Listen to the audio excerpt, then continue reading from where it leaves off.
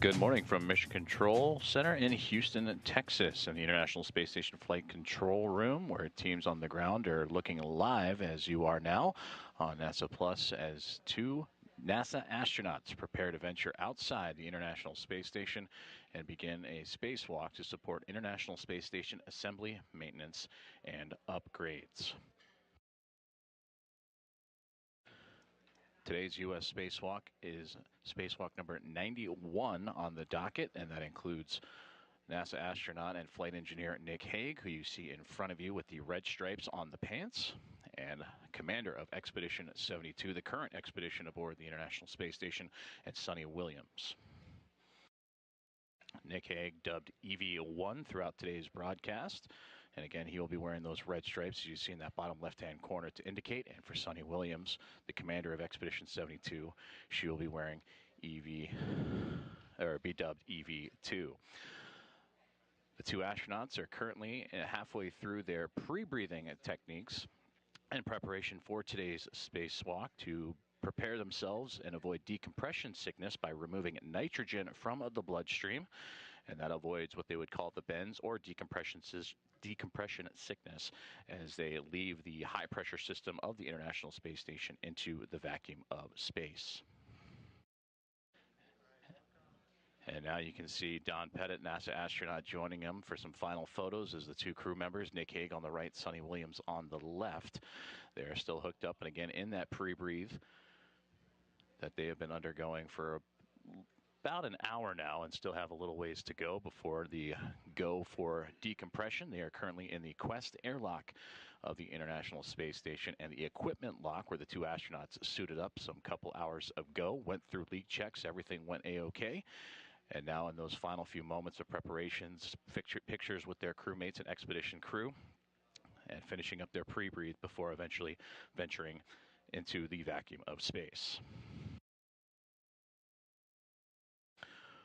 Working with NASA astronaut Nick Hague and Sonny Williams in preparation for today, their spacewalk support. They were assisted into their suits some time ago by Butch Wilmore for spacewalk support, as well as Don Pettit, who you saw in that field of view just a few moments ago, snapping a couple of extra photos, and they will be inside the space station monitoring from that vantage point, as well as teams here on the ground.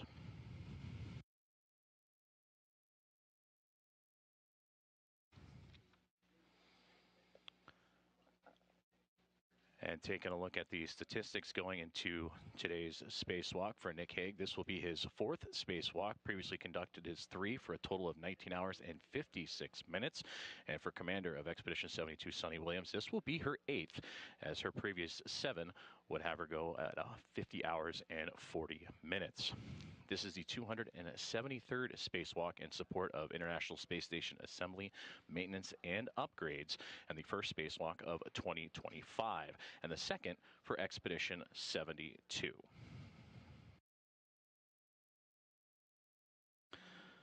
After the pre-breathe, the two astronauts will be removed from their attachments on the walls there of the equipment lock inside the Quest airlock of the space station. Their safer units, or the simplified aid for EVA rescue needed in case of emergencies, will then be attached, and that's where Butch Wilmore and Don Pettit will come in and help them assist before eventually moving into the crew lock, which you see back behind you, where the two astronauts will venture in. The hatch will close, and then the decompression of that hatch to meet up with the pressure of the vacuum of space will then equalize before the crew can then egress and begin their day's journey. For the team here on the ground inside Mission Control Houston and the International Space Station Flight Control Room, they are led today by Flight Director Nicole McElroy, as the team on the ground currently undergoing a handover period, as Nicole will be the Spacewalk Flight Director for today's EVA. Her and her Vista flight team will also be joined alongside NASA astronaut Jessica Whitner, who will be the Spacewalk Communicator, and also joined alongside by Aki Hoshide for Capcom and all other communications inside the International Space Station. And this EVA team has been active this morning, again experiencing the handover period in which Nicole McElroy and her Vista flight team will take over and prepare the crew for the rest of their journey as their pre-breathe continuing to roll on along for a little over an hour now. And during this pre-breathe technique, you'll see the astronauts moving around, moving their arms. They were going through regimented exercise routines earlier, just lifting their legs, and to accelerate the body's absorption of pure oxygen, and again, to get rid of and remove nitrogen from their system to avoid decompression sickness, similar to what divers go through when moving up from deep depths to the surface, where you move from a high pressure to a low pressure, similar to what's experienced here at the high pressure inside the International Space Station, and then eventually moving out to no pressure, the vacuum of space.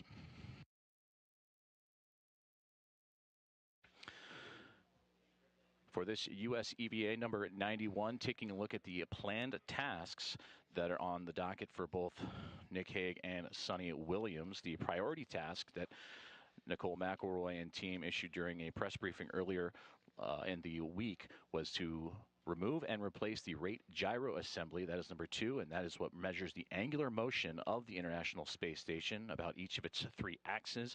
There are 2 rate gyro assemblies on board just inside the main truss figure, and that was last installed back in September of 2009 during the shuttle era aboard STS-128 and International Space Station Assembly Mission number 17.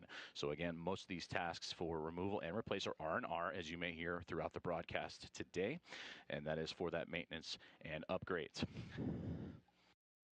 The second task that will be focused on will be to remove and replace the Harmony Zenith or space-facing planar reflector that is close to the port for visiting vehicles. And that planar reflector is a part of the docking procedures for visiting vehicles that come and go from the International Space Station. Currently, the Crew 9 SpaceX Dragon is attached to this location, and this is where they will be removing and replacing that reflector, which sends signals to and from visiting vehicles as they are on approach to the International Space Station. Also, during this time frame, we will see one of the astronauts install install patches for the nicer payload, the Neutron Star Interior Composition Explorer patches, and that is an X-ray telescope that studies neutron stars, black holes, and other phenomena. This telescope has thermal shields over their detectors to prevent sunlight from interfering with the X-ray measurements. However, over time, they have been damaged, and that has allowed sunlight to leak into the instrument during daylight hours. So during this EVA, they will have installing wedge-shaped patches that you will see throughout, and we will update you throughout the course of the broadcast on that progress to help patch up those areas to remove unwanted sunlight from entering that experiment and that X-ray telescope, and to allow it to resume during daylight operations. And the final task for today's EVA is to prepare the alpha magnetic spectrometer patch panel for upgrades, and this will be a part of a sequence of tasks to upgrade that overall panel and overall experiment moving forward. And for them, that'll be a one step of many in the coming future, but that will be the final task that the 2 astronauts will focus in on. So again, if you are just joining us, good morning from Mission Control in Houston in the International Space Station Flight Control Room as we are looking inside the equipment lock. And this is a live view of Mission Control Houston, and there you can see someone in the center of your screen in the black blazer, Nicole McElroy and her Vista flight team getting settled in for today's EVA activities. So with those 4 tasks on tap for Nick Hague and Sonny Williams, we have ourselves an animation that would help illustrate better the actual step-by-step procedures and what it will look like throughout today's broadcast with an animation of today's EVA. This is the planned tasks for the RGA and reflector EVA. EV1 exits the airlock first wearing red stripes, and EV2 exits second wearing white stripes. The first task in this EVA is to remove and replace RGA2 in the S0 truss location. EV1 will be working on the back side of the truss. They will carry the new RGA to the worksite, remove the bolts and connectors, and then pull the old RGA out. EV2 will be positioned inside the truss to assist with removing the electrical connections and the bolts. They will then put the new RGA in place. Once the RGA R&R is complete, EV2 will move to the Node 2 Zenith docking port to remove and replace the planar reflector. EV2 will remove 3 bolts in order to remove the planar reflector. They will then put the new one in its place and bolt it back down. Before leaving the worksite, EV2 will take photos of the new reflector and its surrounding area. Meanwhile, EV1 will be working on the nicer payload located on the S3 outboard truss.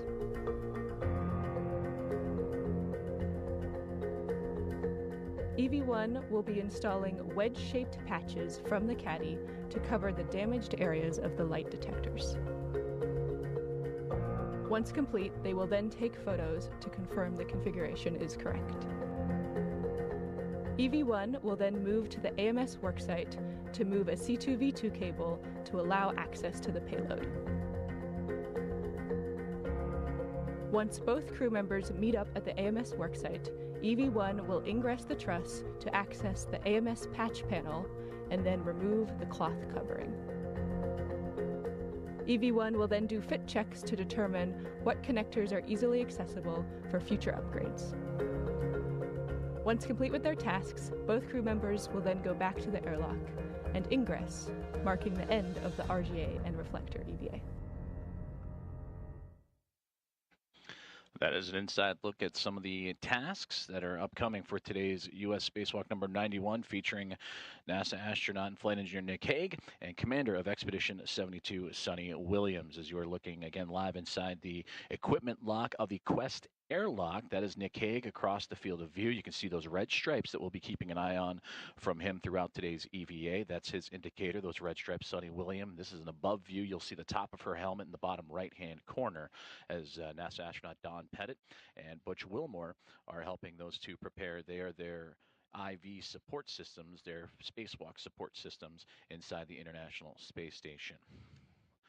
We're about 30 minutes away for a go for depress as the two astronauts in their suits getting ready to finish up their pre-breathe as they continue to exercise and give movement to introduce more oxygen and pure oxygen into their systems to remove nitrogen and to avoid decompression and sickness. They're going over their final studies with Butch Wilmore in that shot before they will then be unhooked from their braces that are having them currently attached to the sidewalls there of the equipment lock, and they will have additional instrumentation placed on them, including the SAFER, the Simplified Aid for EVA Rescue, in case that would be necessary during today's spacewalk.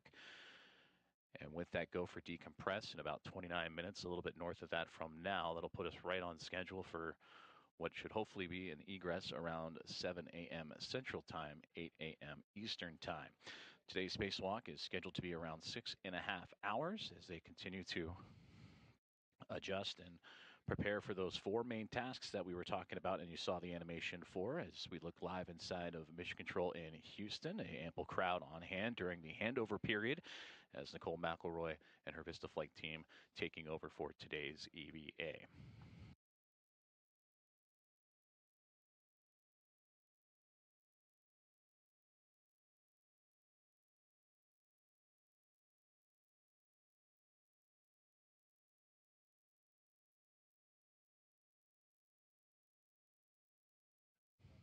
So far, everything nominal in preparation for today's EVA, the U.S. Spacewalk number 91 and the 273rd Spacewalk in support of space station assembly, maintenance, and upgrades.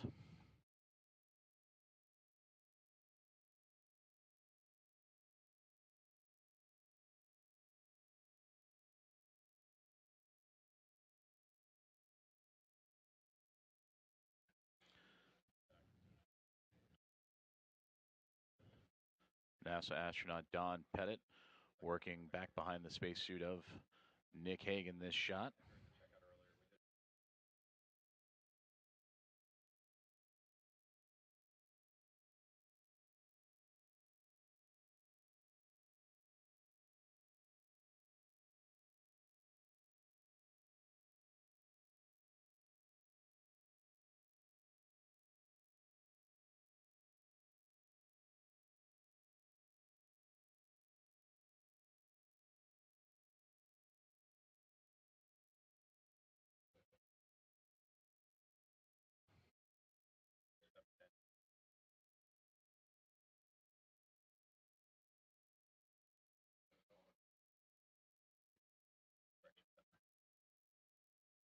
And again, this is a live view inside the equipment lock of the Quest airlock of the International Space Station, as NASA astronauts and Commander of Expedition 72, Sunny Williams, who is currently on the bottom of your screen. She's covered up by that back panel of her backpack of her spacesuit, being worked on by Butch Wilmore and Don Pettit at the moment, in which they will have their safer units attached, and those will be used in case of emergency, providing stability, thrust, and maneuverability should they become untethered from the International Space Station. And you just recently saw Don do that with Nick Hague just a few moments ago.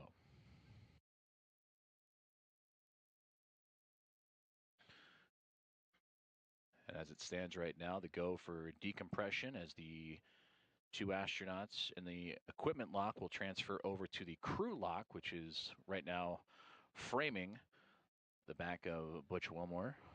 They will transition into those configurations. The hatch will be closed, and the go for decompression of the crew lock will get underway. And that's where the pressure of the crew lock will be reduced slowly to then match the vacuum of space before Sunny Williams and Nick Hague will be able to go outside and begin today's tasks.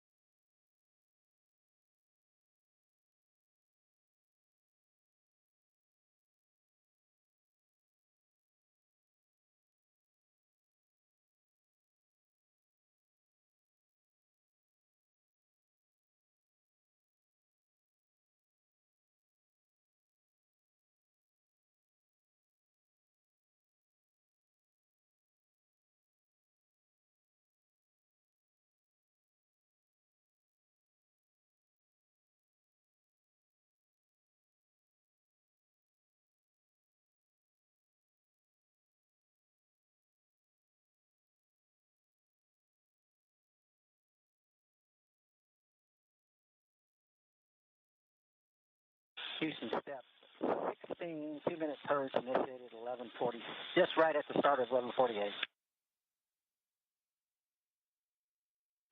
We copy, Butch.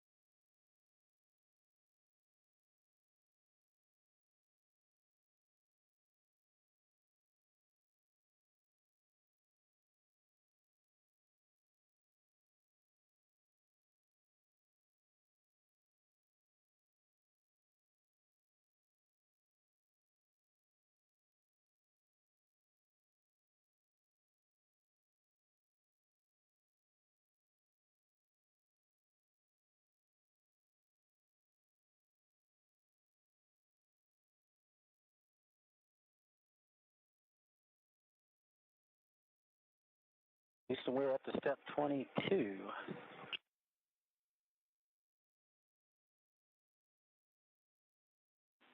Copy and concur, step 22. And EV2 is at 3 on the TCV. Copy 3 for EV2.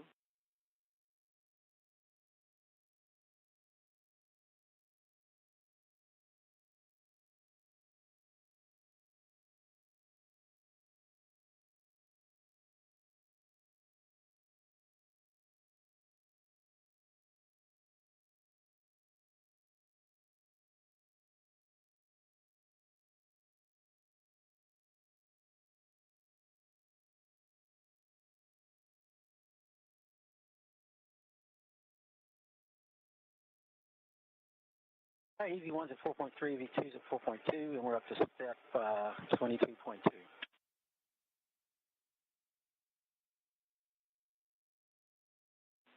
Houston copies.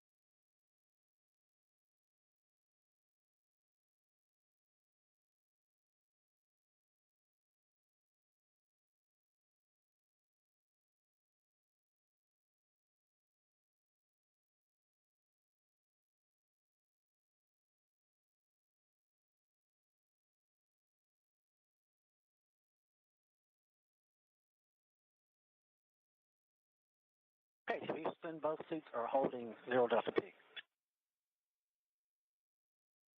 And we're back to step 17 of 1.225. Copy all and concur, step 17.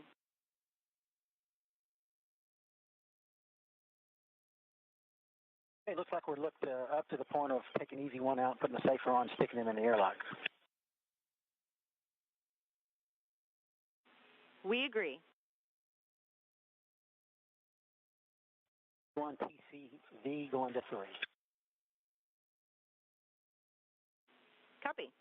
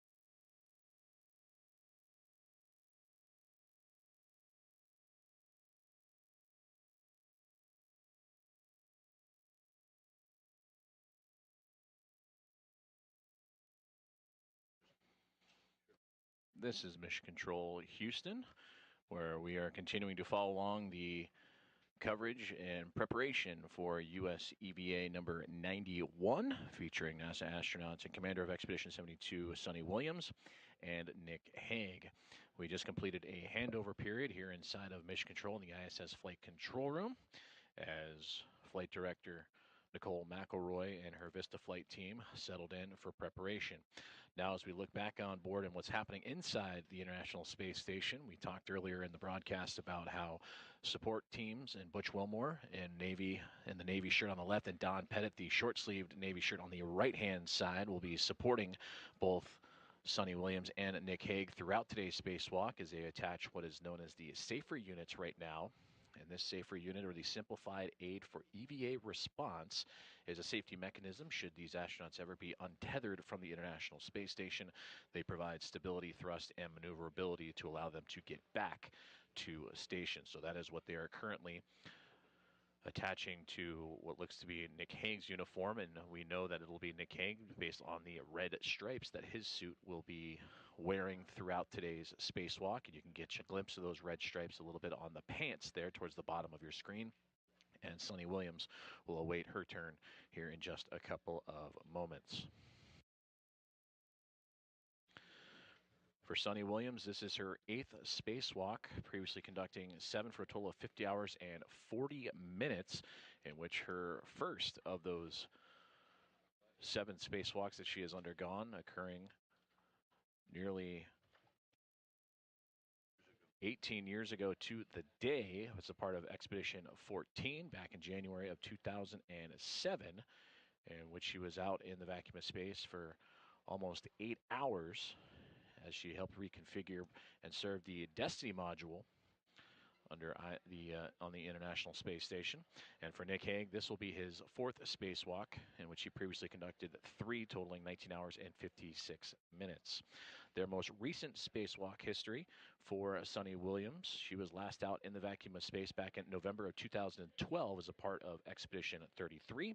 And for Nick Hague, it was August of 2019 as a part of Expedition 60. And you will hear communications. You heard earlier Butch Wilmore relaying down to the ground the steps and procedures that they are working through to prepare these 2 astronauts to enter the vacuum of space. They are still experiencing their pre-breathe portion, in which they are purging their bodies of nitrogen from their bloodstream. And in doing so, they are getting ready for the go for depress, in which they will move from the equipment lock, which they are currently in right now, to the crew lock, which is that illuminated back square, that framed portion of the Quest airlock that they will transition to. The hatch will be closed and the decompression will be given a go to match then the pressure of the vacuum of space and reduce before eventually beginning today's tasks.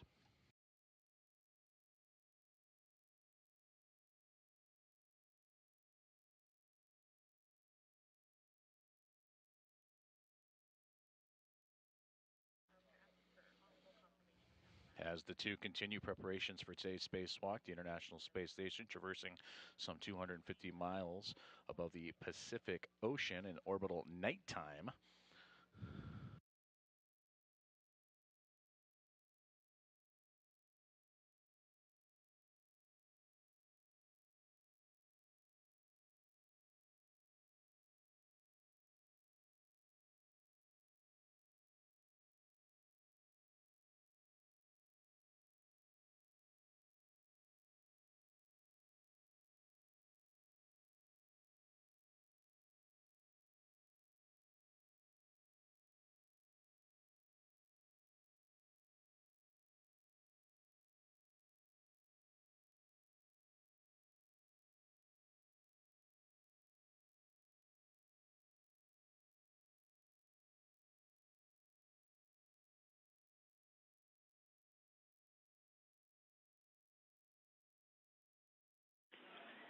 Houston, I'm one. Just to let you know, there was something floating away from the airlock towards Node 1.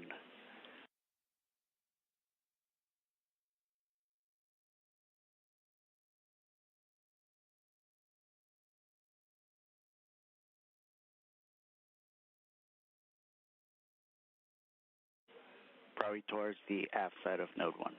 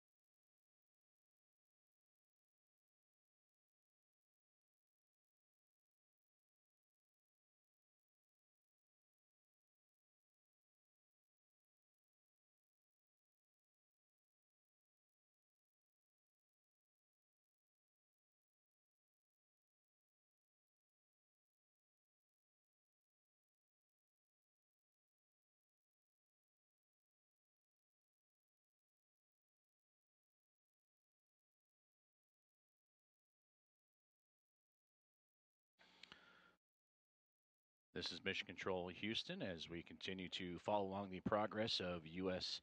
EVA 91 and the preparations for NASA astronauts Sonny Williams and Nick Hague with their support teams on board the International Space Station, and Butch Wilmore and Don Pettit currently working on attaching the safer unit and making sure everything is A-OK on the suit of astronaut Nick Hague, whose backside you are seeing towards your field of view, and Sonny Williams giving him a nice pat on the arm as Hague, and those red stripes on his suit today, makes his way into the crew lock.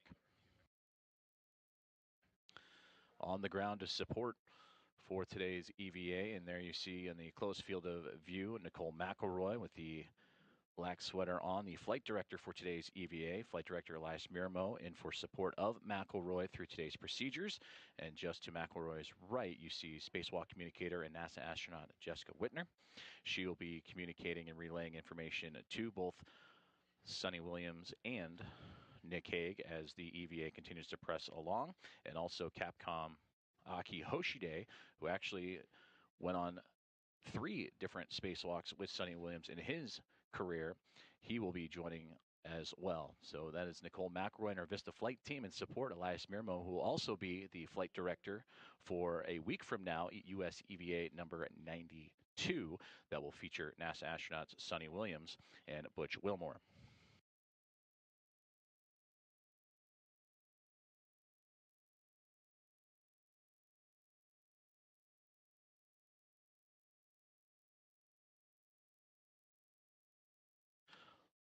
Also supporting today's EVA, the Spacewalk lead officer, Farouk Sabur, here inside of Mission Control. He will also be relaying the information and leading today's EVA procedures, relaying information to the Spacewalk communicator and Capcom, as well as any updates and information to the flight directing team as the EVA unfolds today. And again, today's EVA, once they egress or exit the Quest airlock, and the crew lock will be approximately scheduled for 6.5 hours, taking on 4 key tasks, including the remove and replace of the rate gyro assembly, the remove and replace in patches of the neutron star interior composition explorer, or the NICER experiment, as well as the Harmony Zenith planar reflector, and then preparing the alpha magnetic spectrometer patch panel for future upgrades. So now you can see inside the equipment lock and looking into the crew lock that Nick Hague is in position with those red stripes on his pants, both Don Pettit on the right, Butch Wilmore on the left. They are attaching the safer units onto the backside of the spacesuit for Expedition 72 Commander Sonny Williams. The pre-breathe has been underway for about an hour and a half now, but the go for decompress on the horizon, a little north of 11 minutes from this moment.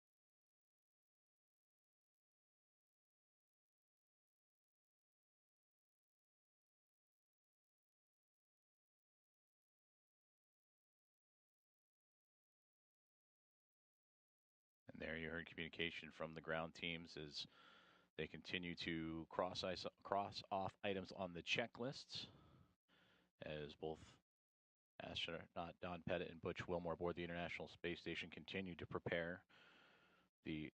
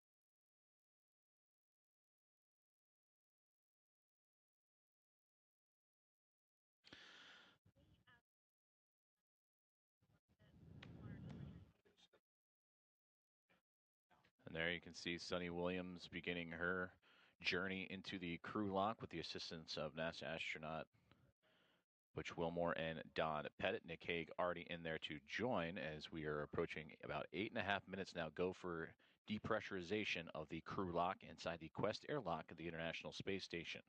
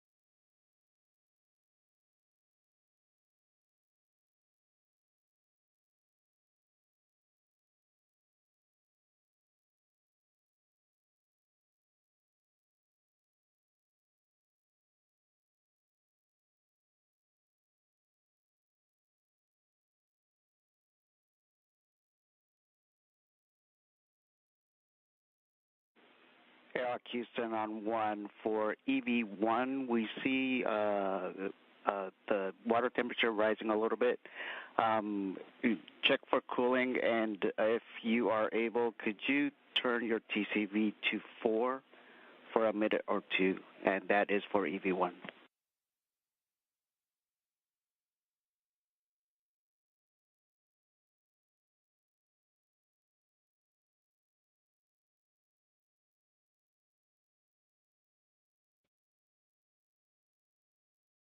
And there you just heard communication from Mission Control in the ISS International Space Station Flight Control Room, relaying up to the team aboard the International Space Station in preparation for today's EVA.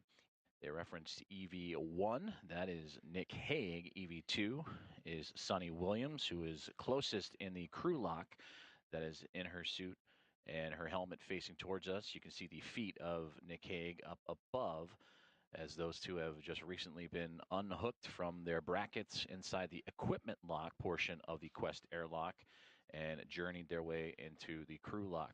We're about 6 minutes away for go for depressurization of the crew lock. They'll close the hatches. Butch Wilmore and Don Pettit assisting the two astronauts going out for the extravehicular activity today. Thanks, Butch.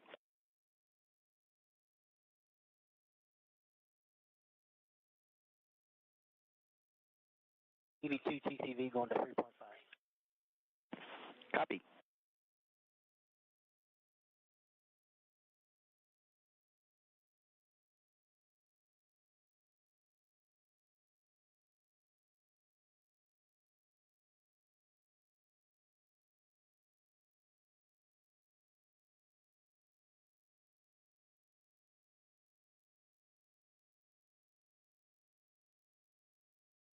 All right, Houston, we've verified that the HAPs are dry, visually checked dry. The sublimators have been visually checked dry on both EMUs.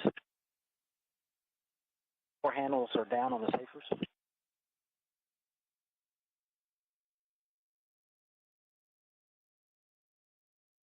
We're going to get you safety tethers configured. Y'all set for that?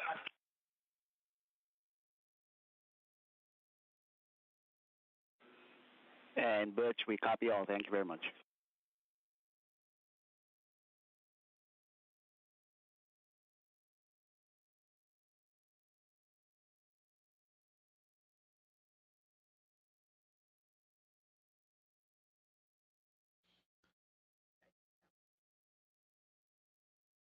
All tests and checkouts continuing to move along for both NASA astronaut Nick Hague and Sunny Williams in preparation for today's U.S. EVA number 91, the 273rd, in support of International Space Station assembly, maintenance, and upgrades, in which they will shortly be entering a go for the depressurization of the crew lock before opening up the hatch and venturing out into the vacuum of space, in which they will undergo a planned 4-task day including the removal and replacement of the rate gyro assembly that helps give orientation data on the International Space Station.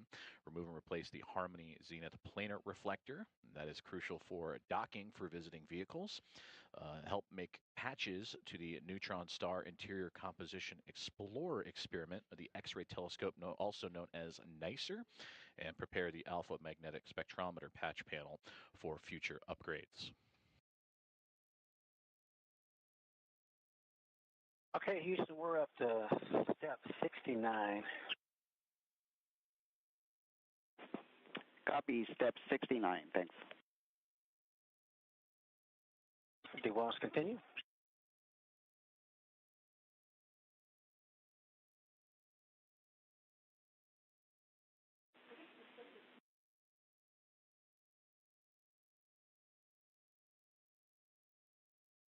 Houston, EV1 says he can go 1 notch colder on his TCV if you're not happy with his water temp. Standby checking.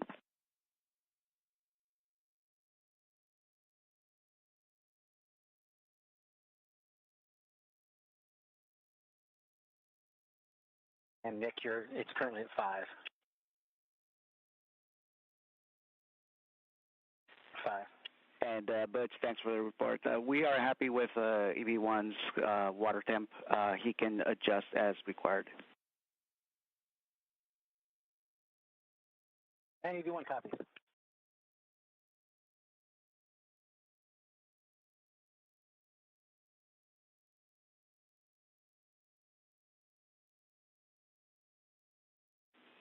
And Butch, you're go to close the hatch. Be advised, go for depress in less than 2 minutes.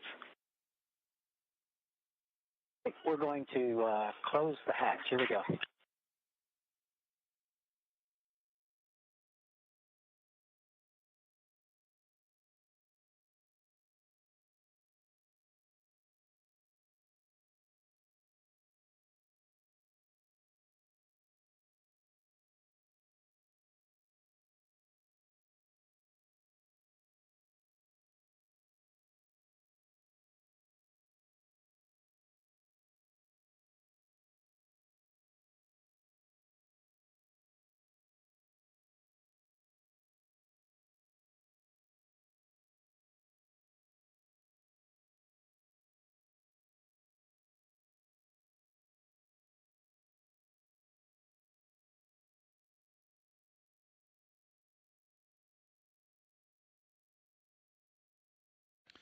And there you saw and heard the call outs for the hatch.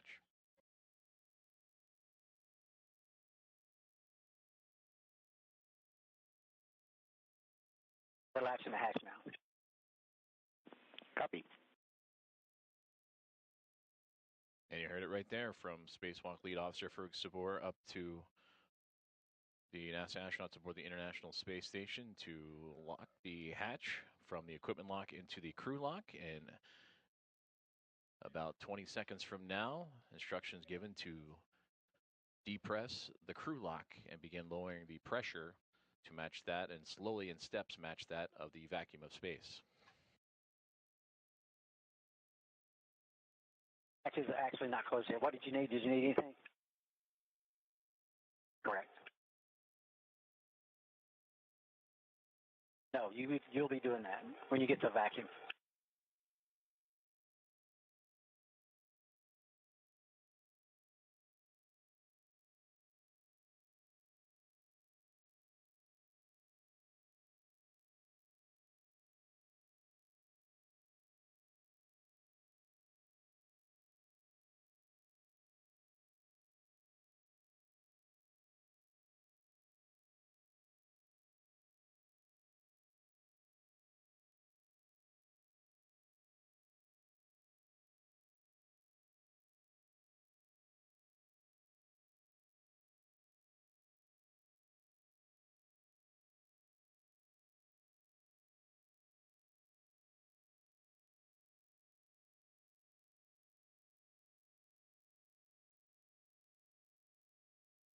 Put my bag on the other side.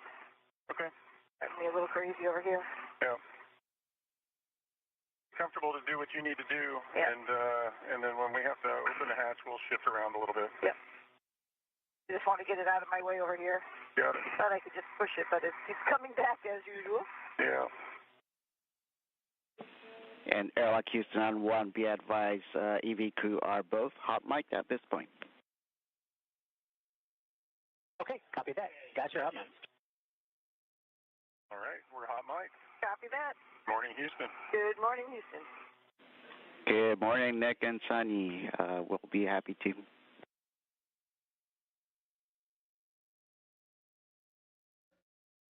Great to hear from NASA astronauts Nick Hague and Sonny Williams for the first time as they have joined our broadcast, as they are inside the crew lock now, wishing us a good morning to the mission control room here in Houston, Texas, in the International Space Station Flight Control Room. And you can see a live shot of that flight control room now, continuing to monitor the progress of the... Houston, I think you've got step 9 and 1.105.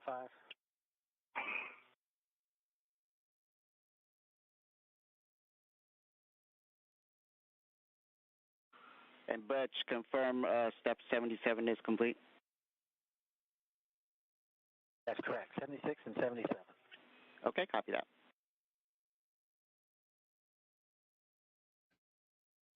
Those relays coming down from these.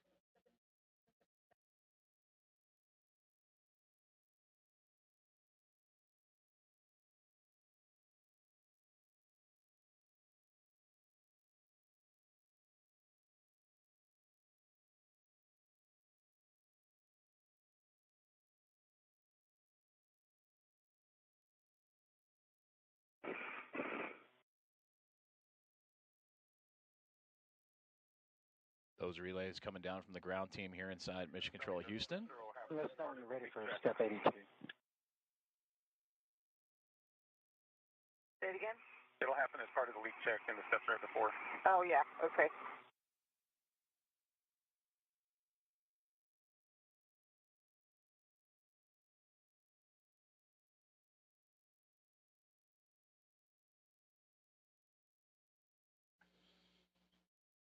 Checkouts continue to move along for today's EVA procedures as NASA astronauts Sonny Williams and Nick Hague are inside the crew lock, which is just on the other side of that hatch that you see from your field of view.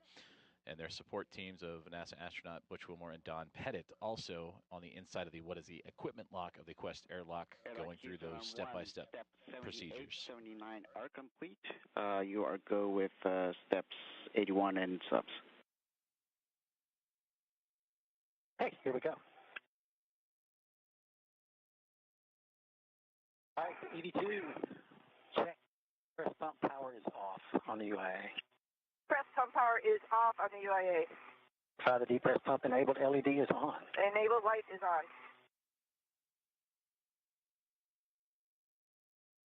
Hey, Houston, we're moving to the Q card. Stand by.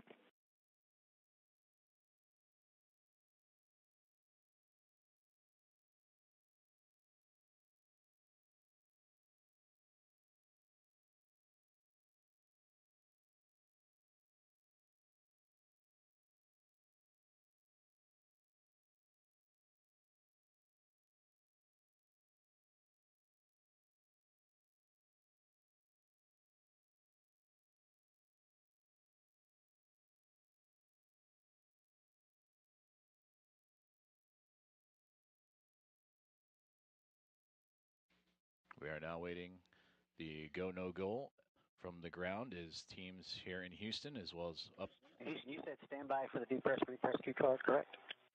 Yeah, stand by 1. We are checking on the ground that everyone is ready. So stand by just 1 second.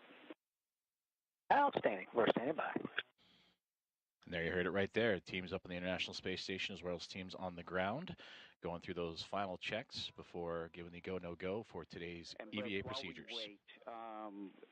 Regarding the handover in the crew lock, depress, repress Q card, the handover from you to Jesse here, we were thinking that we can hand over after or at the initial tether config for egress. That is step 11 in the Q card. That's what we have marked. We'll be ready to hand over at step 11. Thanks. Okay, copy that. Thank you.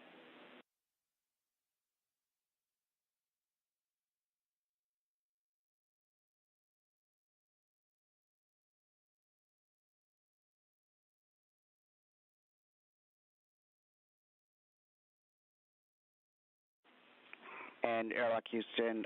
So we see both EV1 and EV2 HECAs on ON. We would like them to be off OFF at this time. One's off. Who's off? Both heckers are off. Copy all.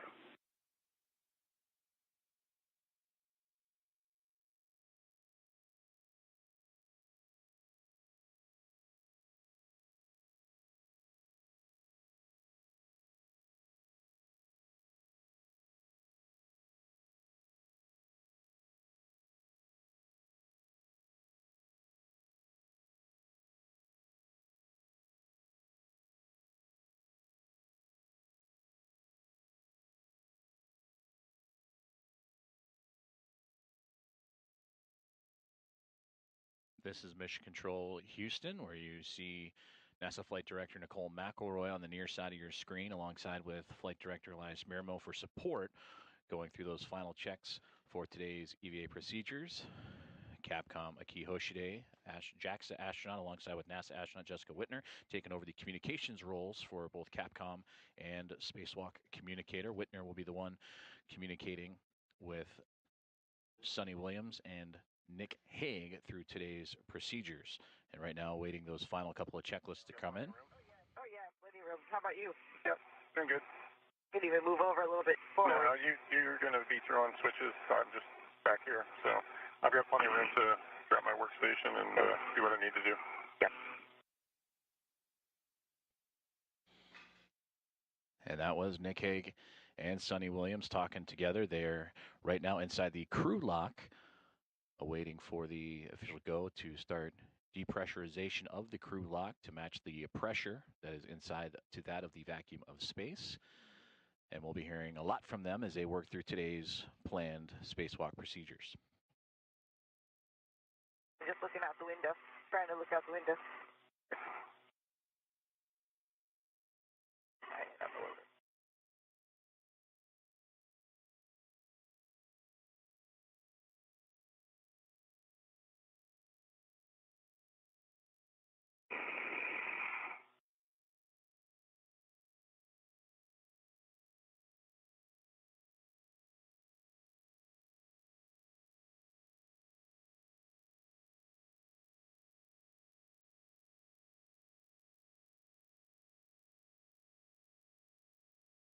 Shockingly enough, I think we caught up to the timeline, and I think we're just waiting on everything to get squared away down there, so maybe a few more minutes. Okay, Butch. Thank you. You guys did an awesome job getting this stuff in here. Yep. Airlock Houston, we are go for the crew lock depress repress cue card. Okay, pick it up, step one of the depress cue card. All right, EV2 on the UIA. Switch the depress pump power to on. We're going to wait 10 seconds. Okay, on the UIA, depress pump power coming on.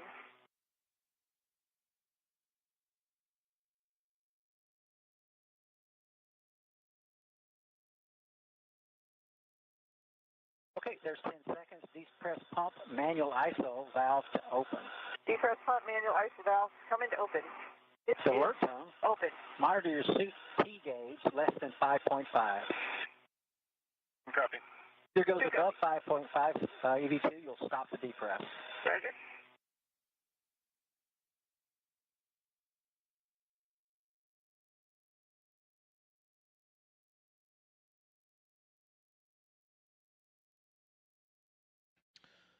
So there you heard the go and command given to begin the depress of the crew lock, and we will monitor that as the air pressure inside the crew lock will then be lowered to match that of what will be the vacuum of space for NASA astronauts Nick Hague and Sonny Williams.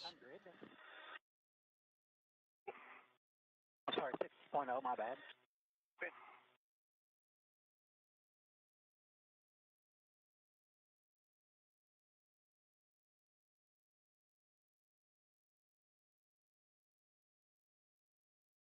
I'm right at about 5 for my suit seat.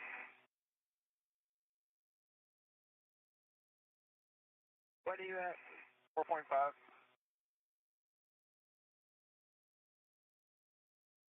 CRBs? Yeah, and it's climbing a little bit. Yep. Crew lock's at 12 psi. Roger.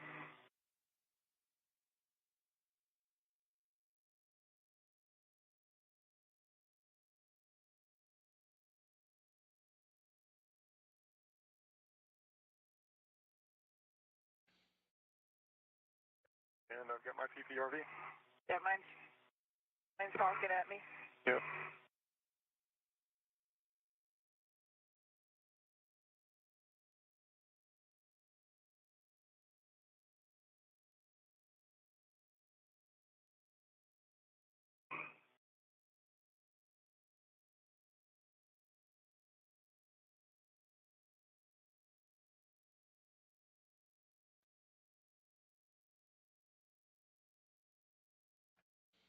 Ten point eight psi.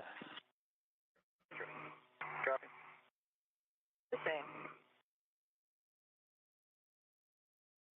And you hear the call outs of communication between Mission Control Houston, the NASA astronauts you are seeing here on screen, and Butch Wilmore and Don Pettit, and the astronauts inside the crew lock for today's EVA, and Sonny Williams and Nick Hague, monitoring as the PSI, the pressure inside the crew lock, continues to decrease to slowly match that of the vacuum of space.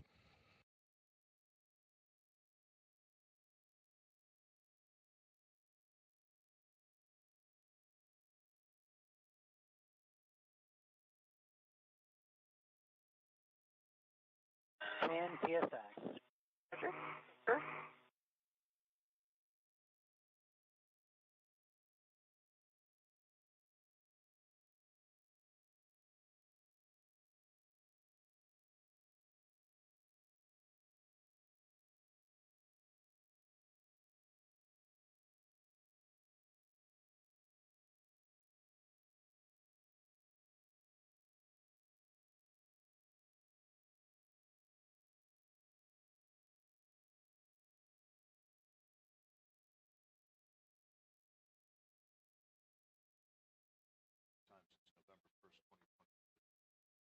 Depressurization of the crew lock continuing to fall to match that of the vacuum of space, being monitored by Don Pettit and Butch Wilmore inside the International Space Station as their spacewalk support systems for Nick Hague and Sonny Williams. As we continue to monitor as it slowly sinks down to match that, and hearing the call outs and different milestones of that PSI falling. Passing 9 psi. One copy. Copy. And that call out was to confirm 9 psi inside the crew lock.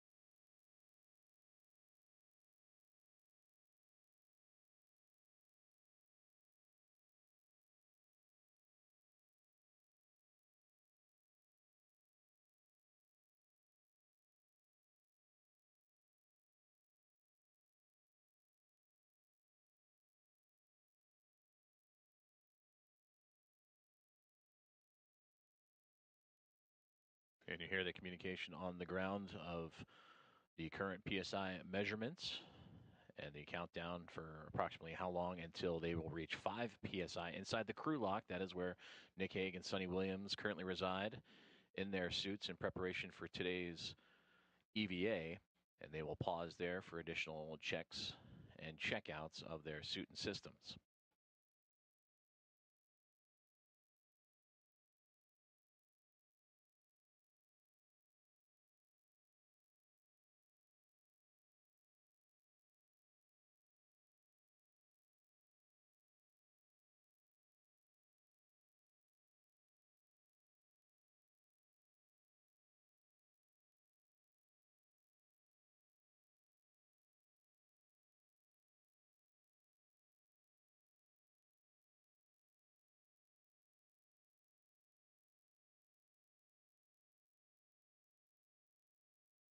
right, 7 PSI. 2 reminders, again, expect an alert tone at 6. And for EV2, when we get to 5, we're going to take the depress pump mine ISO to closed. I'll call you. Okay, EV2 copies. And 1 copy.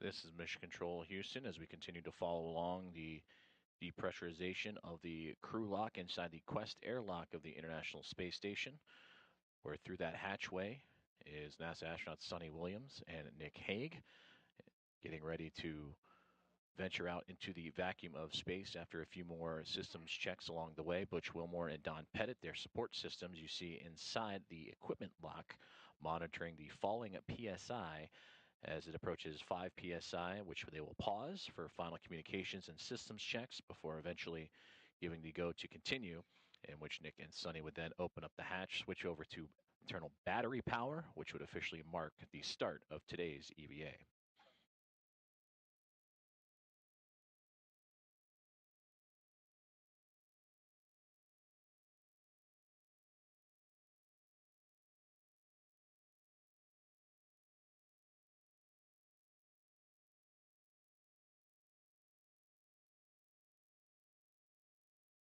Six for EV2.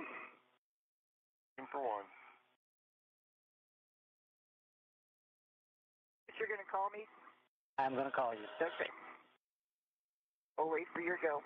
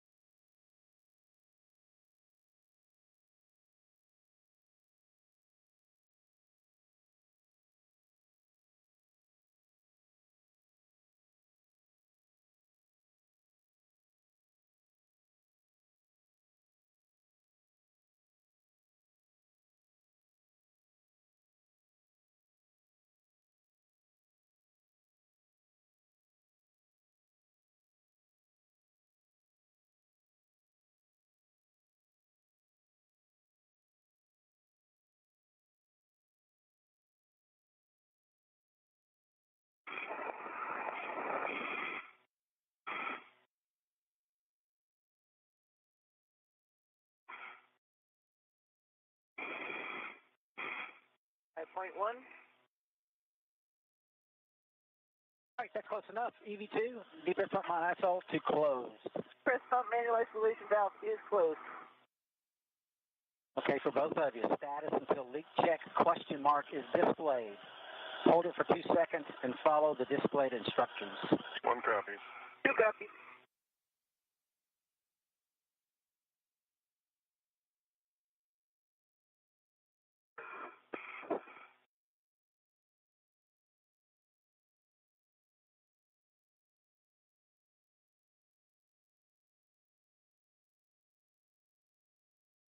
And there you heard confirmation, a good hold at 5 PSI, and that's where astronauts Nick Hague and Sonny Williams will undergo those final checks of communications and systems, relay that with their support team, which you see in Butch Wilmore and Don Pettit inside the equipment lock. And there you can see the flag on the arm of one of the astronauts just inside of that crew lock. Once that is completed, the PSI will continue to climb downwards and match that of the vacuum of space, in which the astronauts inside in Hague and Williams will be given the green light to switch to internal battery power, thus officially starting today's EVA.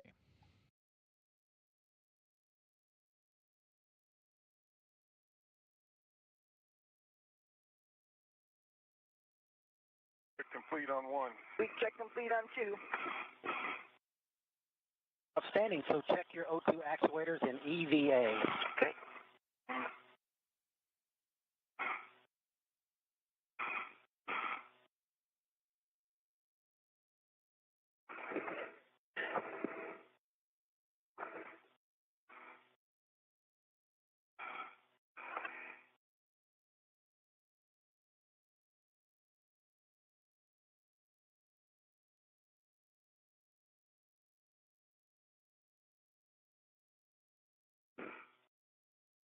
One's an EVA.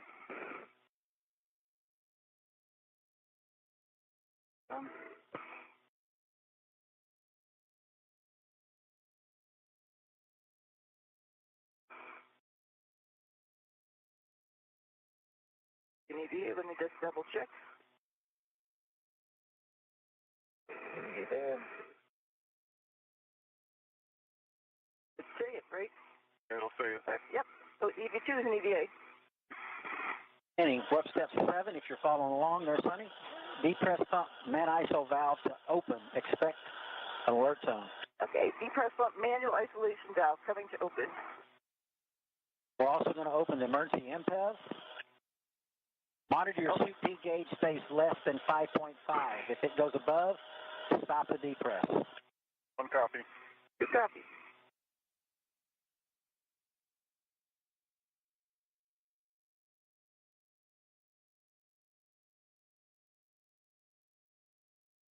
All right, Sonny, heads up, not now, but when we get to 2 PSI, you will close the depress pump man ISO valve. Okay. And I'll give you a call. Roger that.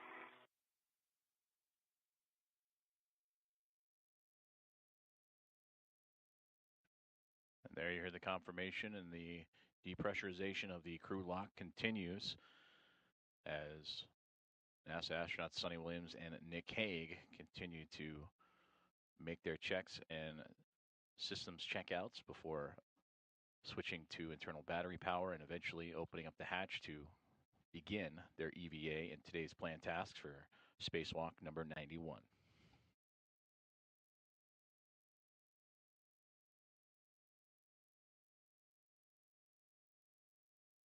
Four PSI. Roger.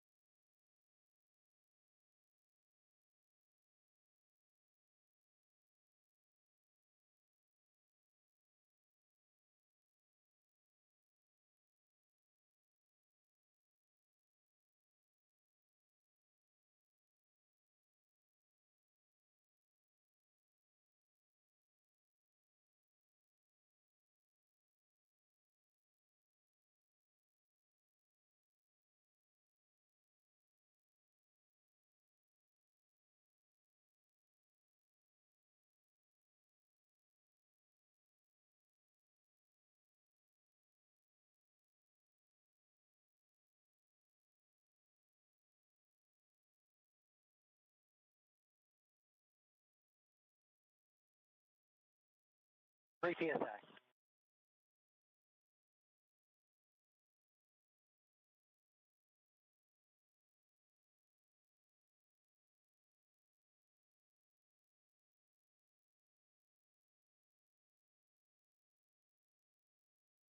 NASA astronauts Butch Wilmore and Don Pettit in your field of view, continuing to monitor the falling PSI inside the crew lock, which is just behind them, which currently holds NASA astronauts Sonny Williams and Nick Hague in preparation for today's EVA.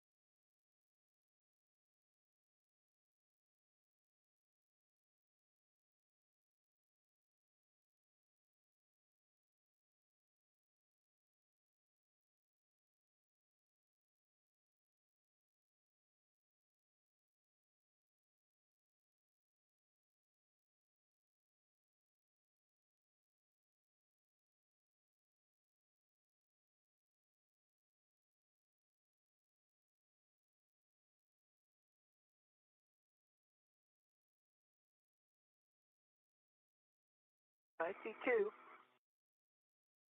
Okay, we're close enough. DV2, depress pump mine ISO to closed. Press pump manual ISO valve is closed. You can also switch the depress pump power to off. Depress pump power is coming off. Nice work. I'm going to hand it over to ground IV. You got it, ground. Thank you, guys. Thanks, Butch. Thanks, Don. Good morning, Nick and Sunny. Happy to be working with you guys today. When you are ready, we can report your Good initial morning, Jeff. tether config. Okay, Sonny, I can see. You got it? Yeah. So let me, move your leg just a touch. Yep. Okay. So you can see Sonny's. It'll be her right D-ring extender. She's got a waist tether, gate closed, slider lock, black on black. And then the large hook is to the airlock D-ring extender, gate closed, slider lock, black on black. Then,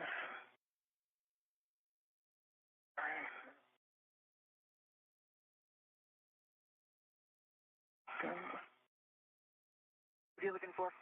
your tether pack. That's me. Tether pack is down by your shoulder a little bit. There we go. Okay. How many are you starting from me? Yep.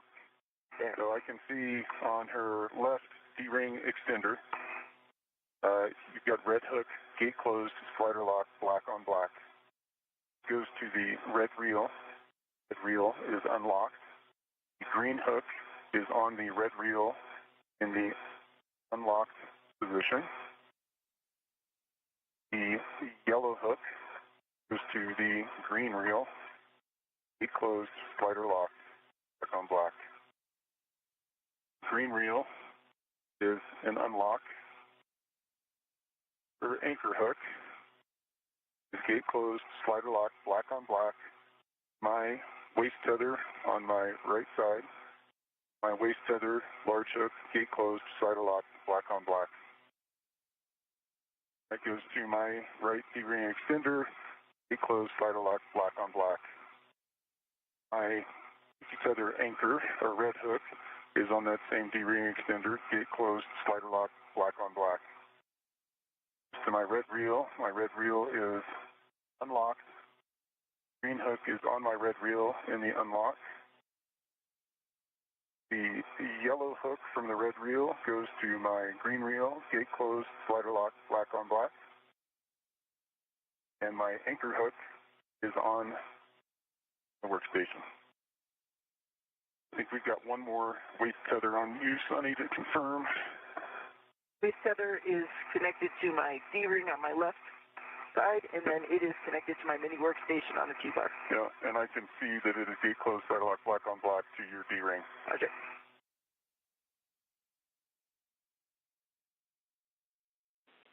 Any go backs, Jeff? All right, Nick, Sunny, nope, that's a good config for both crew. When the crew lock DPDT is about 0, you can expect an alert tone, and we're going to hold here till we see less than 0.5 PSI. Okay, copy that. Okay. And a wonderful rundown there from NASA astronauts Nick Hague and Sunny Williams as they went through their initial tether configurations to connect themselves to the International Space Station for safety to make sure that they remain attached to the orbiting laboratory. And they will continue to await the final calls before switching to battery power and then eventually making that progress to open up the hatch and begin today's EVA activities. And when they switch to battery power, that'll officially mark the start of today's EVA.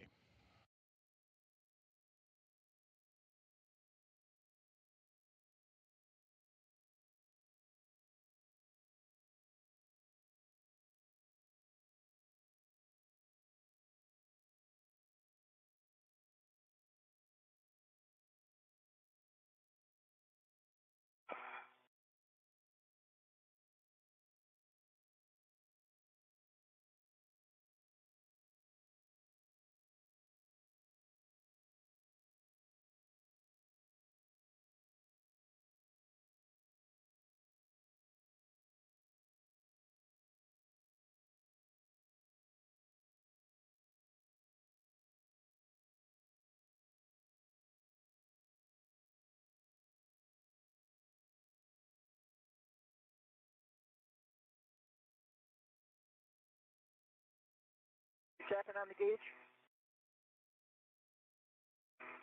I'm joking. Hey guys, we're about 5 minutes out from 0.5 psi. Copy.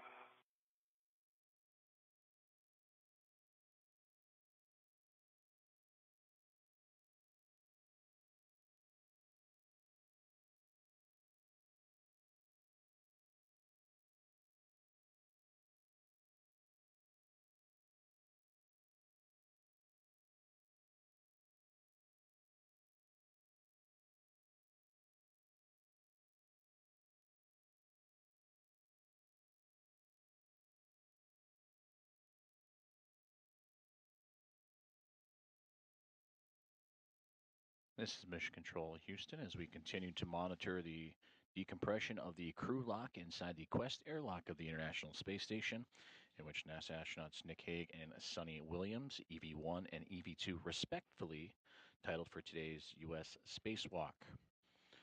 They're continuing to monitor the progress and that depressurization,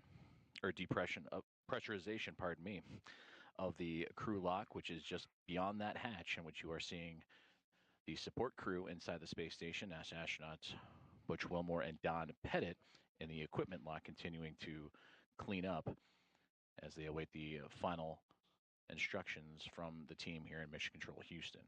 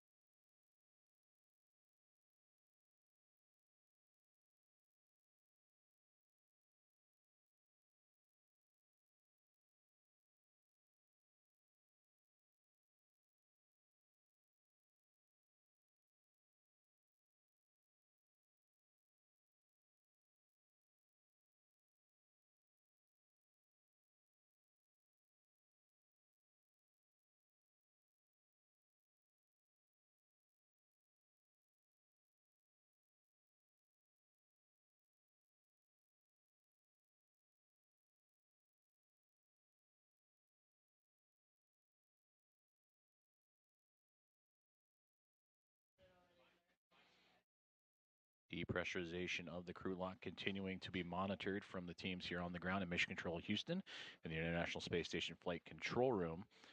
And they officially handed over communications of today's U.S. EVA spacewalkers Nick Hague and Sonny Williams to Jessica Whitner, and we will be hearing call-outs and instructions from her and her team on the ground here in Houston as they prepare for today's EVA activities.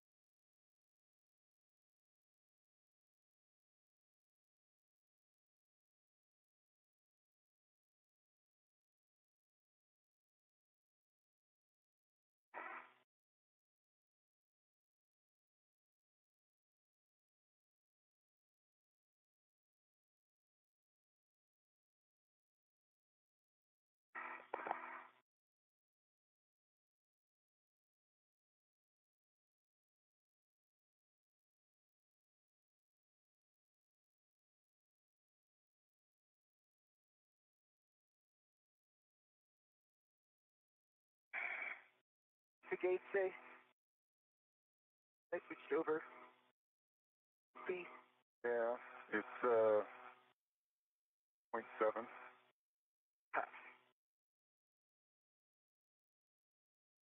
Whole exponential decay thing. Yep. Exactly.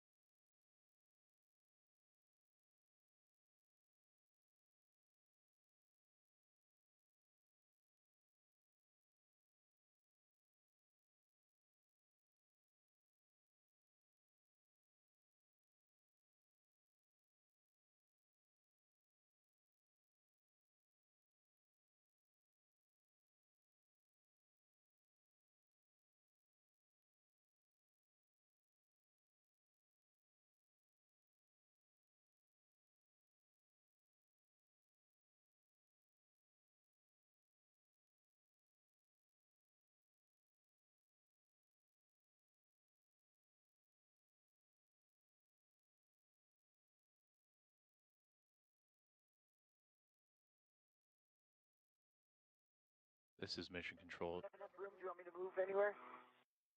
We're good for now. Okay. We'll need to jostle around to get the SCUs off. Yep. Then once we're in a good position, I'll get stuff to do so I can stop the hatch.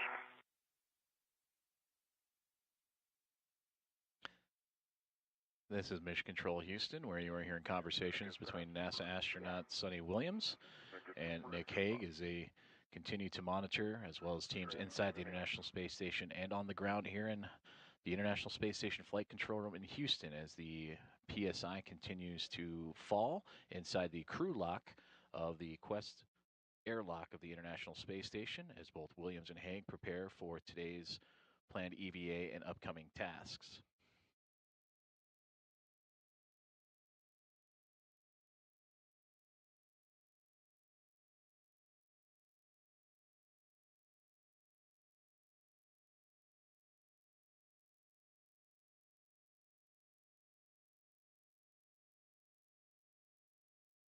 Right at 0.5 on the gauge.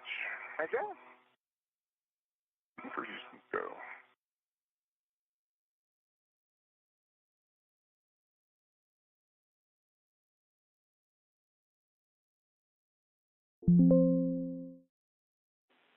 And copy that, Nick. We're seeing a 0.55 still, so we're waiting about another minute or so. Got it, Jeff. Thanks. All right, that man, is it daylight or nighttime out there? I go with daylight.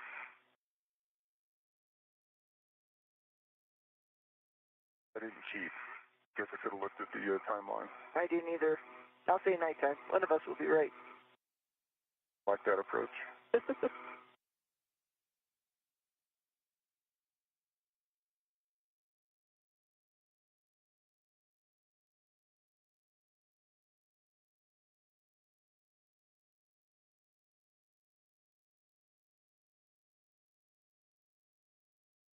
And there you heard the call out that the teams on the ground are go for hatch open. All right, Nick, Sonny. Nick, if you can verify again, the EV hatch gauge is less than 0.6 psi. You have a go to open and stow the hatch. Okay, copy that. I see 5. Opening the hatch. I got it.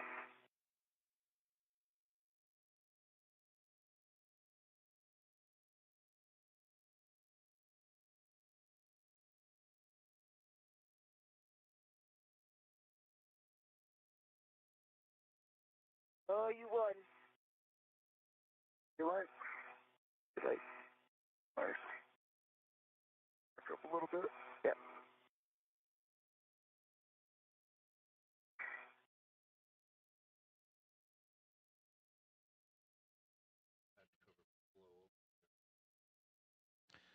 And there you see the exterior of the Quest airlock, in which the hatch will shortly be opened up by NASA astronauts Nick Hague and Sonny Williams as they get ready to begin today's EVA. And for the crew, we're going to go ahead and hold here for a couple minutes while we look at data. Holding.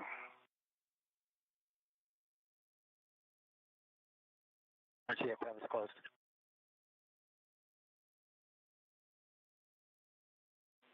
And copy that, Butch.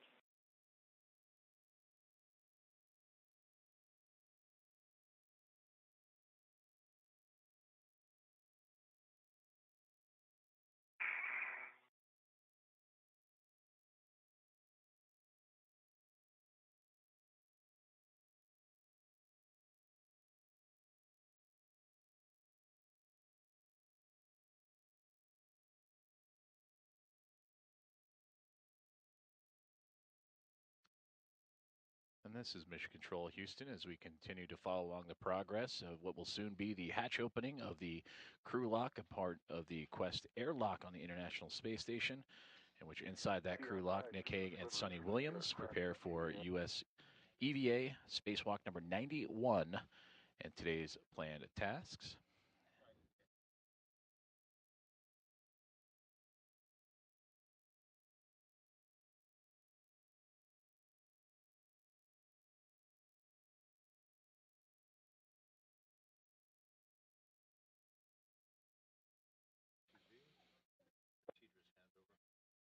We're currently experiencing a temporary loss of video feeds from the International Space Station, but as expected, and we will have those views from just outside the Quest airlock shortly.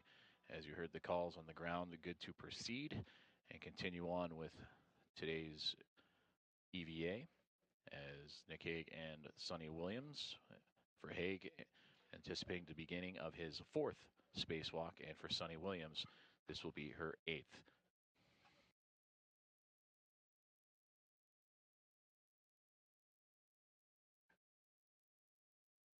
For Sonny Williams and her experience out in the vacuum of space in her 7 previous, that's 50 hours and 40 minutes of time. And for Nick Hague, we mentioned it'll be his 4th coming up here and momentarily to add to his total of 19 hours and 56 minutes. So we are go for the EVA. When you are ready, both of you can take your switch power to BAT, and you will stagger switch throws. Expect a warning tone. Okay, here goes mine. In bat? Yep. One's in bat. Okay. EV2's in bat. I've got a functional display.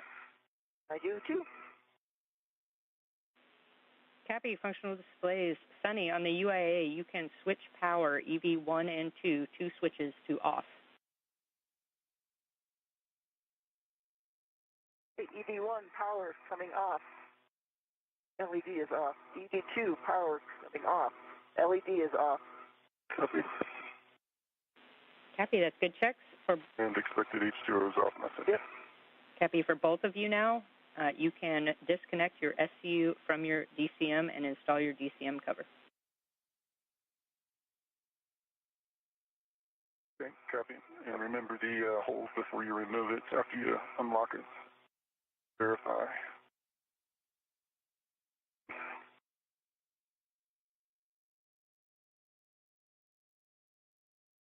Little pieces of ice coming out. Yeah, just a little, but we are good.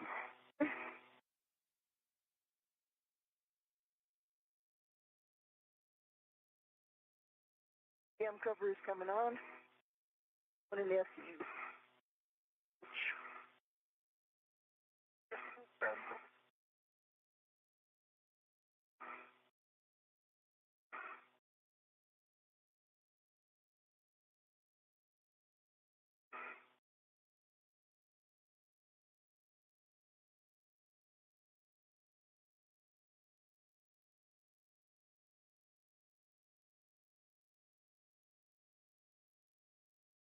Okay. The cover's on, SCU stowed in the pouch. Cover's on. SCU almost in the pouch. Pouch. Have to move that around a little bit.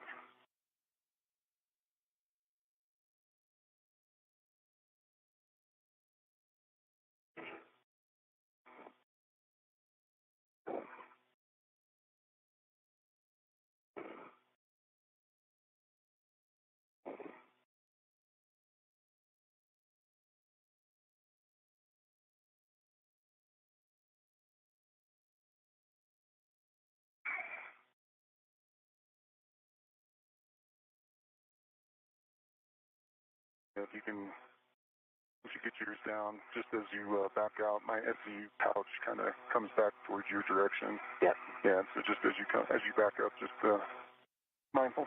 Yep. Do.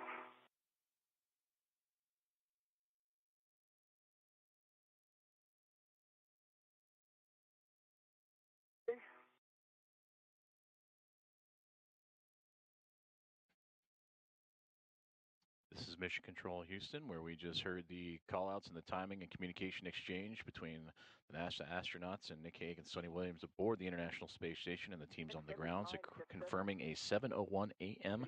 Central Time start time to today's EVA. If both SUs are stowed in their pouches now, you can check the depressed pump man ISO valve is closed.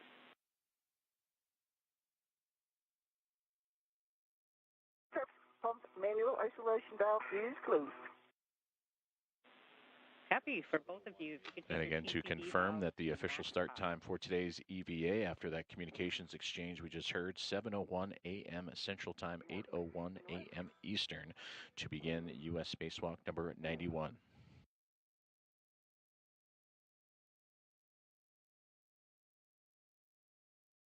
One max hot. 2 max hot. Cappy, for both of you now, switch water to on.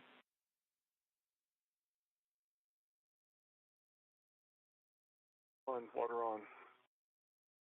2, water on. Cappy, check DCM blank, bite off. 1, blank, bite off. 2, blank, bite off. Great. So now you can take your TCV as desired and just report your setting.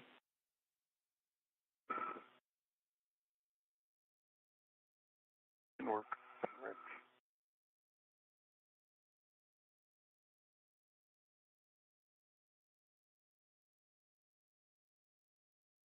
V1, setting a 4.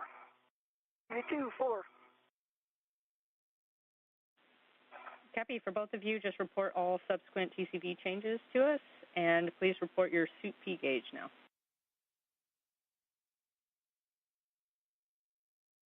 One copies, and I have 4.3. V2 is 4.2.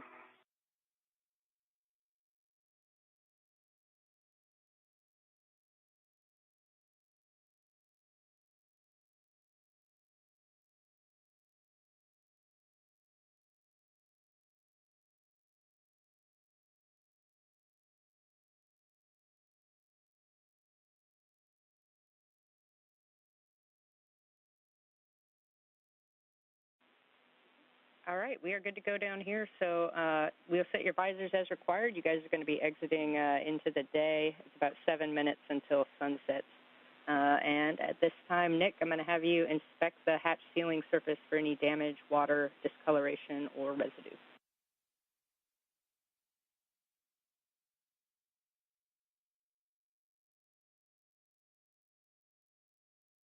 There is nothing apparent on the hatch sealing surface.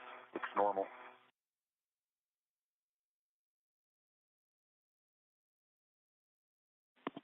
All right, Nick, that's good news.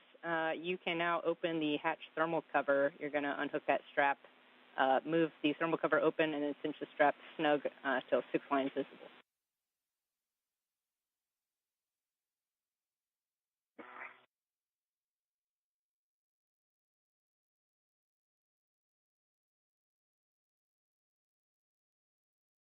You are looking live just outside of the Quest airlock on board the International Space Station as you're starting to... Strap the cinch snug. As you're starting to see movement of the hatch opening as NASA astronauts Nick Hague and Sonny Williams, now 7.5 minutes into today's EVA, will open things up as you see there and get ready to traverse out into the vacuum of space. You're going to be attaching your anchor hook to forward and Sonny's to aft.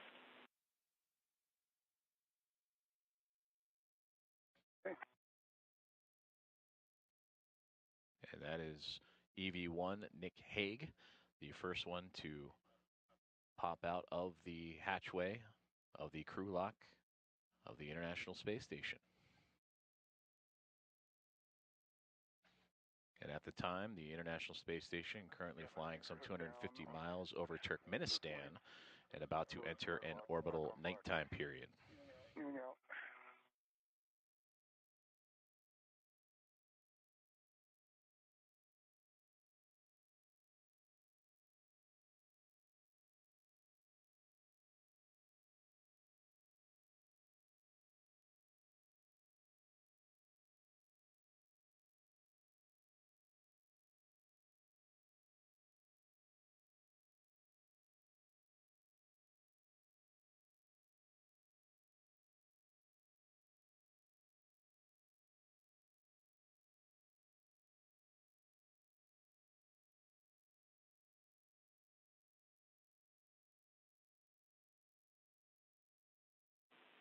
And Sunny, while Nick is working anchor hooks, you can work to retrieve the large ORU bag for handoff.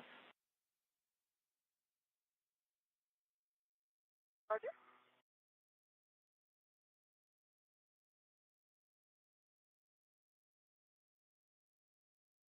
SCUs want to come towards the center. Roger them. That is NASA astronaut Nick Hague just outside the hatchway area of the Nick, when you're ready. crew lock of the Quest airlock, EV1, designated by the red stripes you can see on the pants of his suit. Moving into position for the BRT.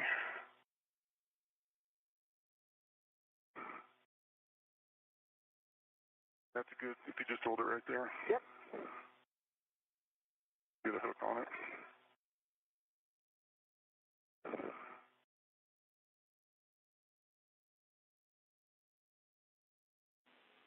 See a good hook.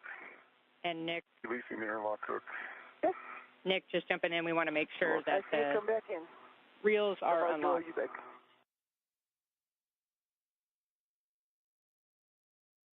On the safety tethers. Yeah, A-firm Nick. Locked on my red. Yeah, I can understand. I'm going to deal with this ORU real quick, Jess, and then I'm going to check those. Cappy, no problem. We're about a minute and a half to another handover. Okay.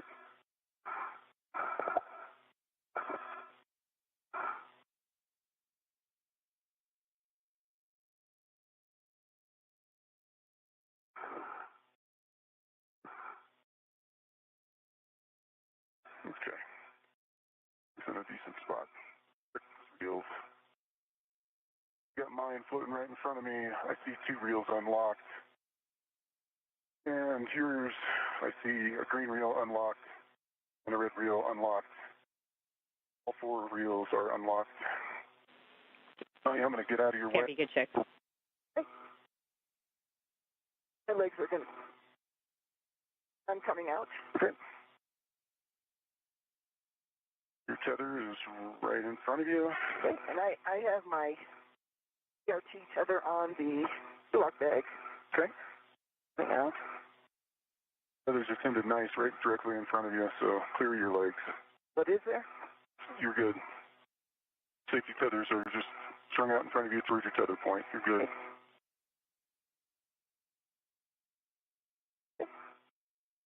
All right. Go. The lock bag is coming out. It is on the BRT tether. Okay.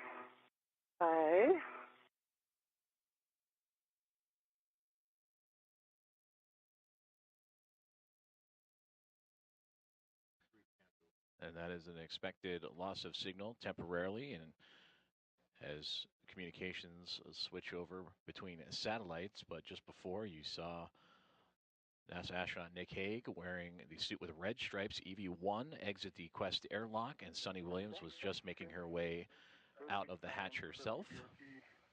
I'm going to get both my legs. And this is a live look inside of Mission Control Center in Houston, the ISS Flight Control Room, as they continue to monitor the egress or exit of the Quest airlock and crew lock of the International Space Station for these two astronauts.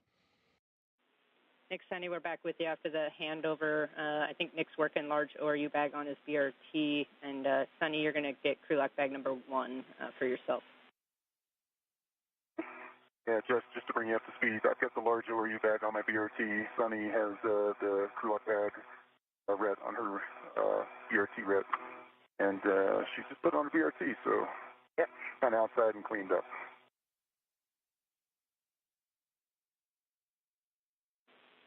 Now I got to get my BRT on the other side.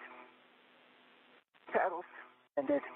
It is on. Crew lock bag on my left side.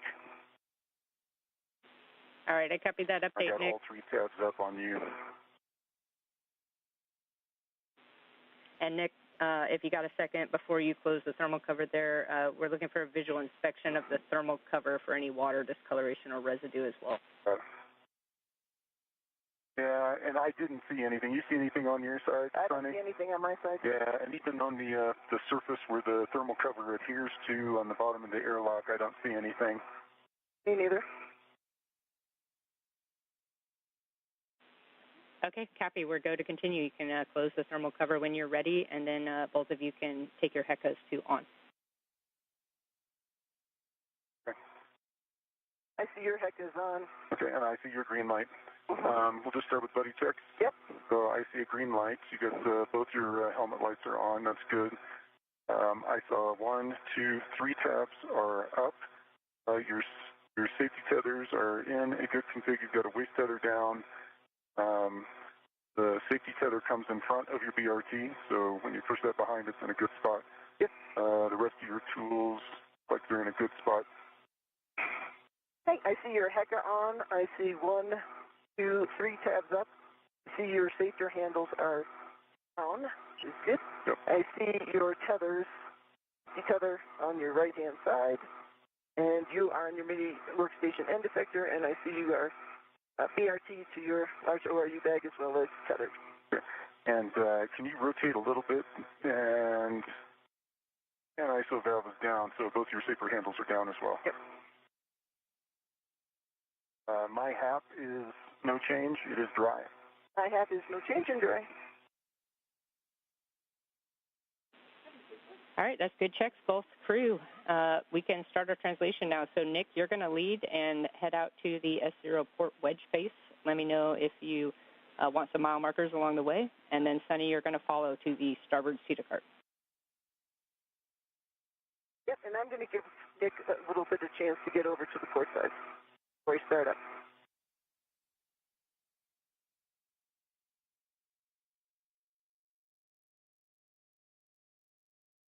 There you heard great communication between NASA astronauts Nick Hague and Sonny Williams as they have exited the Quest airlock and did buddy checks to make sure everything was A-OK before beginning their motions to move across the International Space Station and begin their first planned task of the day, the remove and replace of the Rate Gyro Assembly Unit number 2 that helps provide orientation data on the International Space Station.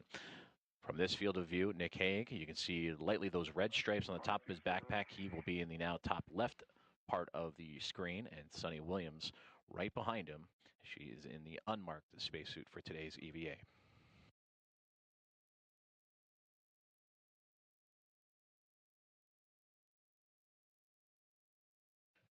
And while they make their way across, flight controllers have given the command to power down the Rate Gyro Assembly at number 2, as both Nick Hague and Sonny Williams make their way over to that portion of the International Space Station truss system. And again, that rate gyro to remove and replace provides orientation data on all 3 axes of the International Space Station. That is today's priority task of U.S. Spacewalk number 91. 6, went up to phase 1. Copy, Nick. As you go over the top, I have a couple cautions specific to you. Remember, you want to avoid contact with the GPS antennas, and then avoid loading the NZGL cable and connectors on that hab tray on the back side of the truck. Okay. Understand all.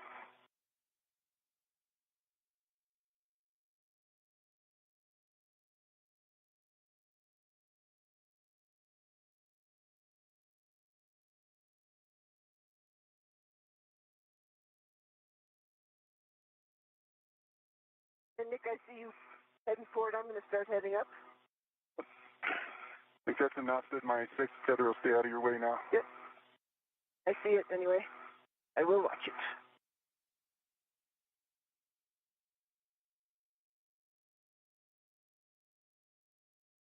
Okay.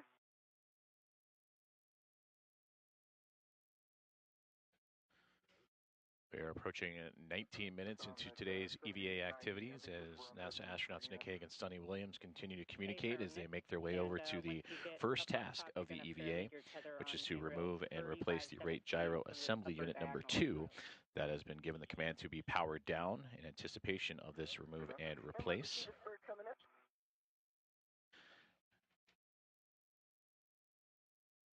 And this is all part of the ISS assembly maintenance and upgrades for today's planned 4 tasks. This is the first of those 4.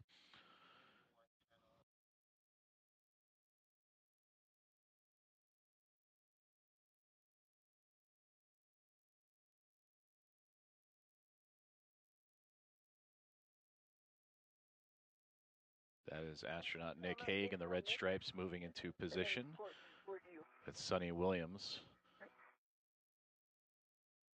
closely following behind as the International Space Station currently in an orbital nighttime.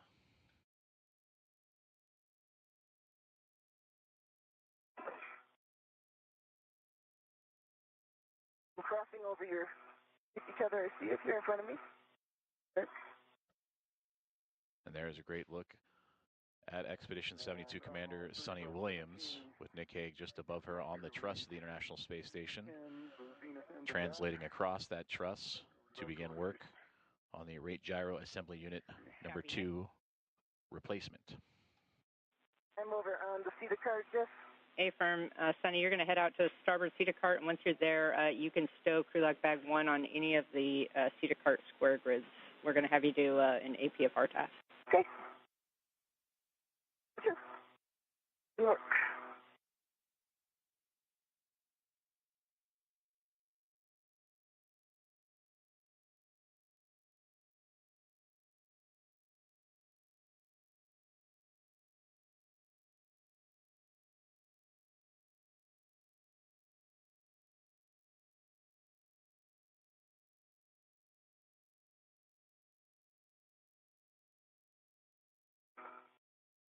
Hey, Jeff, I'm at 3519 for the location. Awesome. Yep, you're going to stow one end of your mini workstation RET on that handrail for the failed RGA, and then you can continue moving down. You want to avoid contact with that S0 aft face radiator as well. Okay. And I see the shiny surface.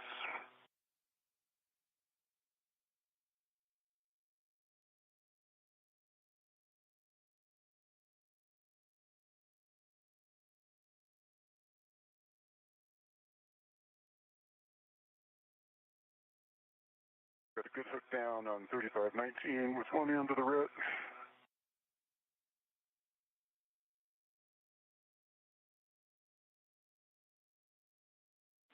Their end is free. Copy, Nick. Your next step here is going to be to open the RGA-2 thermal shroud. As you move down, you're going to be peeling that port to starboard and then releasing the Velcro from under handrail 3520, which is that handrail where your work site is. Yeah, good work.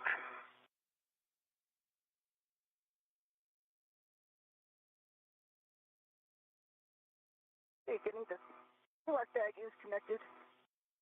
I'm just getting it off of me. Copy, Sonny. Let me know when you're ready for words for the APFR relocate. Hey, I'm ready for words. Okay, you're going to relocate the APFR from the WIFX that's currently in WIF 1, and you're just moving the APFR only to WIF 4. Okay.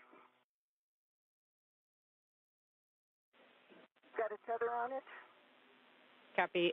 So just the APFR WIF 4, which is the one on the top. Wait. That's the one in the middle.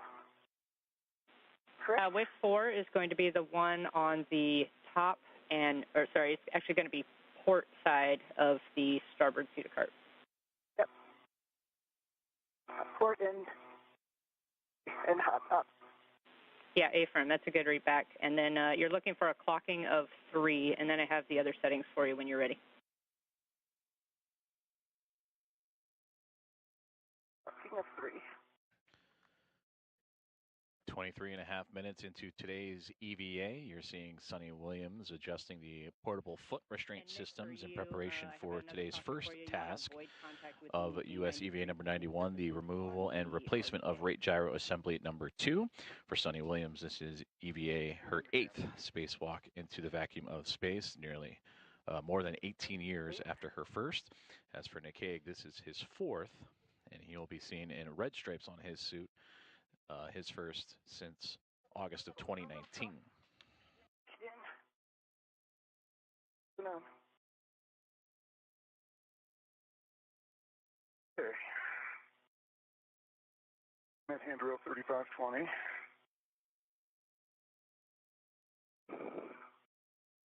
All eyes open. I see our RGA.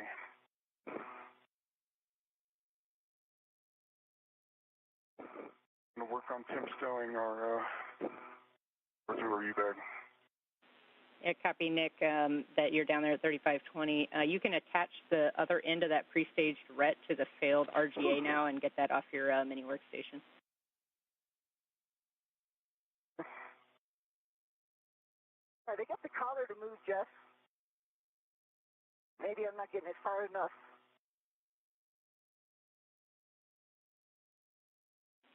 Copy, Sonny. You're getting the collar to move, but just to understand, you're not able to pull the APFR out, like the paddles aren't depressing. Yeah. I think I have to get to the black line to the yellow line. Wait. I'm not getting it over there.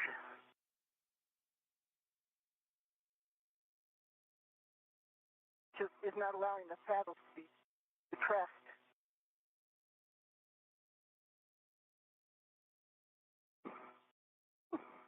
Interesting. Yeah, copy, Sonny. If the collar should be all the way black on white or black on yellow in this case. Yeah. And I copy, Nick, about the RET. You can temp stow the large ORU bag on that S0 wedge face now. Good work. I don't know if you could see it in my HECA, but that's as far as I can get the collar. Yeah. Not all the way to the white. Copy, Sonny. Actually, it looks like we might have bumped the HECA there, so if you could turn that back on, we'll see what you're looking at. Oh, yep, sure. Here we go.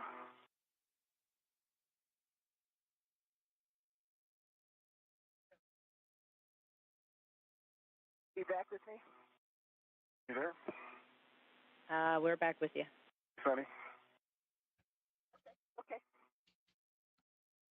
This is NASA astronaut Sonny Williams configuring a portable foot restraint outside of the International Space Station in preparation for today's first task of U.S. Spacewalk number 91. We heard earlier on the comms that her partner in this EVA, Nick Hague, has reached the rate gyro assembly, which will be removed and replaced, and that provides orientation data on all 3 axes of the International Space Station.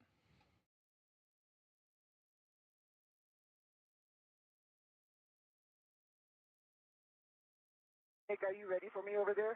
Yeah, I'm still temp stowing the ORU bag, so you got time to troubleshoot.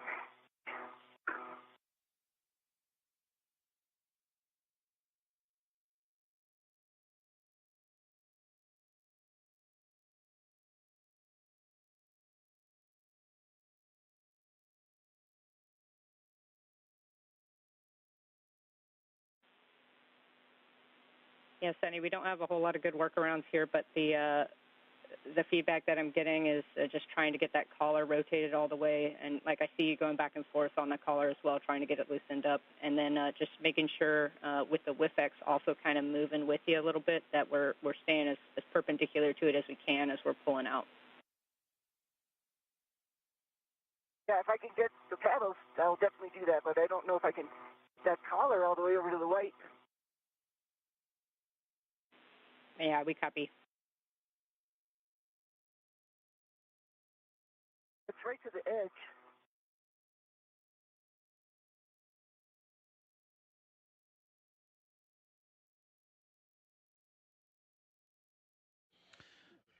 This is a live view from astronaut Nick Hague's helmet camera as he looks onto the rate gyro assembly as he prepares for the removal and replacement of this unit. The priority task of today's EVA is his partner for today, and Sonny Williams continues to configure that portable foot restraint. And there you can see Williams just outside the truss system of the International Space Station continuing to work with that foot restraint. Sonny, one last recommendation here. If you can try to rotate the collar to as far as you can get it with one hand and then squeeze the paddles with the other and just see if you get any motion in the paddles at all.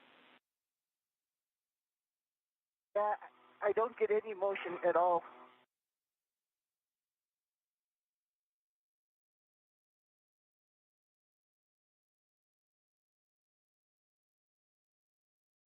So the collar's definitely not in the right place.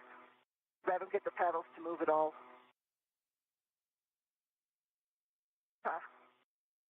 And just TCV of 5. Copy, Nick, TCV 5.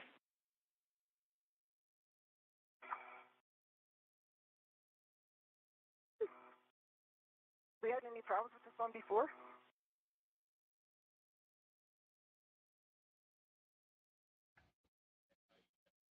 So the locking collar won't even rotate on you? Now 30 minutes into today's EVA activities as you are seeing So there's no side loading? Expedition 72 Commander and NASA astronaut Sonny Williams continuing to work on the portable foot restraint just outside the truss system of the International Space Station. Yes, Sonny, we're thinking through it down here as well. Williams in constant communication to troubleshoot with the team here on the ground with NASA astronaut and spaceflight communicator Jessica Whitner.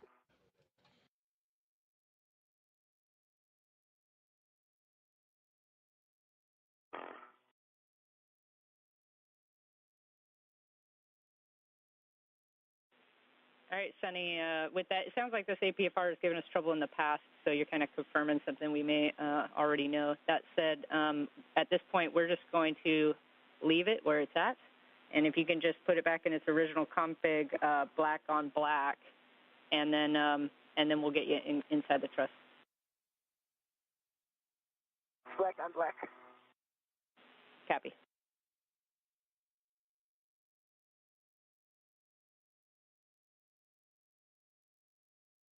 And that is a live look in from the helmet camera of NASA astronaut Sonny Williams as she was just communicating with Jessica Whitner, the Spacewalk communicator for today's EVA, on the portable foot restraint. As her and astronaut Nick Hague prepare for the removal and replacement of the rate gyro assembly number 2 on board the orbiting laboratory. With the integral lid tether, and then we can get you working on the RGA. Okay. And Sonny, for you, we're going to have you ingress the S0 truss right there through phase 1 at bay 2 and to access those RGA bolts. And then I have a caution for you not to translate on the radiator heat pipes inside the truss, and then also avoid contact with the Z93 painted surfaces. Okay, copy that. Coming in.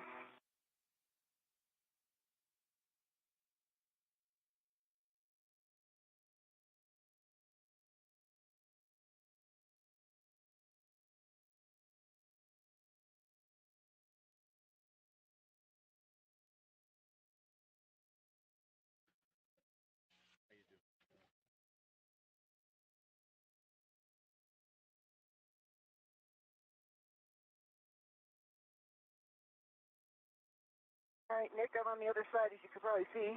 Yep. Get myself in position. See some light?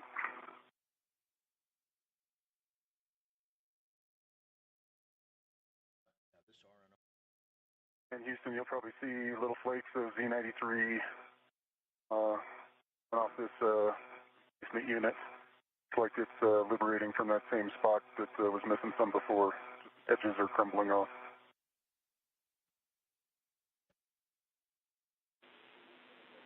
Yeah, Nick, to confirm, that's on the new unit when you open the bag, correct? The new unit, A-firm.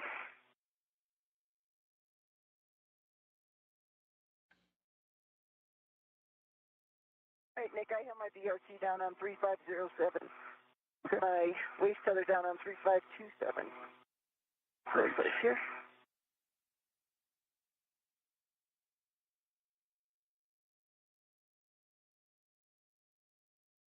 And just there's enough rigidity in the bag lid that it stays open without having to restrain it open. Okay, copy, Nick, about the bag, and we're going to go ahead and proceed. So when you're ready, we can work to demate the connectors from RGA2, and Sunny, you can help as well if you can reach the nadir connector. But there's two connectors, nadir and aft, and we're going to disconnect both of them and just get good inspection on FOD, pin, I can CMI. reach the nadir.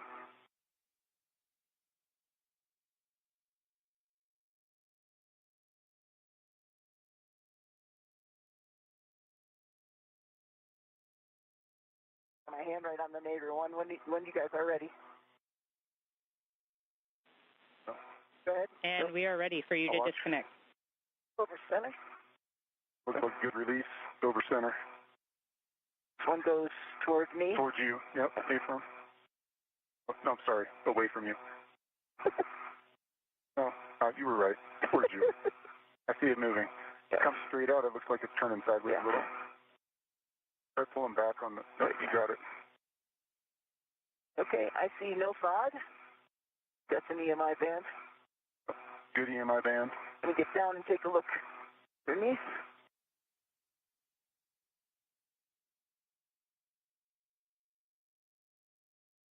Get my head in there.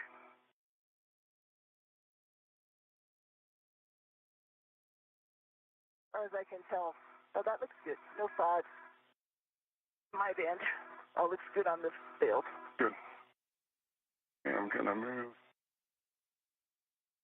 down.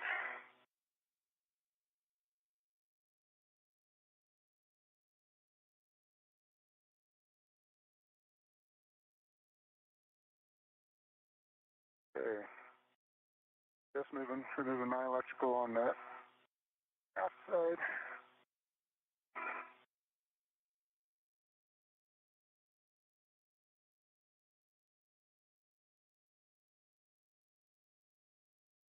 Push that red's right in the way. And see good pins. EMI band. No FOD. Good connector.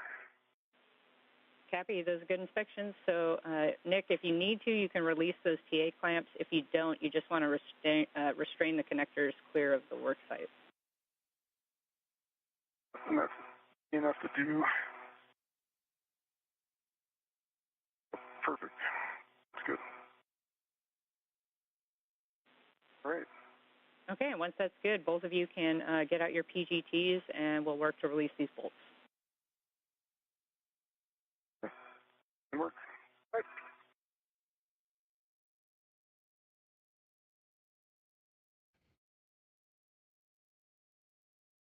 37 minutes into today's EVA with the great side-by-side view of NASA astronauts Nick Hague on the left and Sonny Williams on the right in their helmet cams as they work on today's top first task, the removal and replacement of the rate gyro assembly number 2, which helps calculate rotational rate data and the rate of change of the orientation of the International Space Station and helps better calculate that orientation.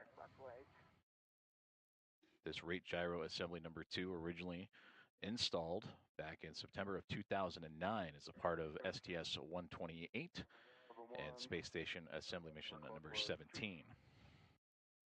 Copy. For both of you, the RGA bolts can be released and installed simultaneously and in any order. Just prior to that last bolt, just make sure you guys are ready because the RGA will be free after release. When you're ready, you can... Copy. Like we discussed, Sonny. Go ahead and let's do the first one, Simo. I'll make sure that I'm in a good spot. And for both of you, we're expecting 10 to 14 turns, and you can release bolts. Okay.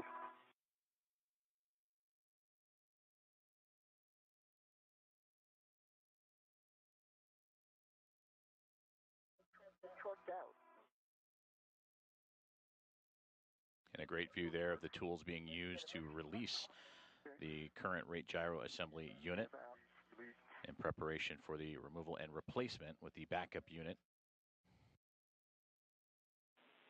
And guys, for order of ops here, we have Nick, you releasing both of your bolts on the aft side, and then Sonny holding on the last bolt to have Nick stow his PGT so he's ready to take the RGA. Okay, 4 bolts is out. Okay, I'm working on the lower one now. 12 turns. Copy, Sonny, 12 turns on the nadir bolt.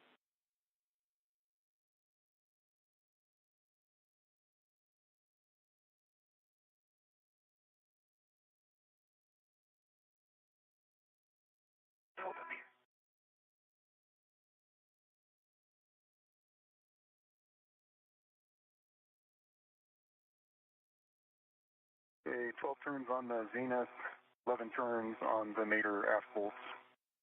So release. Copy, 12 and 11. Nick, you can stow your PGT and then prep just to take the RGA out of its location once Sonny drives that last bolt. Yep. Okay, Sonny. I'm on the last one. Yep, I gotta put this PGT away. Ready for me to continue? And bye. And then, Nick, for you, I have a warning. There is a pinch point. You want to keep your fingers clear of the gap between the RGA handle and the truss during RGA removal and install.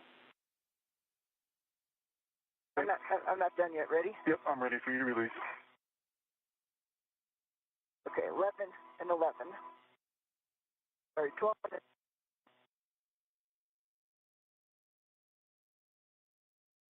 Sliding out. Okay.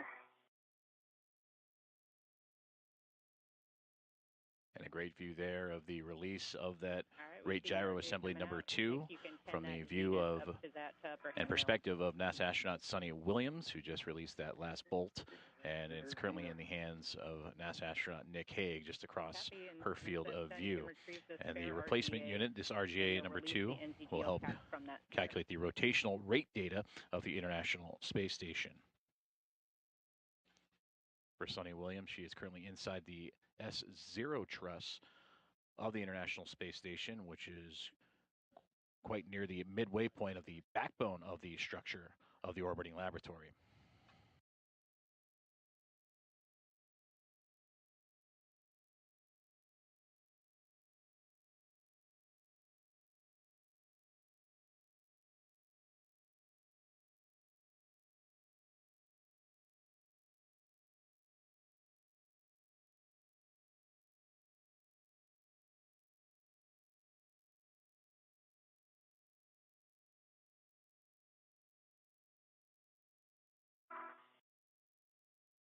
Cap removed, good pins, no FOD.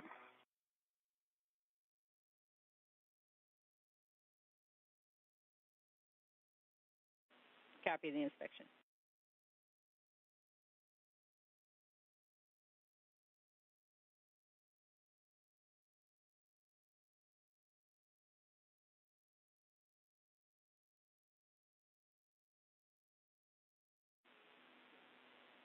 Cap removed, no FOD. Copy, good inspection. And Sonny, if while you're waiting you want to set up your PGT for the install, the settings will be Alpha 6 clockwise 2. Hey, Alpha 6 clockwise 2.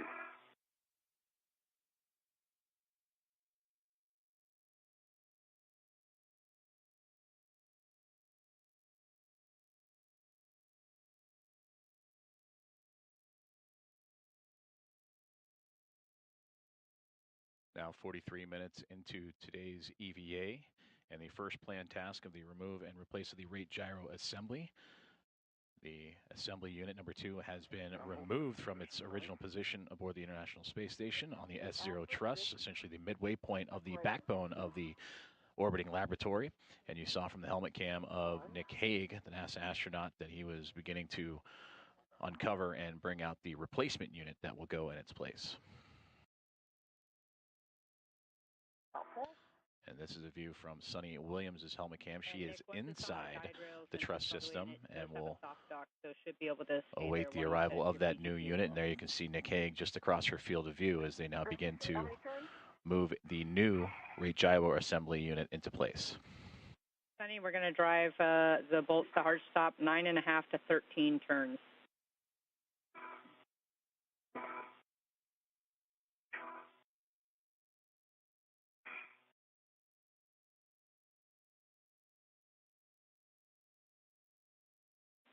And Nick, for you, those settings were Alpha 6, clockwise 2. The Alpha 6, clockwise 2.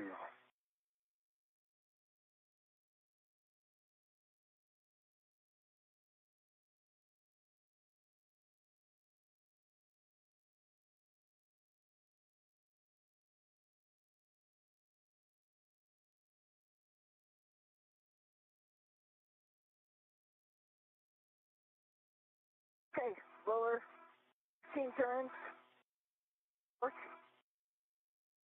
Actual 8.8. 8.3. 16 turns, 8.3.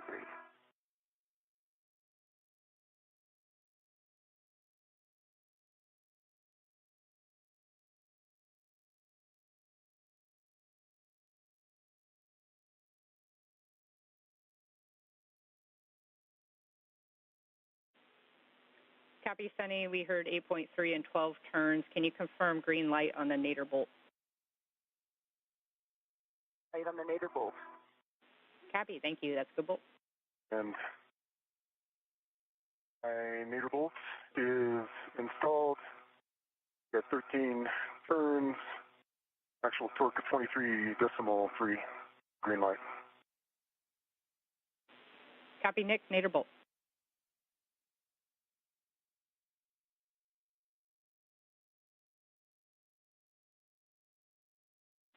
And Nick, if we can have you verify, we want to verify that you're not in the Bravo setting still. It just seems like the torque is a little higher than we were expecting.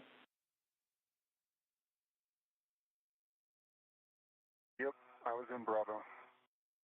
The zenith bolt is 12.4 turns, 8.5 on the torque. Green light.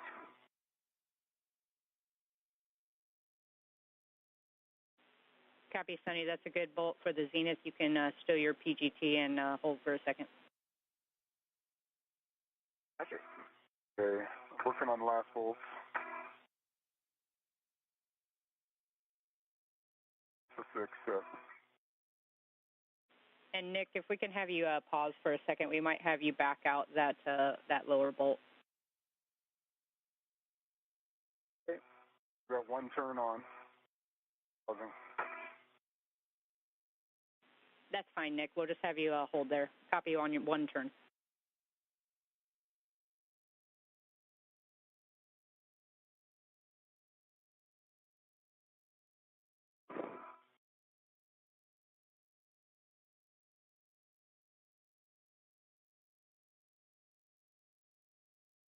Get in a position for the connector. I was wondering, because I was like, Wimpy girl.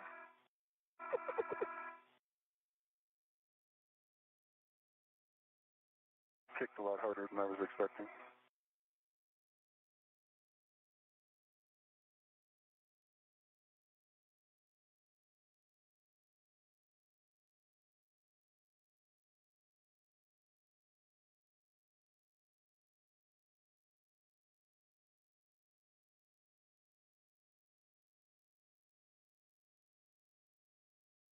Thinking about that APFR. It starts easy and then just hangs up hard, or does it just kind of slowly build up? Stopped. Yeah. All right, Nick, I have some words for you. So we're going to go ahead and back off that nadir bolt 1 turn. So you're going to set Bravo 6 counterclockwise 2, and then just looking for 1 turn, and then we'll reset and drive to our stop. Bravo 6, counterclockwise 2, 1 turn only. Good readback.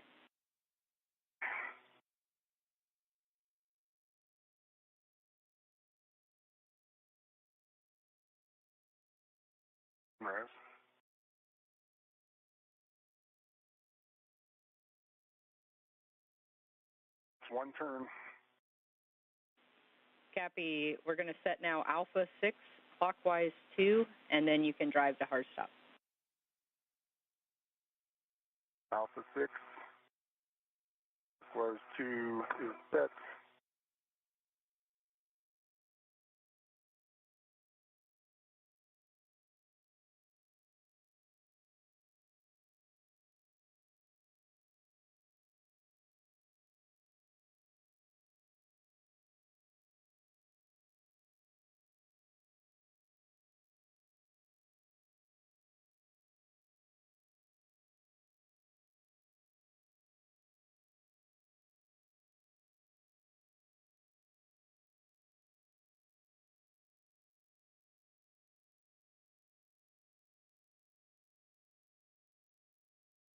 Jeff, can I start working on the nadir electrical?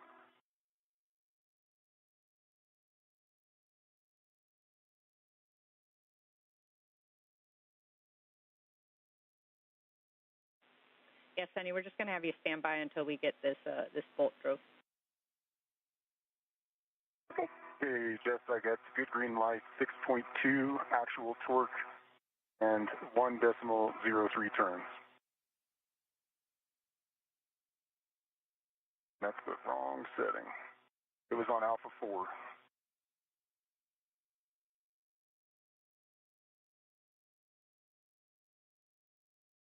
Want me to hit it again to raise it to the 0.3? Stand by, Nick. We're talking.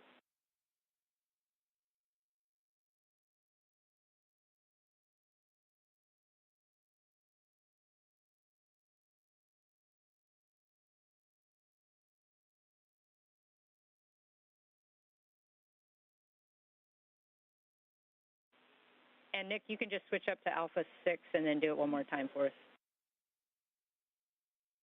Okay, Alpha 6 is set.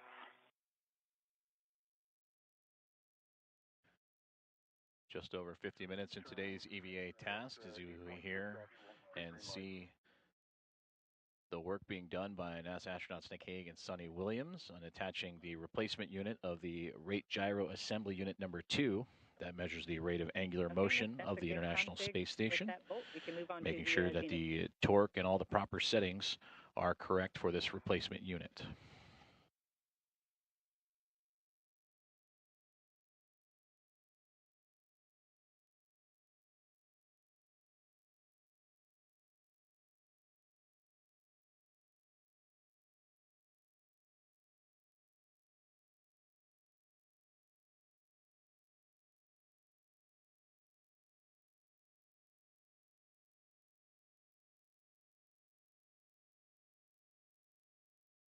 Okay, Jeff, good green light, 8.2 on the actual torque, additional 11 turns.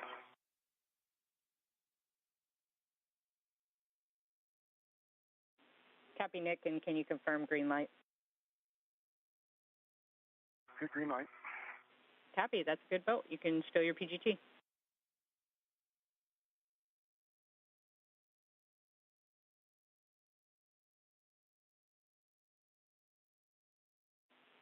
And Sonny and Nick, we are go now for the NZGL connection. So again, just looking for a good inspection. And then Sonny, if you want to work nadir, that's P678 to J671.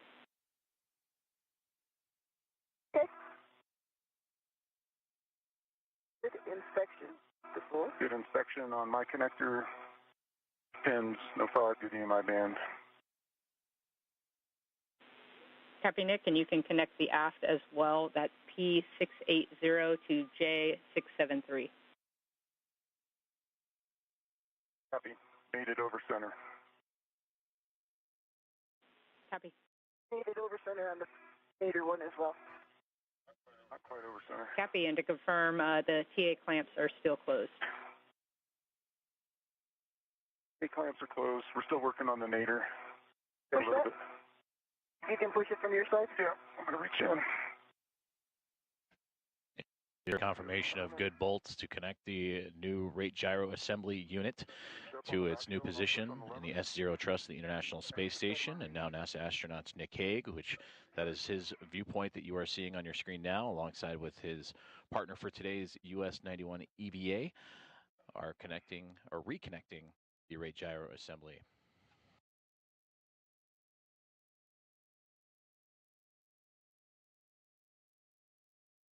It's still got to go up, so if you can just push on the back shell up as hard as you can.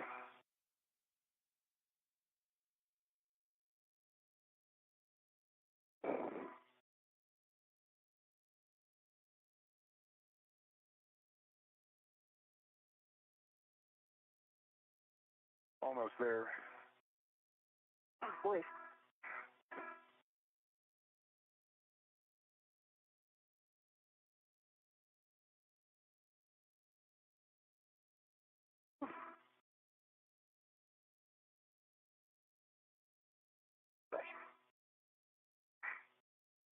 How do those two sides look on that?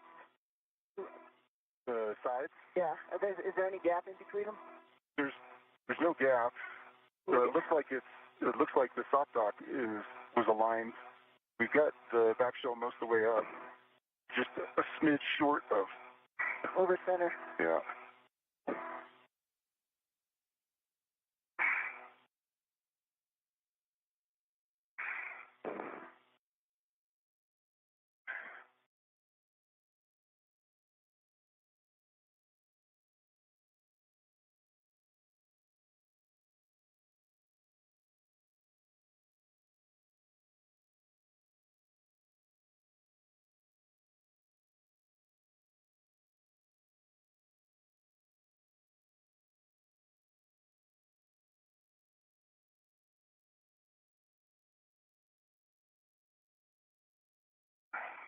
I'm going to get rid of this BRT closer.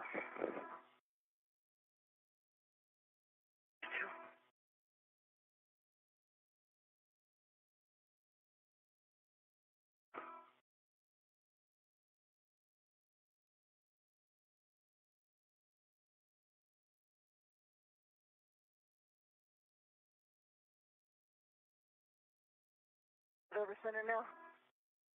There you go. That's it.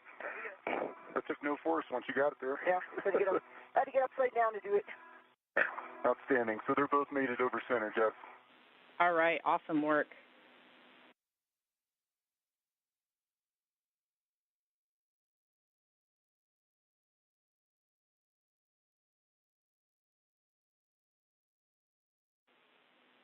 All right, with that, guys, the RGA install is complete, so we're moving over to cleanup now. Sunny, you can egress the truss and check your safer handles down, and then you're going to go retrieve your crew lock bag from the starboard feeder cart.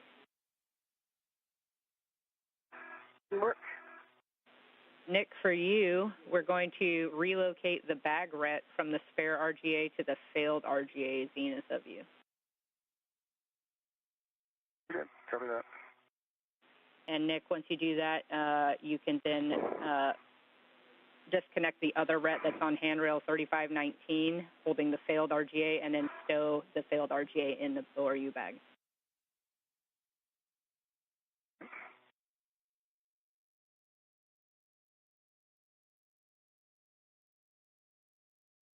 You saw me. Yep.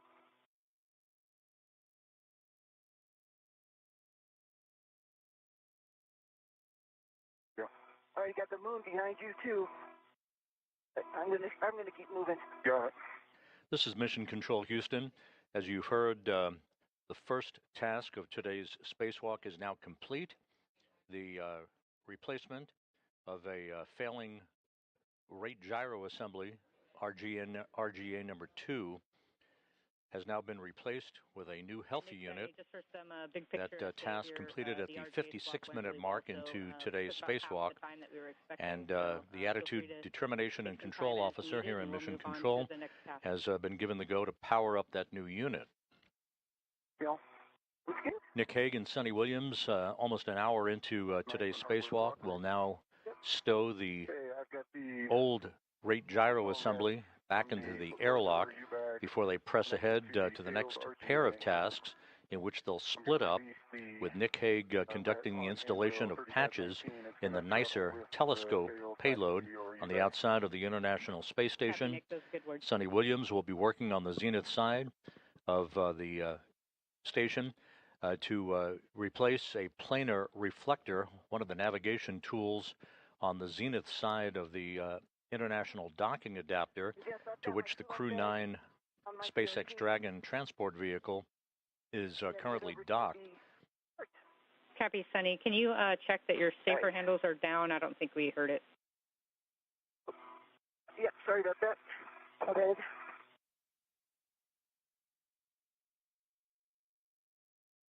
Right, safer handles down. Copy, Sonny. And before you get moving as well, we'd take a glove and hap check. Yeah.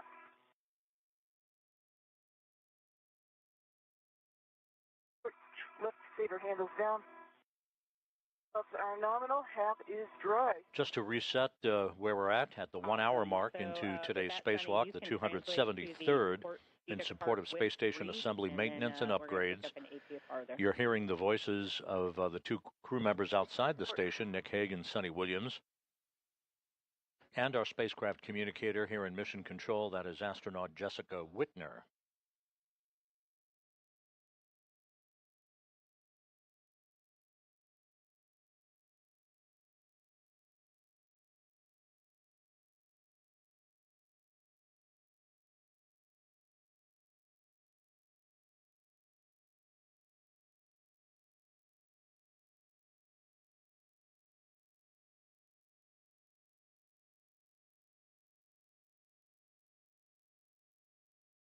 I'm under the empty on the port card.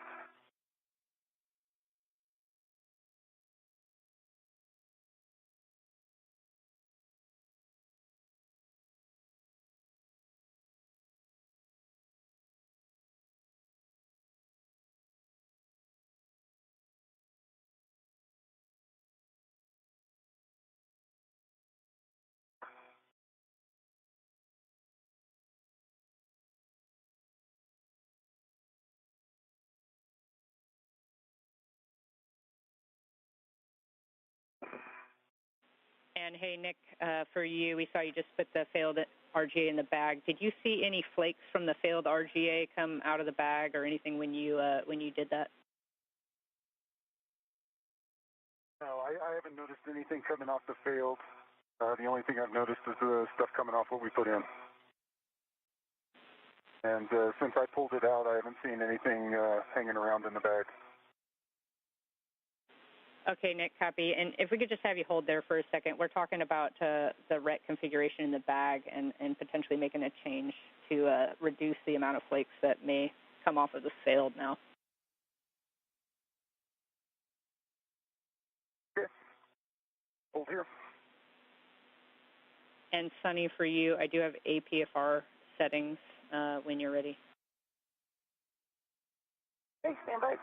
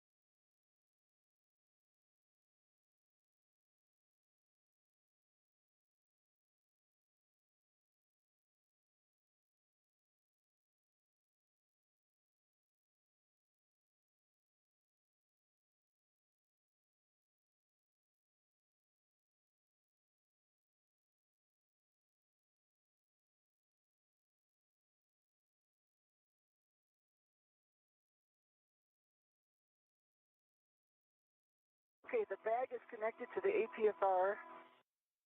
Put the RT on. RT RET is on the APFR as well. What are my settings? Copy, Sonny. The settings for the APFR are going to be November, Kilo 1. November, Kilo 1.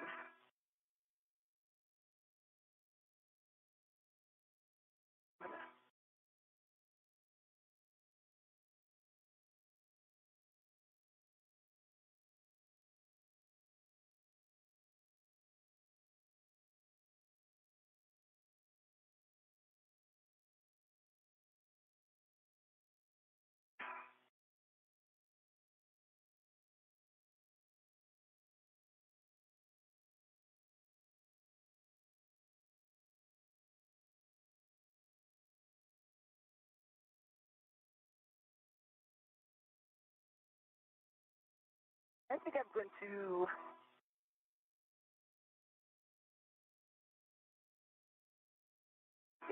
I'm going to move it off of this engine first. Very set settings. That's okay with you? Down here in the heads and the bunch of stuff. Copy, Sunny, if that works for you.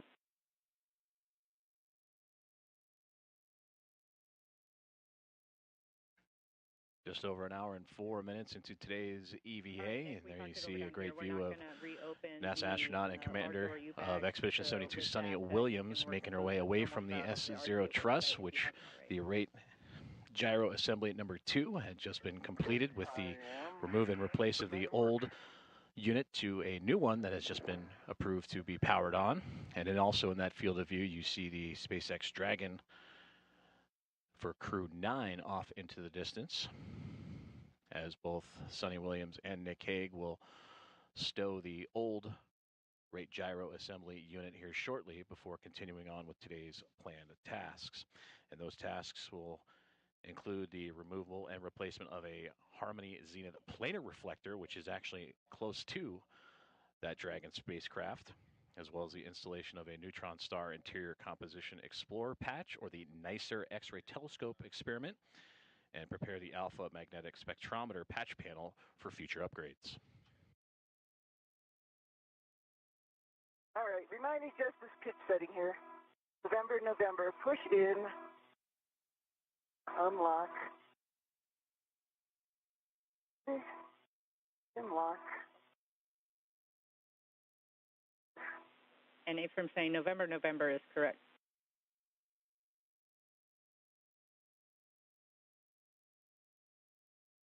November is locked. What's the other one? Kilo 1. So what?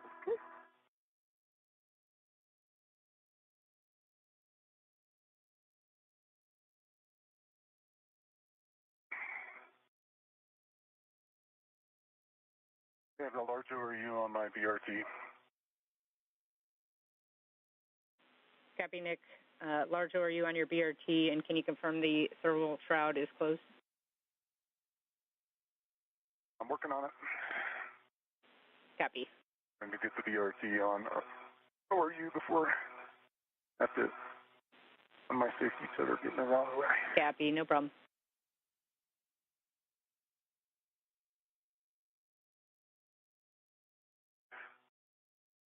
Are you seeing HECA? Out of curiosity? Yeah, affirm. I see your HECA now. I've got the Velcro down on 3520, working my way up the LI-SAW 2.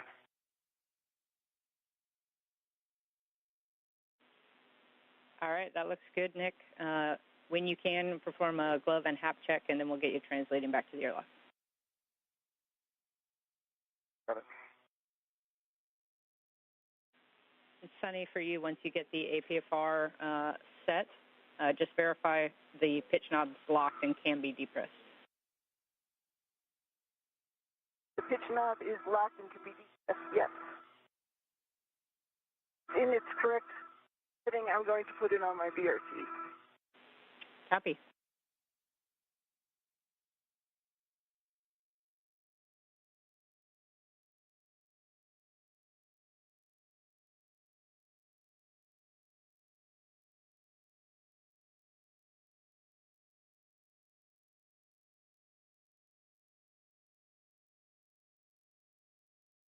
Your pedals are locked on the BRT.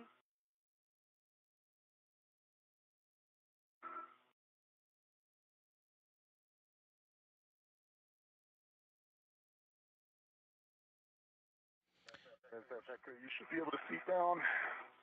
LI is in a good config. Affirm, Nick. We're looking at your HECA, and it looks like a good config. Great communication there between NASA astronaut Nick Hague as well as the teams on the ground. The confirmation of a good power-up of the rate gyro assembly at number 2, the replacement unit that was just recently completed by NASA astronaut Nick Hague and Sunny Williams together. as they are starting to receive data and shortly receive data of the angular motion that it will measure of the International Space Station about its 3 different axes.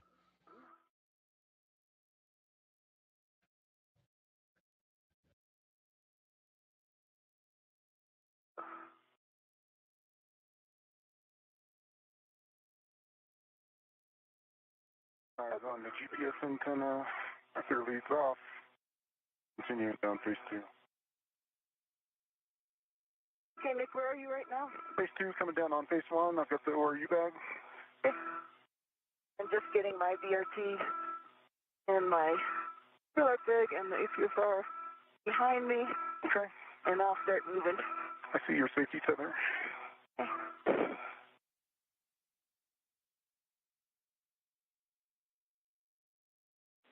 And Sunny, it looks like we lost your HECA again. If you could see if that powered off. Here we go. And for both of you, good news. RGA-2 is up and running. We had a successful power up. Nice work. Excellent. Great.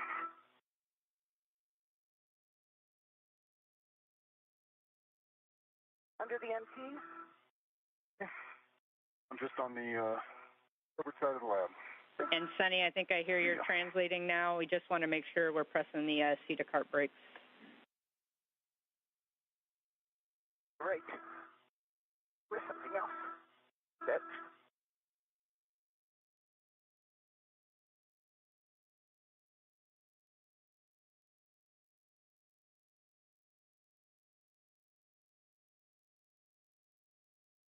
call, Jeff. Sorry about being moving around too fast. Hey, I'm on the sea disperser. Wonderful views from the helmet cam of NASA astronaut Nick Hague as they are translating from the S0 truss on the International Space Station about the midway point, the backbone of the International Space Station, and you can see the curvature of the Earth below him.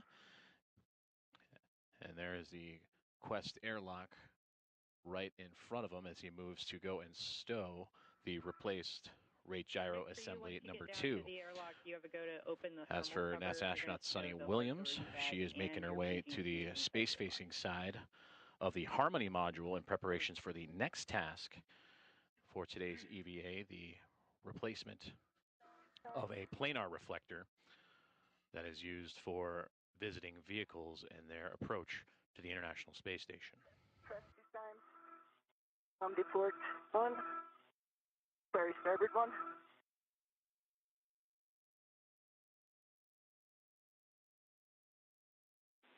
Copy, Sunny. I think I copied. That was the starboard seat to cart brakes. Deport 1 at first. The starboard 1. I'm at the airlock. My cover's open. Copy, both of you. I'm on the strip. Down to the left.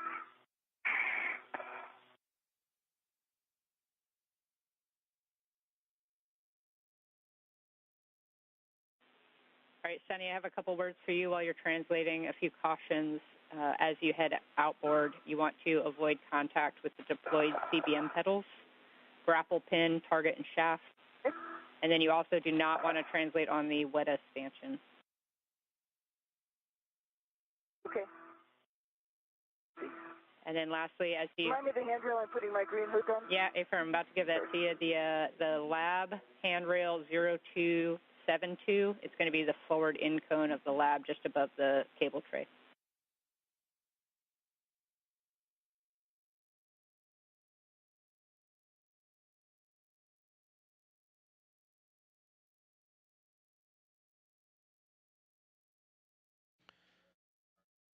And there you hear the communication to NASA astronaut Sunny Williams as he continues to move along the International Space Station en route to the zenith or space-facing side of the Harmony module, in which he will begin the second task of today's EVA after completion of the rate gyro assembly number 2, and that is to remove and replace a planar reflector.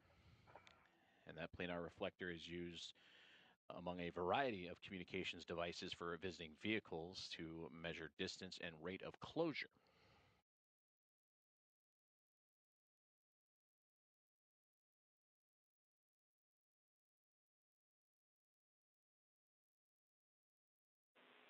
It's Sunny. I know you're still translating, I think, but maybe when you get to that green hook location, if you could check your HECA. We're still not seeing anything down here. 0272 is locked. Press the button again. Hook is down. Black on black locked. 0272. Copy your green hook, Sunny.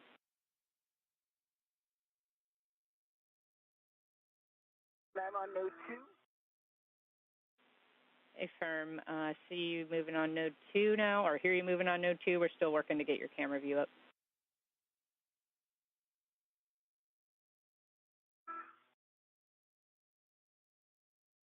Large ORU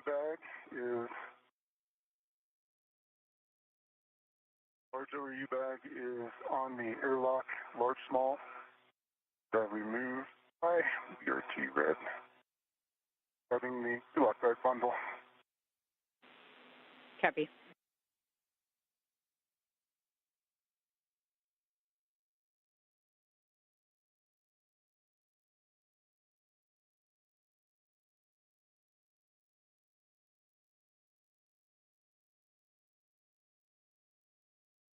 Have the crew lock bag on BRT red. Good hook.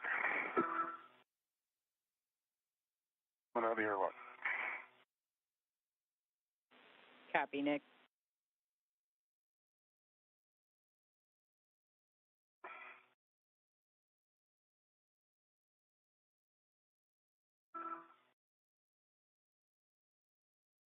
Do you have my HECA yet? Unfortunately not, Sunny. We're still working it down here. If you are making your way over there on the zenith side of PMA, I have some handrail numbers for you if you need them. Otherwise, we're looking for PMA 3 with 5 for the APFR install.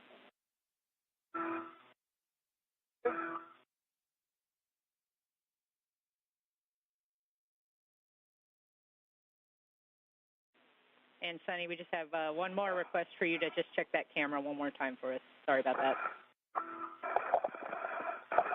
The camera again. I have a green light. All right, we copy, Sunny. You're seeing a green light.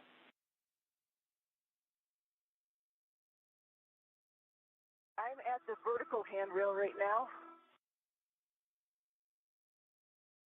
I'm PMA 3. Not on it quite yet. I'm still on the front of node 2.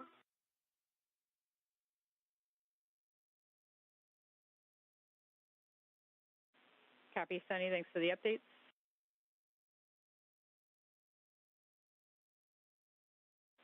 Nick, once you are ready to start translation, we're looking for glove, HAP, and safer handle checks. Got it. Lock bag is on my BRT, closing the thermal cover. Thermal cover's closed. Copy, thermal cover closed. And Nick, can you just confirm that you did leave your PGT in the airlock? I don't think we heard that clear. Oh, I did not. Let me do that. Copy, good checks. Just remind me of the clocking. Sunny, we're looking for clocking of 10.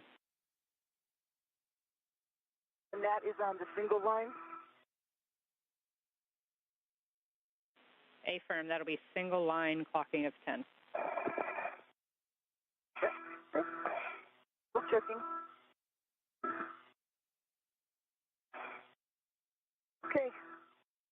10, November.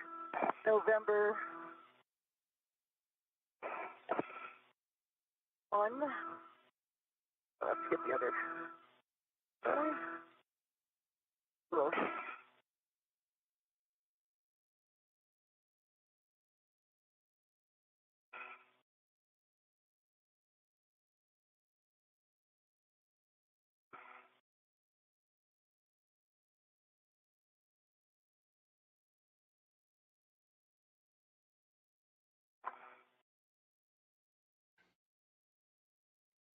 Now 1 hour and 19 minutes into today's EVA activities and the completion of the first task of 4 assigned to NASA astronauts Nick Hague and Sonny Williams, and that was the removal and replacement of the RGA-2, the rate gyro assembly number 2 unit. And you saw the helmet cam of astronaut Nick Hague placing that worn-out unit back inside the Quest airlock and the crew lock,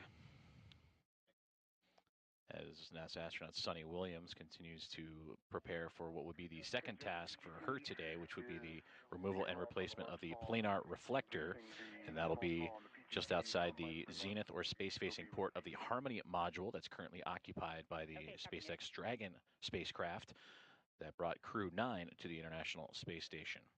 And that planar reflector, one of many communications tools used for visiting vehicles on approach to the orbiting laboratory to help measure the distance and rate of closure.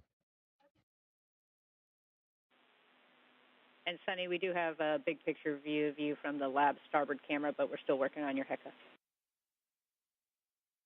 Okay, I am here.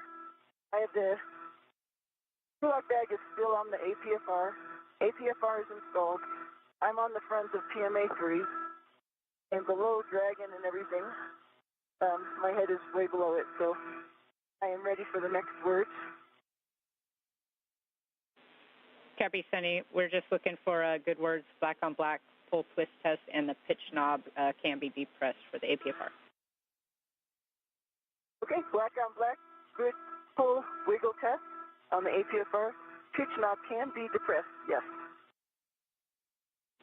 Okay, thanks for that. You can unbundle your crew lock bag now from the APFR, and you're going to want to stow that on your BRT. And we just want to make sure your BRT is nice and snug and will be away from Dragon when you ingress with the crew lock bag on it.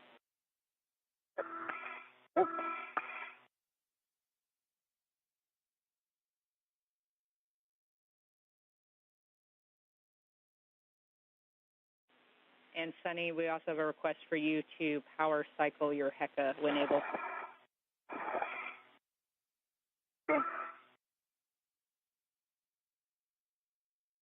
Again, I have a green light. Copy, power cycle complete. And Nick, for you, it looks like we lost your HECA as well, so we'll take the same thing if you can power cycle your HECA when able. Got it.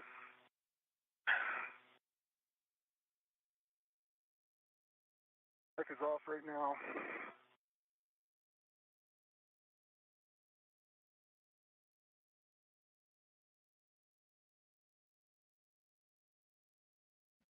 Great communication between NASA astronaut Sonny Williams and astronaut Nick Hague with the ground team here inside the International Space Station Flight Control Room as they continue to prepare themselves for the second task of today's EVA.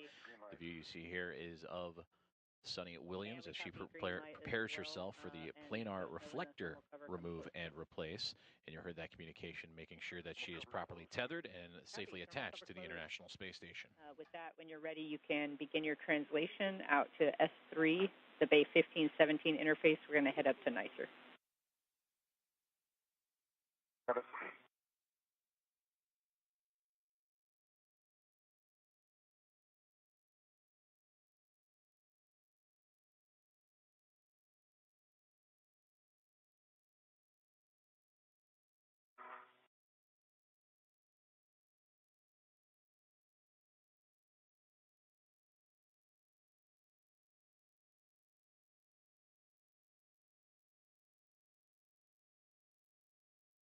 I'm leaving the airlock.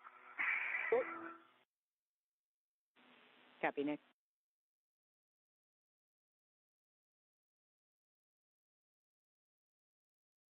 Sonny, I just left my fare lead in. I think that'll help you when you come back to the airlock. Okay. I don't know if you put a fare lead in, but so at the base of the CSPR. Yeah, I did. Yep. Real quick one. And Sonny, while you're working your crew lock bag there, I have a couple more cautions to read to you. You want to minimize contact with the contamination at the planar reflector work site, and then you want to avoid contact with the glass on the planar and hemi reflectors themselves. Okay.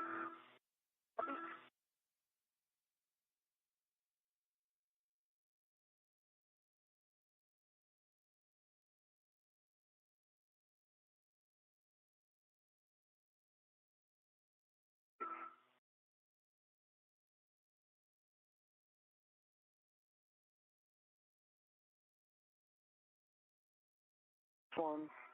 Right, Jess, I have the crew lock bag on me. I actually have both of the adjustables on my mini workstation to sort of keep it away from everything floating around as well. So, should stay away next to my left side.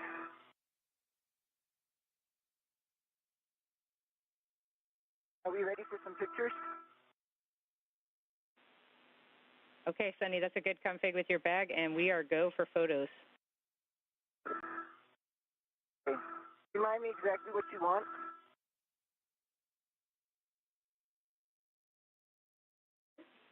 Yeah, we want, jokingly, everything there. We're going to look for the visible dragon surfaces, the planar and hemi reflectors, best effort on those because they're kind of under the nose cone, the IDA and PMA hardware, and then anywhere else you see any of that contamination. Good.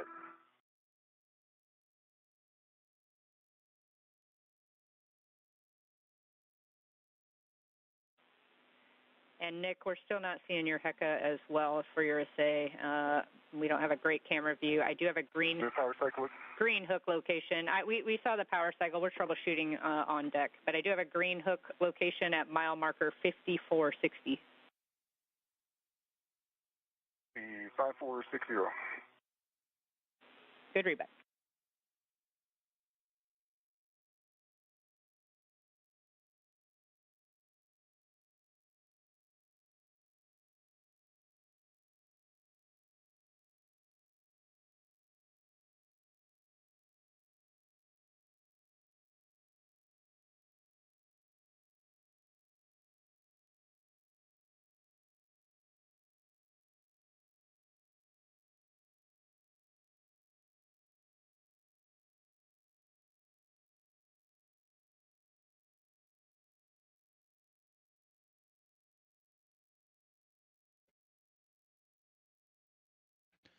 This is Mission Control Houston as we continue to bring you live coverage and updates from today's U.S. EVA number 91, currently being operated by NASA astronaut and commander of Expedition 72, Sonny Williams, who you see in your field of view here. Sonny is now preparing for the removal and replacement of a planar reflector used in communications for visiting vehicles to help them measure the rate of closure and distance as they approach the International Space Station. You also just heard communication between the ground teams here in the International Space Station Flight Control Room and Nick Hague, who you now see here translating or moving across the truss system of the International Space Station in preparation for his next task, as he and Sonny Williams will be working simultaneously on different tasks. For Nick Hague, he will be working to patch the nicer payload and install patches of that nicer payload. And that is an X-ray telescope experiment that studies neutron stars, black holes, and other phenomena. Unfortunately, due to just time and degradation, that has allowed sunlight to interfere with the X-ray measurements during the daylight time as the International Space Station orbits around the Earth. So these patches that Nick Hague will be providing will help reduce that light pollution coming from the sun, and that it can return back to near full strength during daylight hours. Stay on PMA, you can move around and take photos.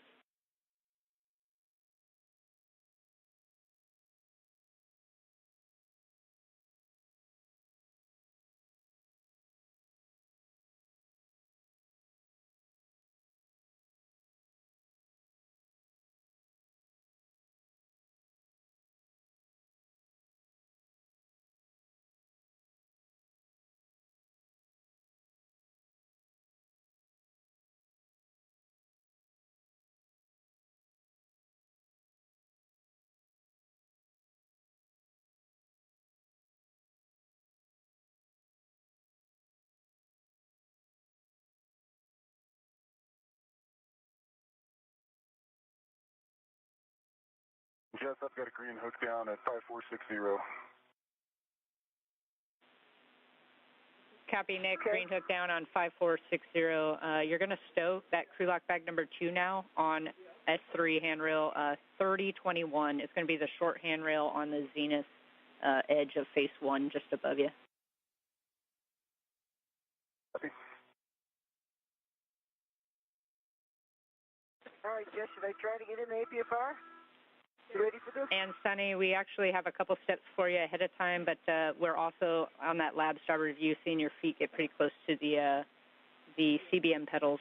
So if you can watch that a little bit. Sorry. And so we want you to actually configure the PGT rad and just have it on your swing arm so we don't have to get you back out of the APFR to do that. And then we have you remove the 6-inch wobble socket from your PGT as well and put it on the socket caddy prior to getting into the APFR.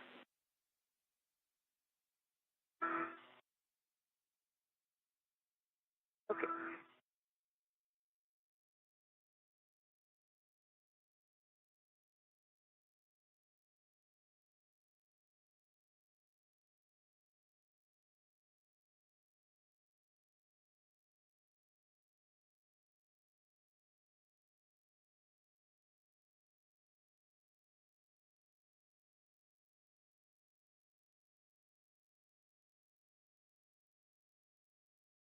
I have that way at the bottom of my tag because I wasn't anticipating we were going to do that. All of that's at the bottom. I'm going to have to yard sale it all out. Do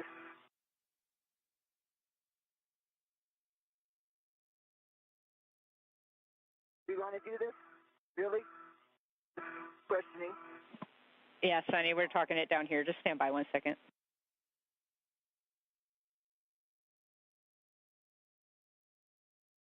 And if I need to translate over so that I can get in there, hand it to you, I can. I'm trying to minimize in and out of APFR.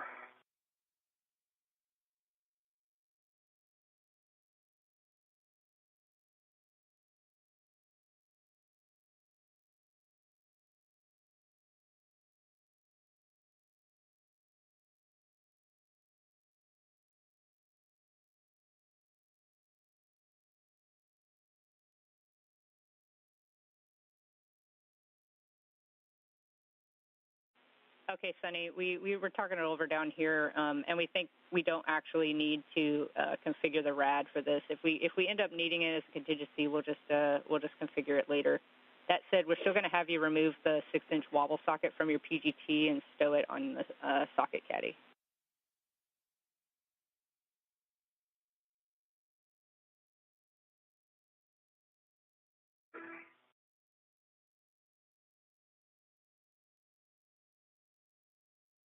And a great view from the helmet camera of NASA astronaut Nick Hague as he continues to prepare for his second task of today's EVA. And you can see floating off just past that left hand of his, those are the wedge-shaped NICER patches that he'll be inserting into the NICER experiment, the X-ray telescope that helps study neutron stars, black holes, and other phenomena. And he will take those wedges and place them strategically in certain spots on the NICER to help reduce unwanted sunlight from penetrating the X-ray telescope. No, totally understand. No big deal. And once you get that socket off and in your trash bag, we have a request to have you just turn off your HECA, and we're just going to leave it off for a little bit and then try again later. We still don't have good view. I just turned off the HECA.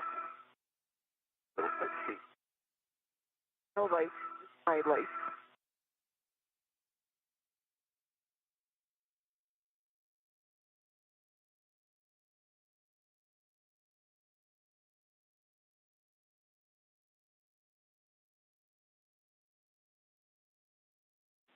All right, Nick, we have your HECA back, and I see you unbundling the NICER caddy.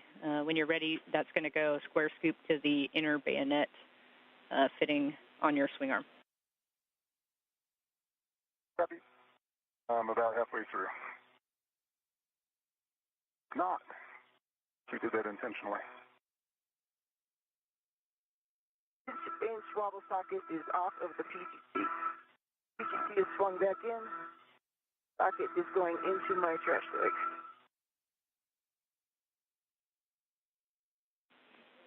Okay, copy, Sunny.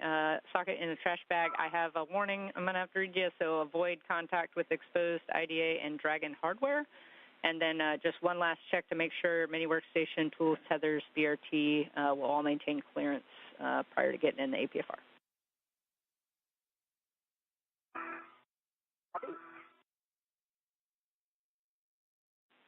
And then while you check that, Sunny, we're just going to hold here for a second while we talk it over prior to giving you the go.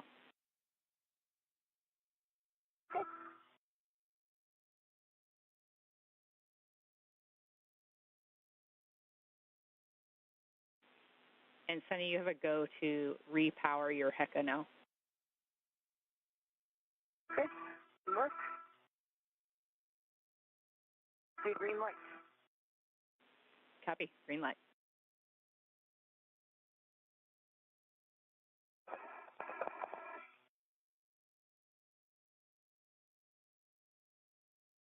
An hour and 35 minutes into today's EVA as we continue to follow along with the progress of NASA astronaut Nick Hague as he prepares for the NICER experiment and the patches of the X-ray telescope that studies neutron stars, black holes, and other phenomena. And these patches will help shield and prevent unwanted sunlight from interfering with the X-ray measurements. This telescope has 56 X-ray concentrators, and each one of those concentrators has a set of nested mirrors. Well, over time and wear and tear of this experiment has allowed for unwanted sunlight to enter the telescope, thus not providing accurate data during the daylight passes for the International Space Station.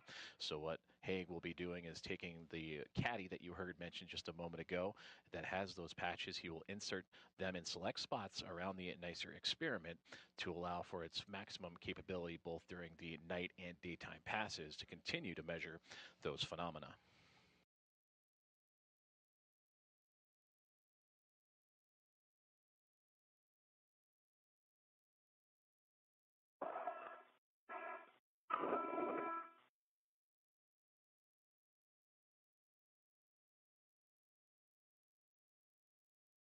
And active caddies on my swing arm.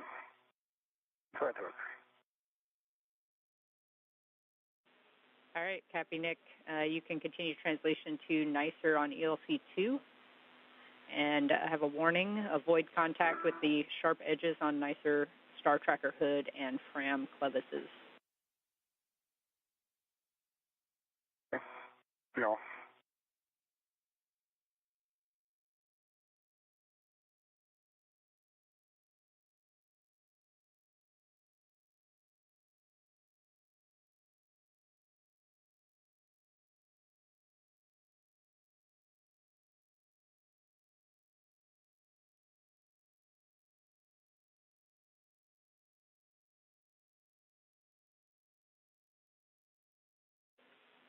And Nick, while you're translating, I have a couple other cautions to read too since we have a moment.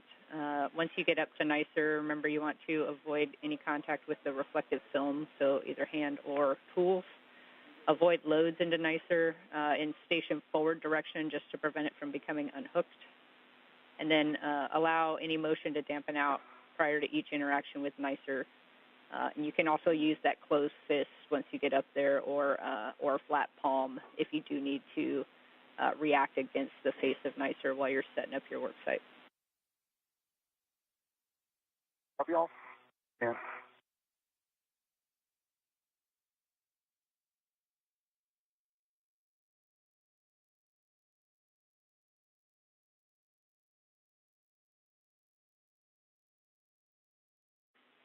And Sunny, we're troubleshooting HECA still down here. It looks like we were getting some good data, but give us a couple more minutes while we troubleshoot and take some photos. No problem.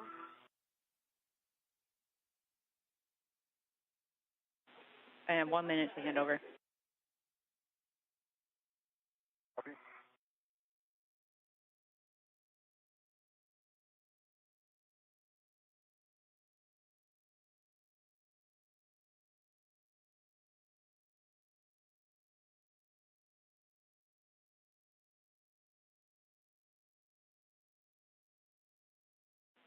And Sunny, good news, we got your HECA camera back on the big screen. So after this LOS, we'll be back with you to give you the go. Okay, sounds good. Hey, Sonny, I'm on LC. I see you. And we talked about putting in that fair lead. I don't think it's going to be necessary. Okay.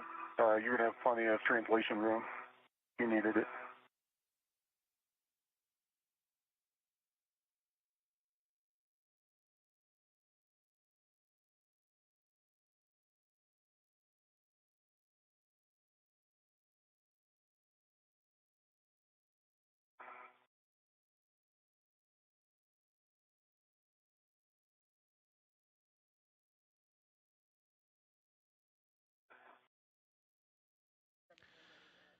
hour and 40 minutes into today's EVA with NASA astronauts Nick Hague and Sunny Williams as they continue to move along with their scheduled tasks for this extravehicular activity, number 91, and the 273rd for International Space Station assembly, maintenance, and upgrades.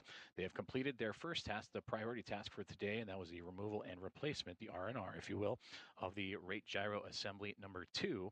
And now the two astronauts are preparing for the second task of the day, in which Sunny Williams, she will make her way over to the zenith port of the Harmony module, and near that she'll be removing and replacing a planar reflector. And those planar reflectors, as you can see here and illustrated by NASA Flight Director Nicole McElroy during the briefing last week, and who is on console today leading the EVA, she'll be replacing that black portion along with the 3 bolts to loosen and replace it as it has become contaminated due to visiting vehicle traffic. So they will remove those 3 bolts around that black portion that has a reflective material in the middle there, that silvery middle portion. So she'll reflect that as it is a part of one of many communications tools used by visiting vehicles to remove or to measure their rate of closure and distance as they are on approach to the International Space Station. And for Nick Hague, he is translating his way over to the NICER patch experiment, or the NICER X-ray telescope experiment that has 56 aluminum X-ray concentrators that capture X-ray light that help measure neutron stars, black holes, and other phenomena that has been since worn and contaminated by sunlight and allowing unwanted light to enter the experiment. And he will translate over and install patches for that NICER experiment.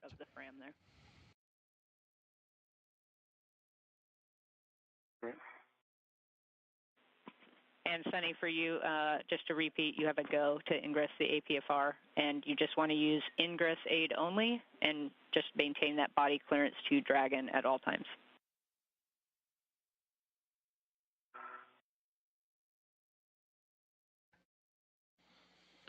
And there you see a great view of the NICER X-ray telescope in front of NASA astronaut Nick Hague, who will install patches, and those circles that have each compartment with wedges on the inside for those patches. There's 56 of those, select ones identified by the NICER experiment, and the team on the ground here, both in Houston and across the country, have identified areas where unwanted light is entering, and that is what Hague will be identifying and patching up so it can return to its full capacity.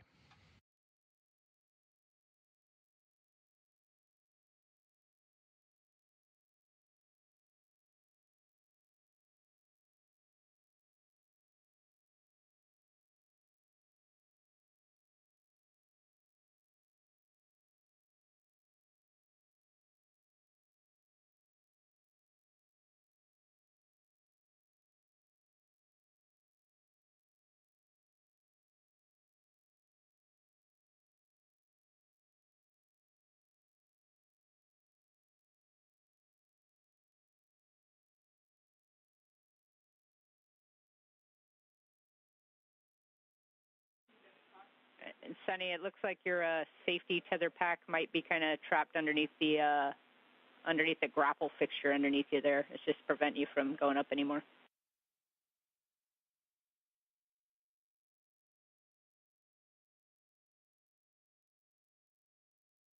Thank you.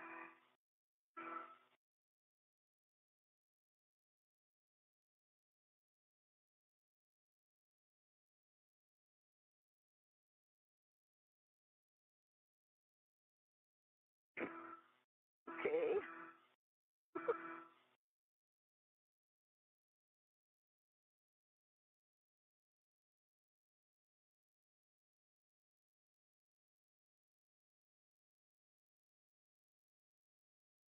Recommended I go this way, right?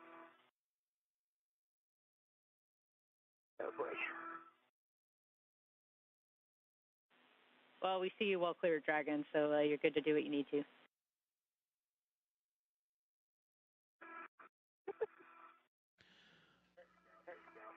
A great view of astronaut Sunny Williams as she continues to prepare for the removal and replacement of the planar reflector just outside of the zenith port of the Harmony module. That is the space-facing port that is currently occupied by a SpaceX Dragon spacecraft that brought Crew 9 aboard the International Space Station.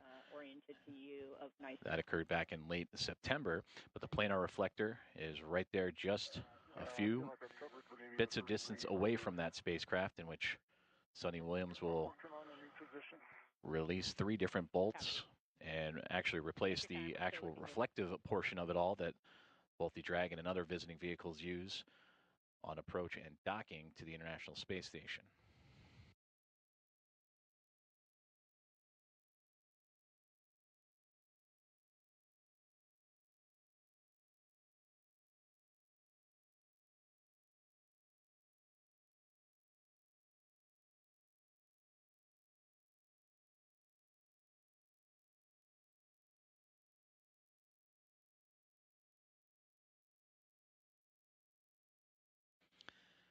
And you can see the planar reflector jutting out from that docking port. It's just off to the left edge of that screen, that silver brace with the black component right on top of it. That'll be the component that you will be working on. And again, that is to help with a multitude of communications devices for visiting vehicles to use as a reflector to gain insight on the rate of closure and distance as they approach the International Space Station.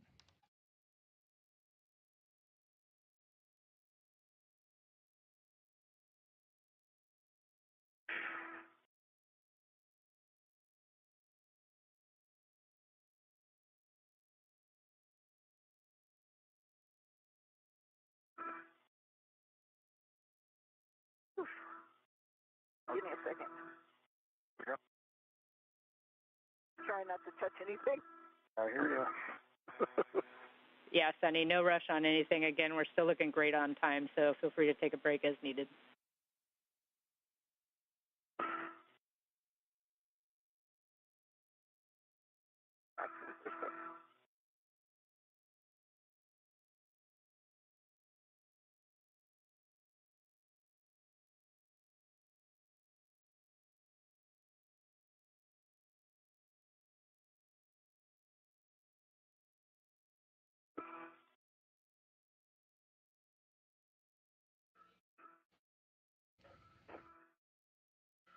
As astronauts Sonny Williams and Nick Hague prepare for their second task of the EVA, you can see that the International Space Station has transitioned into an orbital nighttime, currently traversing across Kazakhstan. A little bit of a constraints problem.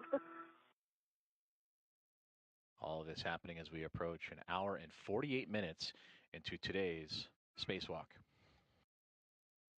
And then for the nicer team, I think I've covered the middle third. I'll get into a new position for the bottom third. Copy, Nick. We're ready to copy that position.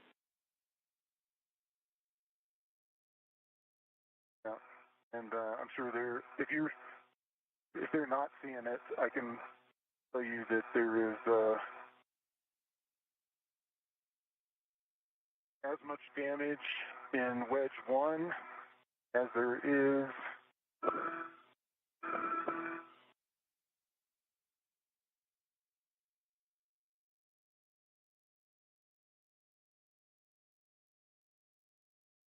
it'd be F5 in the 3 o'clock position. Almost all of the grids are exposed. We copy, Nick. F5, 3 o'clock. Put that right in the middle of your HECA.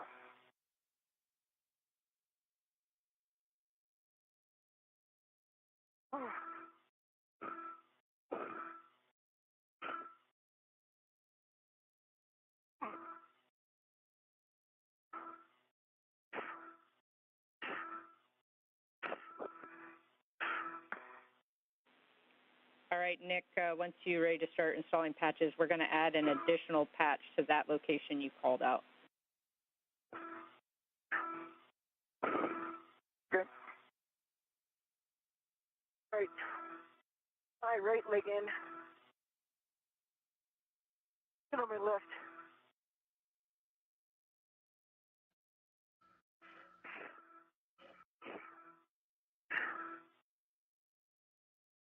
going to get in position for patches, Jeff. Copy, Nick.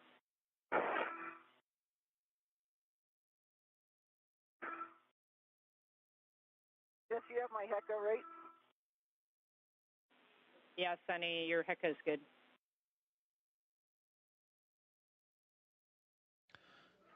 Great communication between NASA astronaut Nick Hague and Sunny Williams on their current tasks. For Williams, you see here, she is removing and replacing and beginning the planar reflector replacement, as she is just outside the zenith port of the Harmony module, which just off on the left-hand side of the screen, you see the Dragon spacecraft of Crew 9.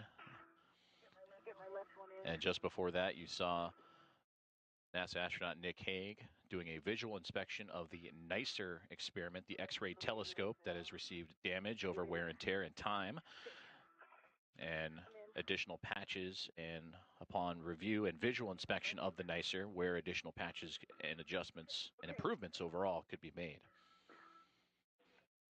All right, Sunny, just to confirm for us, just wiggle around the APFR, make sure we're good and locked in place. I'm locked in place, yep.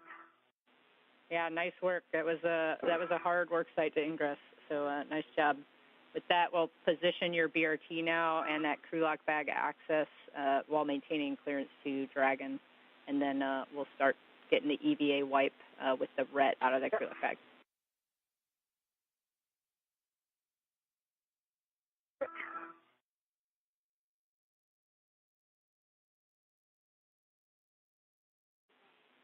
And then, Sunny, another request to rigidize your BRT a little bit once you find that good position, just to make sure we're not floating close to Dragon.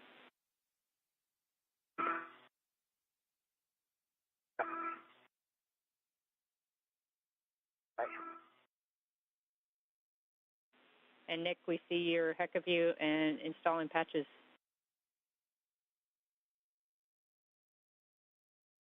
Patch 1 is in. Go number 1. Copy, 1. Good location.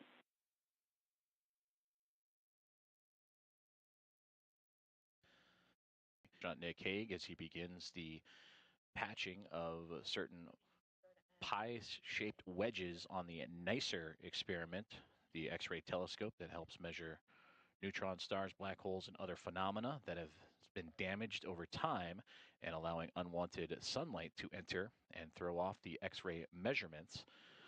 And you see those pie-shaped wedges throughout the experiment from his view, and those are where he will insert those patches from a caddy that he has attached to his spacesuit. And a good view of the tool he is using and inserting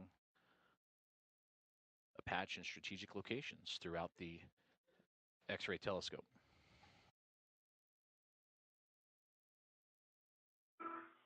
I got a RET on the reflector. I've got the palm wheel and ratchet out. I've got the wipe for the failed one. You ready to try to undo the bolts? And Sunny, before that, we'd like you to just we'd like to get some words for visual inspect of the planar reflector. Just any words on the contamination there, and if you can get it in your HECA. I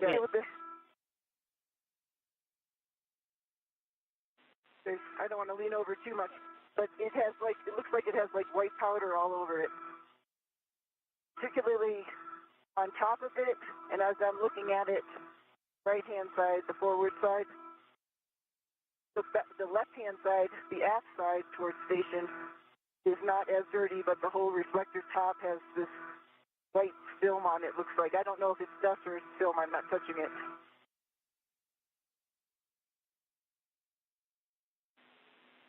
Okay, we copy that, Sunny. Thanks for those words. We just can't quite see it as good in a HECA view. With that, you can retrieve the ratchet wrench from crew lock bag 1.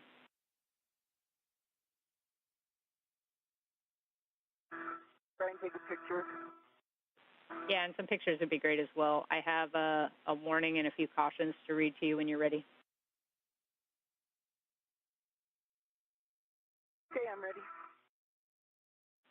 Okay, I have a warning that any additional torque may cause bolt failure, which could result in sharp edges, the broken shank, and/or FOD liberation. So the 4 parts of the bolt that we talked about: spring, washer, retainer, and bolt. And then a few cautions. You want to maintain tool tether clearance to dragon throughout the task. Limit turn count to the specified turns. Minimize side loading on the bolt head, and then again maintain that axial force on the fastener to compress the spring during rotation.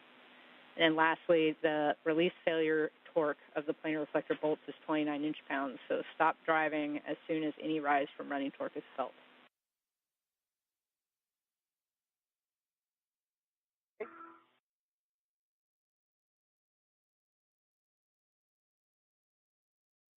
Are we ready to try one?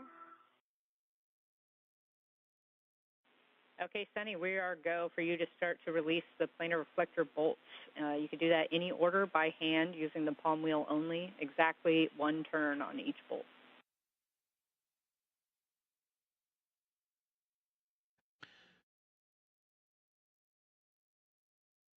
Great communication there between NASA astronaut Sunny Williams and the team here inside the International Space Station Flight Control Room and Mission Control Center, Houston, Texas, as she gave the explanation and the reasoning for the removal and replacement of the planar reflector, as it is currently contaminated and reduced in reflectivity that allows for visiting vehicles to communicate with the International Space Station and to measure its rate of closure and distance. Like I got a little bit of a turn on it. You can see that planar reflector, that section in the middle there that has a whitish color. That is what is contaminated and allows for that reflectivity to happen, for the communication to be accurate and properly aligned. So those 3 bolts around the edges are what Williams will be loosening to replace that portion of the planar reflector with a new piece. Just got a teeny bit of motion on the palm wheel. Okay, copy, Sunny. You got 10 seconds till this handover, but you can try the 3rd bolt with the palm wheel as well and just see if any of those bolts loosen up.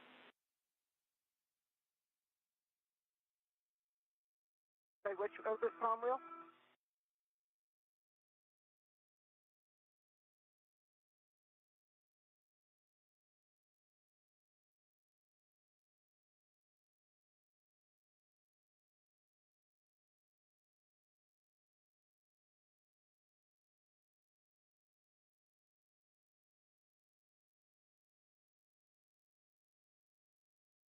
Doing great on time.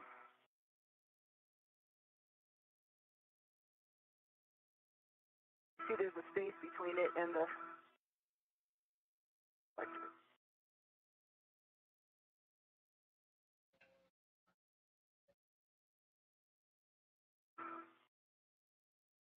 Front one also got a space.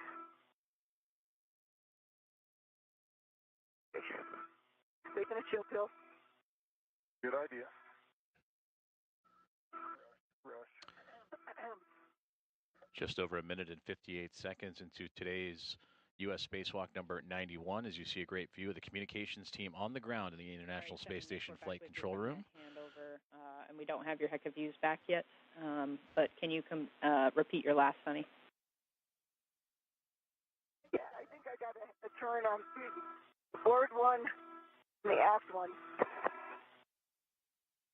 I'm pretty positive. And then the one that's in the center, I got like a half a turn. I feel like it's getting looser.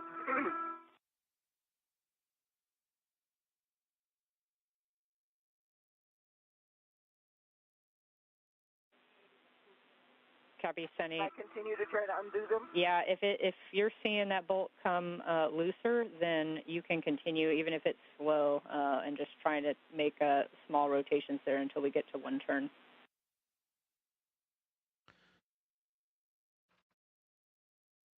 Great communication there between the teams as they continue to work. Sunny Williams, NASA astronaut, commander of Expedition 72 on the removal and replacement of the planar reflector. Nicole McElroy and her Vista flight team, the Spacewalk flight director for today. And you heard Jessica Whitner, the Spacewalk communicator, relaying the information up to Sunny Williams.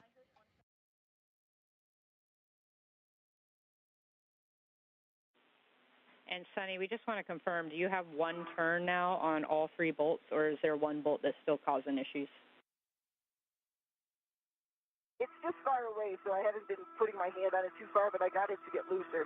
The one that's closest to Dragon, and I'm just worried about, leaning in too far. I got it to move. To stay away, can I just use the ratchet?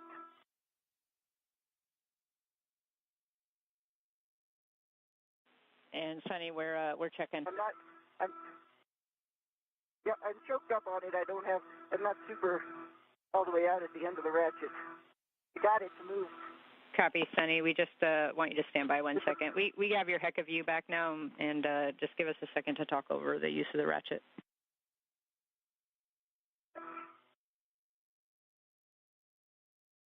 Just while I've got a little break in the comm, and point my Heka at location 5 in the 5 o'clock position. There's about 16 grids missing. It goes out radially, starting about from a third of the way, up from the center all the way to the edge. This is something that would have been obscured by my photos from the MRM2. I don't know if you guys can see it.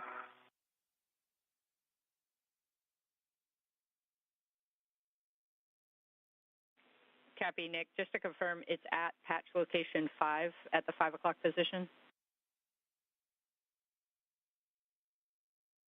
It is Charlie 5 at the wedge position 5. Copy. Charlie 5 at the 5 o'clock position.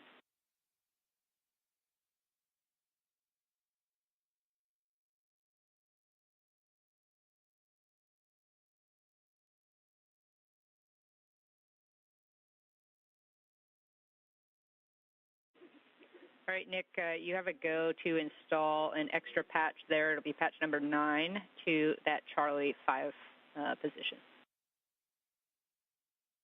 Okay, in work.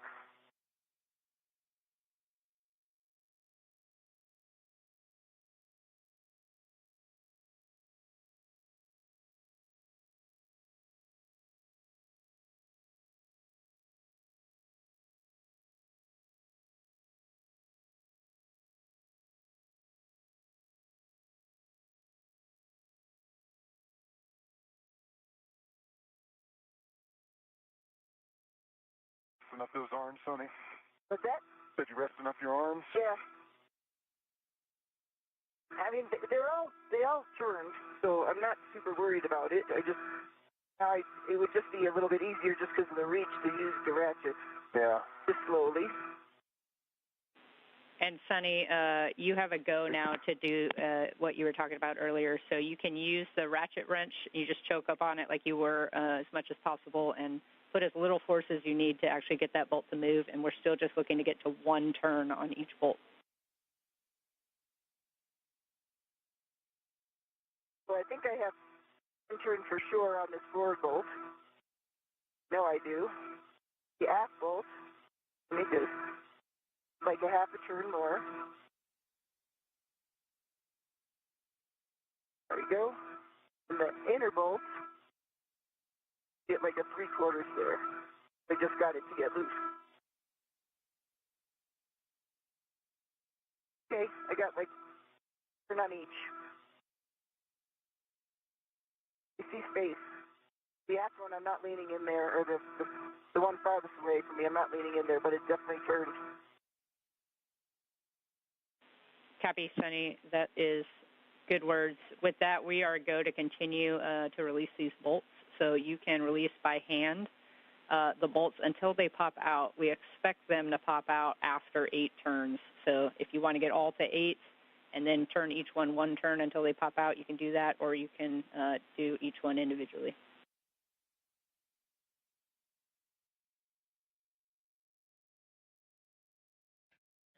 Great communication there between the International Space Station Flight Control Room here in Houston, Texas, and NASA astronaut Sunny Williams as she continues to work on the removal of the current planar reflector that is on the port, the zenith port of the Harmony module. And you can see with that somewhat red stripe and white structure just above her helmet cam view, that is the SpaceX Dragon spacecraft. That is how close in proximity she is working to the Crew 9 Dragon spacecraft to move this planar reflector. With a new one, as you can get a great view of that contamination on the planar reflector. And with the replacement of a new one, hopefully that Inboard one. reflective ability to allow for communications with visiting vehicles will improve as she works around the 3 bolts that are currently attaching that planar reflector to that outward support system.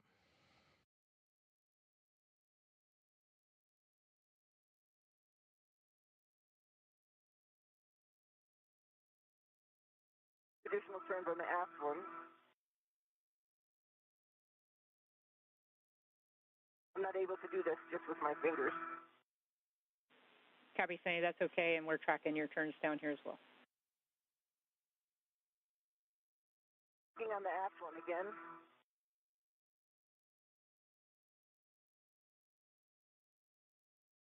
Another turn, 4, coming up on 5.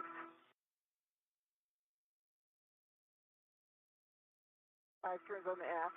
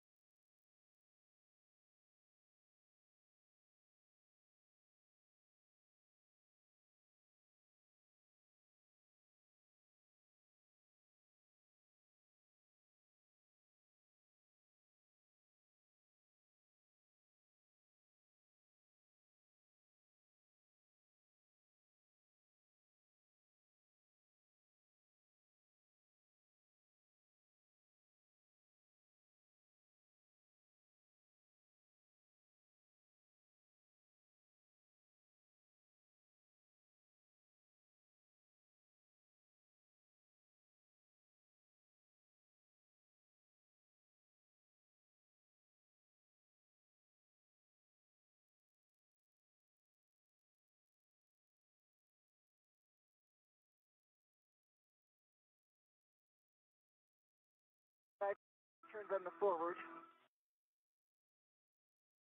You see the springs, but they're not popping yet. Copy. That's expected.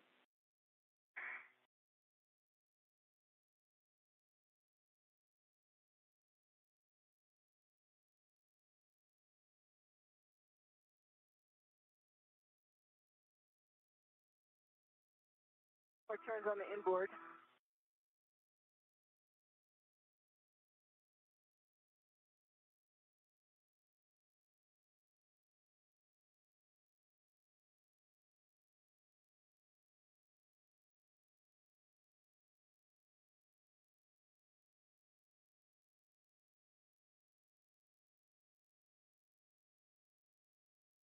More turns on the forward.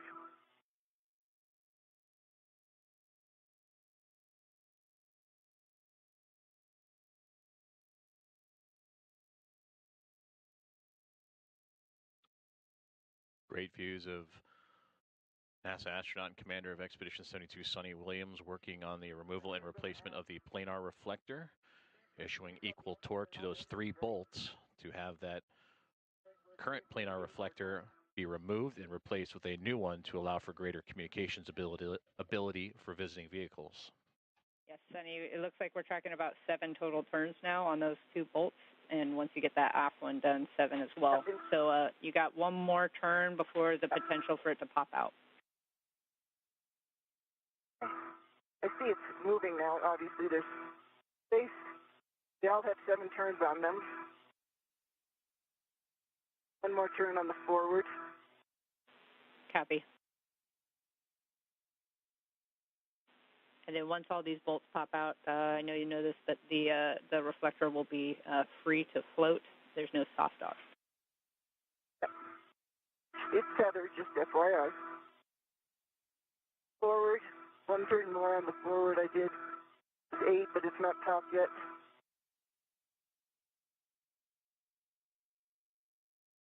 One more turn on the aft.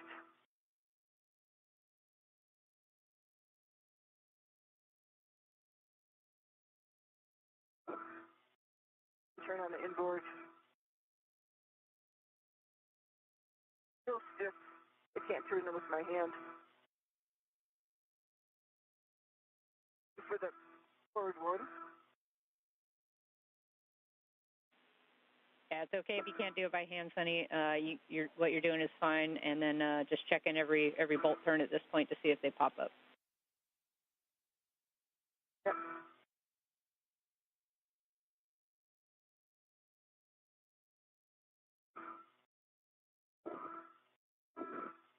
One more in the front. It looks like it's popped up.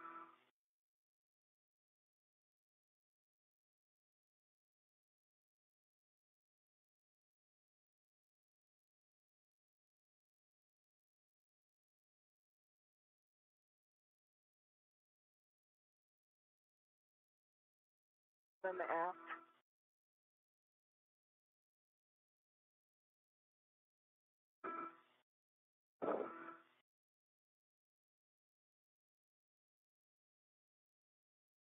On the inboard. Popping it. I think I have 9 turns on each so far. Correct?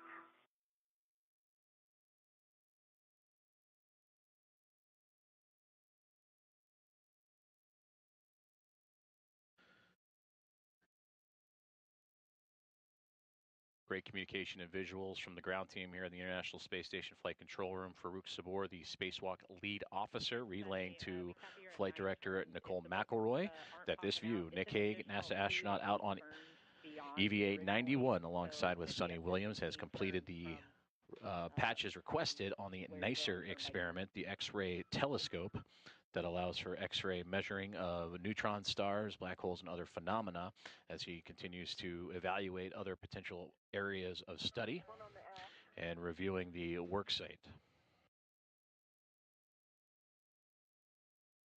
And you can see those pie-shaped wedges that were installed While we have you, those patch locations to allow the NICER to maintain full operation, especially during daylight passes for the International Space Station, and prevent unwanted sunlight from entering the experiment. The EVA camera grid pattern perpendicular to as many of them as possible. Okay, will do. I did want to report that, I'll try to put it in the HECA, there is an Delta 2 3 o'clock position. There's 1, 2, 3, there's 9 grids missing. Outer third of the wedge on only half of it. It's a cluster.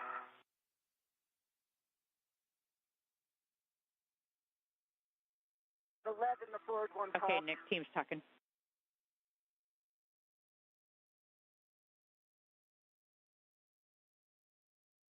And copy, Sunny, left forward popped.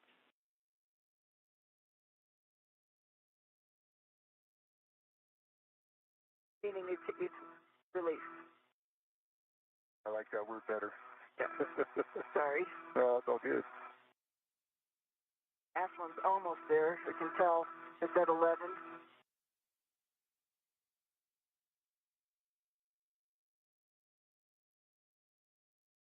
Ashland. Oh, it's open. It's released.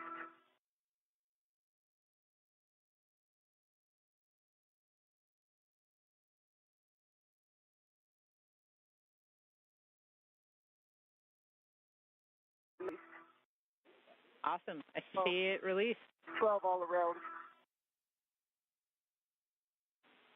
Nice job. Copy. Nice work. We're going to stow that in the EVA wipe and then pin that back to the crew left bag.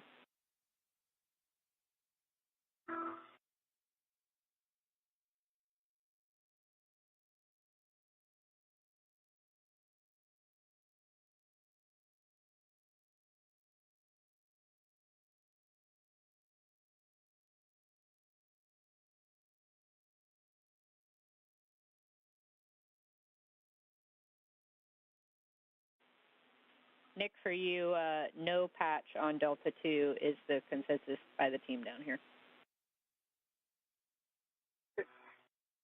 I'll finish up taking photos. Copy.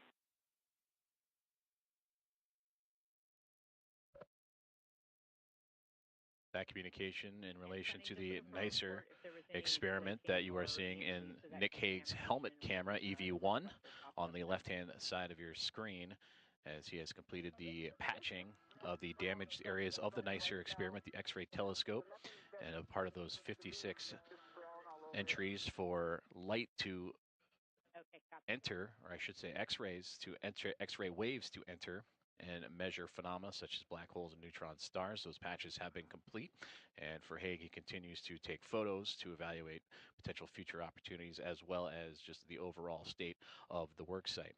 On the right-hand side of your screen, you see NASA astronaut commander of Expedition 72, Sunny Williams, working on the planar reflector. You heard communications between her and the ground team here at the International Space Station Flight Control Room in Houston that those 3 bolts were popping and starting to come out of place, in which that would allow her to remove the current planar reflector that has been contaminated and limiting its reflectivity. You can see that the space where it was is just right above her right hand. Those 3 bolts have been removed, and now we'll be able to replace it with a new piece that will allow for greater communications between visiting vehicles as they approach and dock with the International Space Station.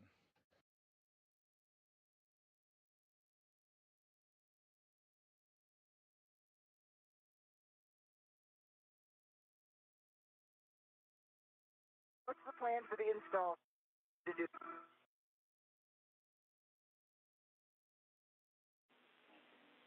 Yeah, Sunny, you're going to retrieve the spare planar reflector, the EVA wipe that's marked with tape, and then we're going to install that. So lock out the ret, tether point facing starboard or facing you, and then we're going to drive 2 turns on each bolt.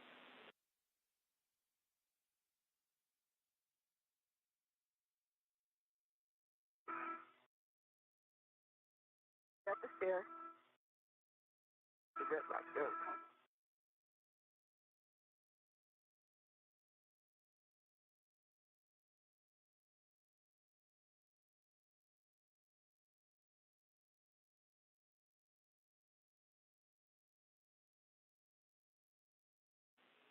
Sunny, I know you're working crew lock bag ops right now still, but when you have a natural break, we will get a glove and hap check from you.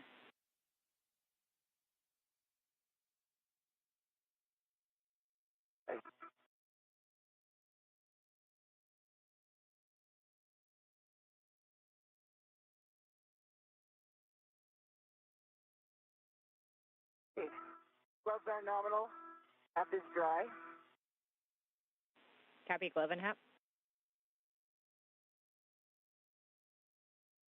Got the spare. Out of the right.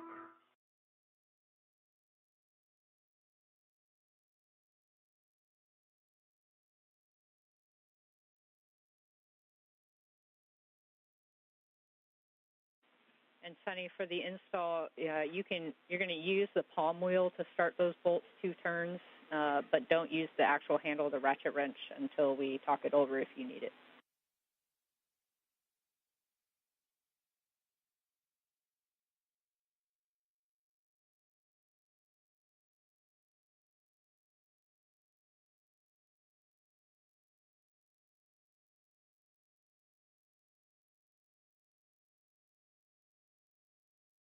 I'm going to see if I can just start it by hand. That's a little bit hard.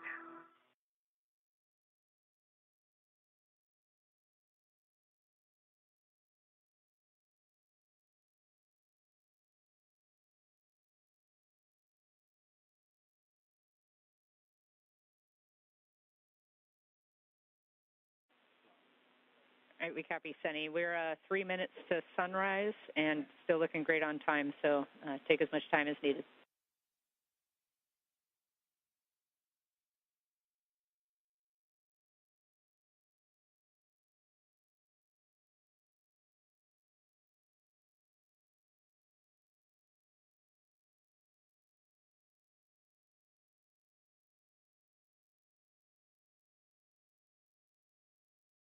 Turns on the front one. Copy, 2 turns on the front one.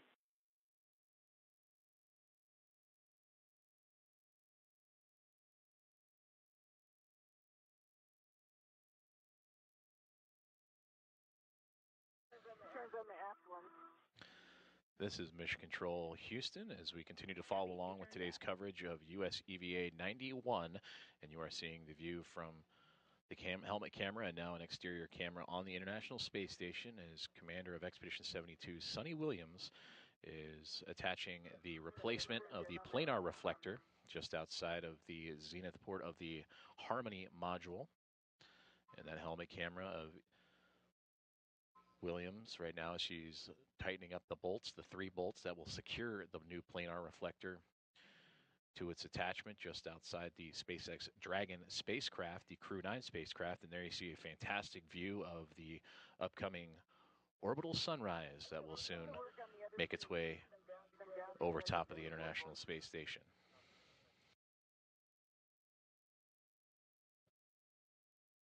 We are just over 2 hours and 20 minutes into today's EVA as we are continuing to track the progress of both Sonny Williams and Nick Hague as the International Space Station currently making its way into a orbital sunrise as mentioned. And again, another great view of that horizon just off on the right-hand side as the International Space Station currently passing over the Pacific Ocean.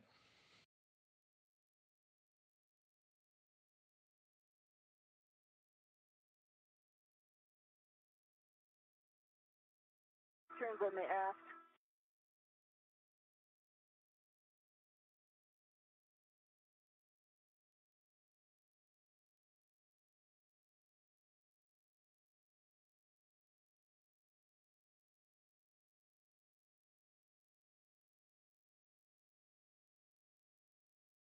Three turns on the forward, 3.5 turns on the forward. With the one that's inboard most, can I try to use the ratchet knee? And I feel like I'm putting a side load by putting my hand over there. I have the other 2 down at least 3 turns. 3 on the front, 4 on the aft.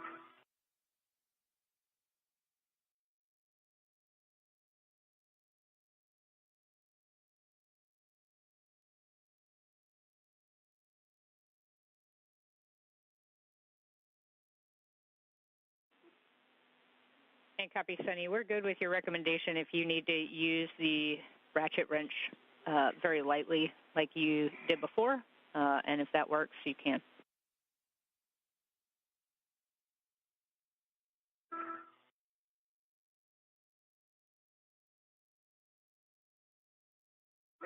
Yeah, I got that one started now. 2 turns on the one that's on the port side. Okay, copy. So we're tracking now. That is all 3 bolts started, correct? Confirm.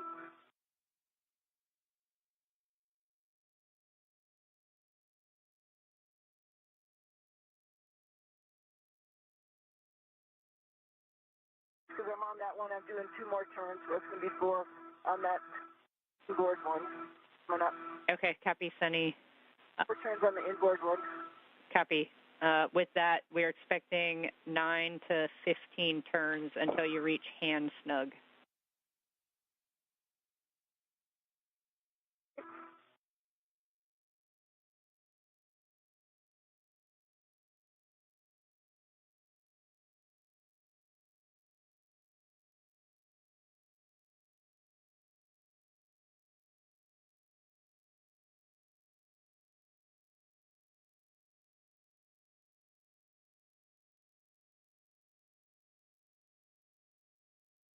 I'm on the forward.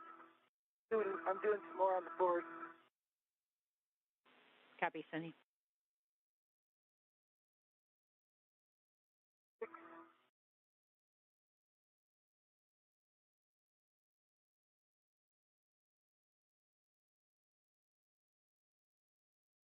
7.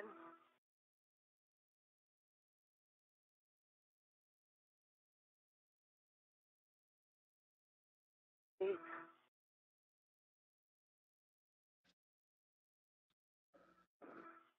For those just tuning in, you're watching live coverage on NASA Plus of US EVA 91 and a view of NASA astronaut Sonny Williams as she continues to work on removing and replacing a planar reflector used in communications for visiting vehicles.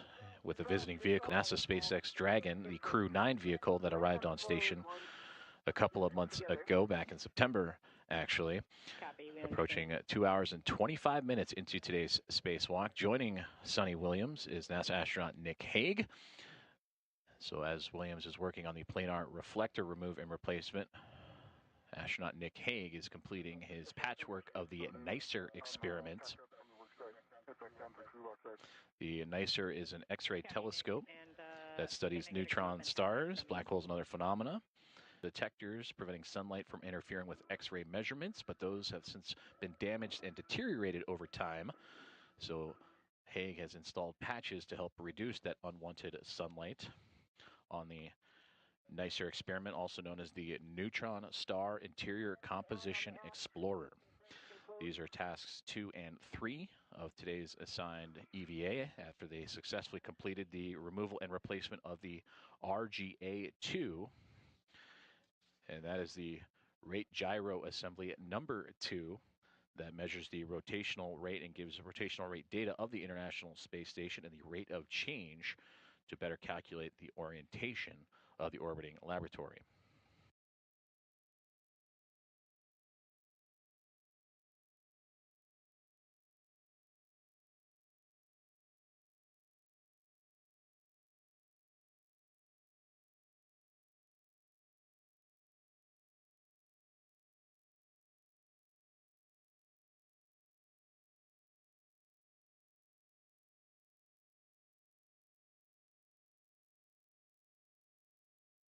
Let's get gloves, dry out.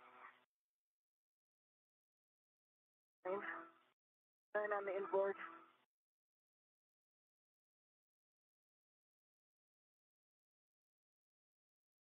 We still have a gap. They all have 9.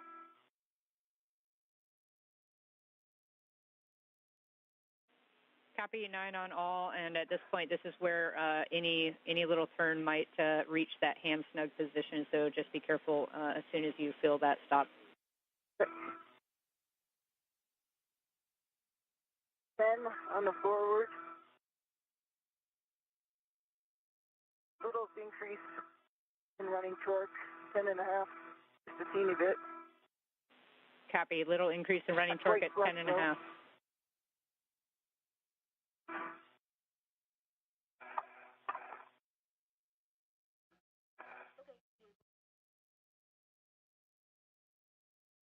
Great communication there with Sonny Williams, NASA astronaut, as she continues to put the replacement planar reflector in place, talking of the turns and torque used by her tools to affix that replacement of the planar reflector. Nick, just off the glove zenith port of the Harmony module. Bag when you're ready. Copy. Heading that way. And NICER team 11 on the is inboard. happy with the work. Outstanding. And Sonny, Take as many photos as my finger would allow.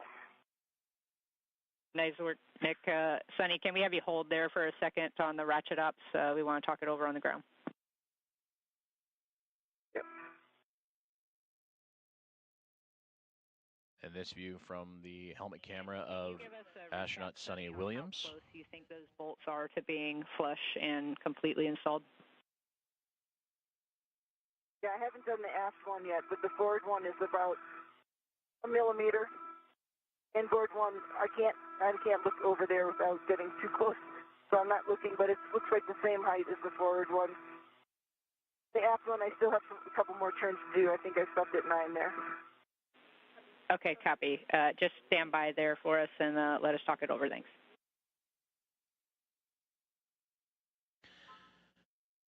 Beautiful views from the helmet cam of Sonny Williams as the International Space Station traversing some 260 miles over the South Pacific, just recently entering an orbital daytime, and a great view of the Earth from just below the vantage point of Sonny Williams, just off the zenith port of the Harmony module. And you also heard communications with NASA astronaut Nick Hague as he was taking additional photos of his patchwork on the NICER experiment, the X-ray telescope that he installed with a T-handle tool. And you can see from Nick Hague's helmet camera just off on the left-hand side, just outside that NICER patchwork, as both continuing to work with teams here on the ground to complete what would be tasks 2 and 3 of today's EVA.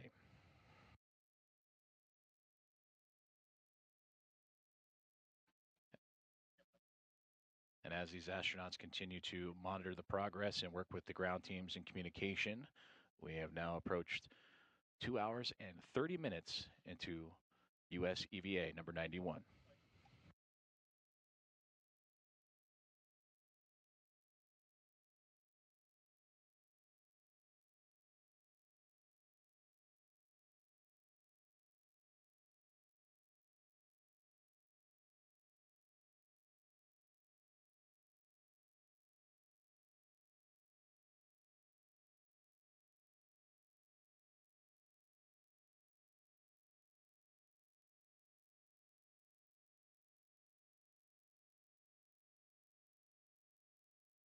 Leaving ALC2, back on the truss. Copy, Nick. Once you get to your crew lock bag, we're going to have you swap out your nicer caddy. You can put that next to the crew lock bag on the same handrail, and then we're going to work the C2B2 cable relocate. Sure.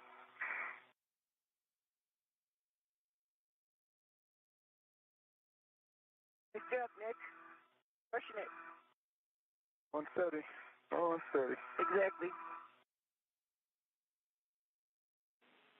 Okay, Sunny, I have some words. Where are we over the Earth? Some words for you with regards to this last turn. We have a request for you to try to use just the palm wheel on the last turn, and then if that is not possible, let us know, and we'll talk options. But we just want you to try to use for these 3 bolts the palm wheel only. Okay, the last one I have to catch up. Let me just do a couple turns on the last one. Catch up with the others. Okay? Yeah, that's okay. And then I will do that. That's okay with us, copy.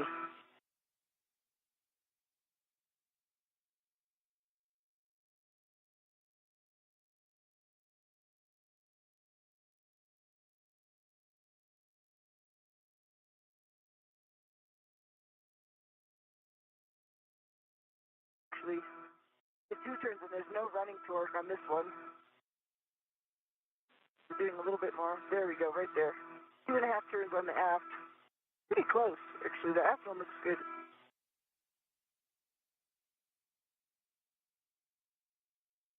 This forward one. Sort of hard with the palm wheel. Forward one is a little difficult with the palm wheel. Just Okay, copy, Sunny. Stand by. try the inboard one. Inboard one I could turn about a half a turn. Then it gets sort of stiff.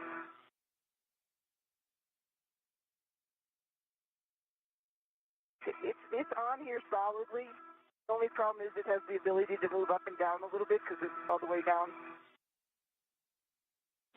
Yeah, copy, Sunny. I see that it kind of moves up and down a little bit in your HECA view, so stand by. We're talking it with the MER.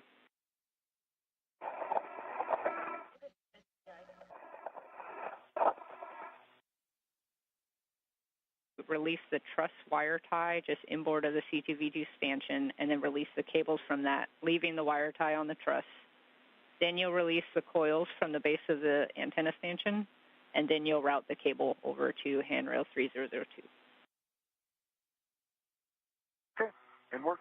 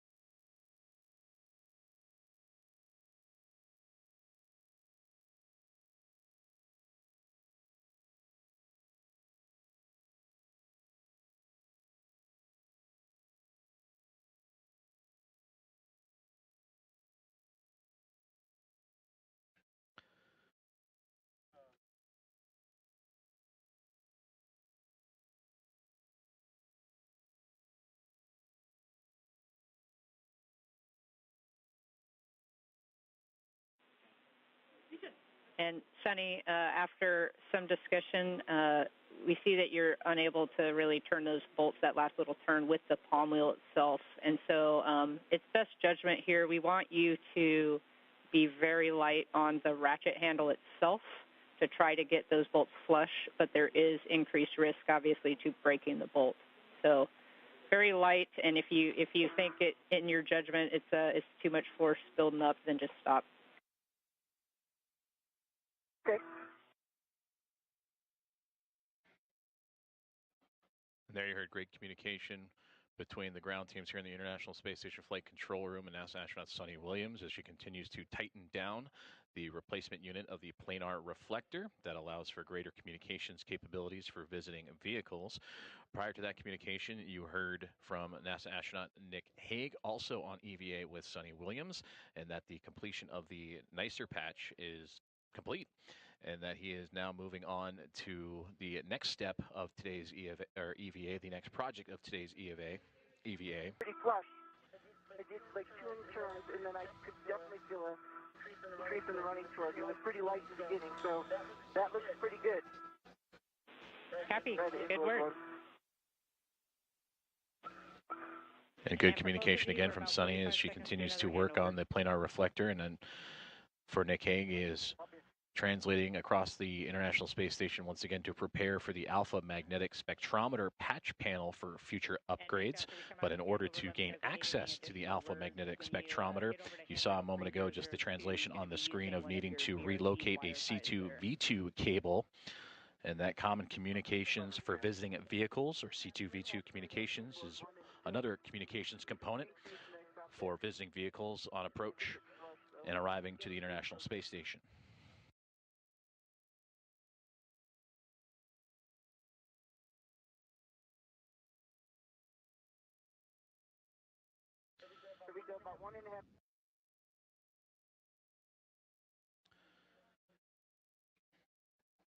An expected loss of signal as communications satellites have signals transferring, and there you can see a great look inside the International Space Station Flight Control Room and Mission Control Center in Houston, Texas. And as we start from the bottom of the screen, Flight Director Elias Mirmo, and to support the Flight Director for today's EVA, and Nicole McElroy sitting immediately to his right. And further down the aisle is NASA astronaut Jessica Whitner, who is the Spacewalk communicator and relaying information up to the International Space Station and today's spacewalkers in Sunny Williams and Nick Hague. Just behind them in the row, behind the flight director, is Farouk Sabor, who just stood up there for a brief moment. He is the Spacewalk lead officer in relaying information to both the flight director and the Spacewalk communicator in McElroy and Whitner of all the procedures and updates as the EVA progresses along. Came about the same amount of running torque at the end that was hard, and I didn't want to do it any further. And as I move the tether point, it doesn't go up and down anymore. So it's pretty much flush and tight.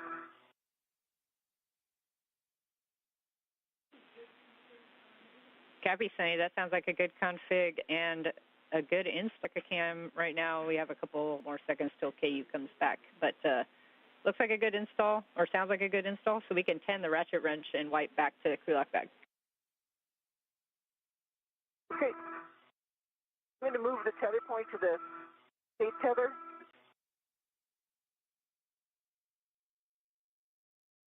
Doing stuff.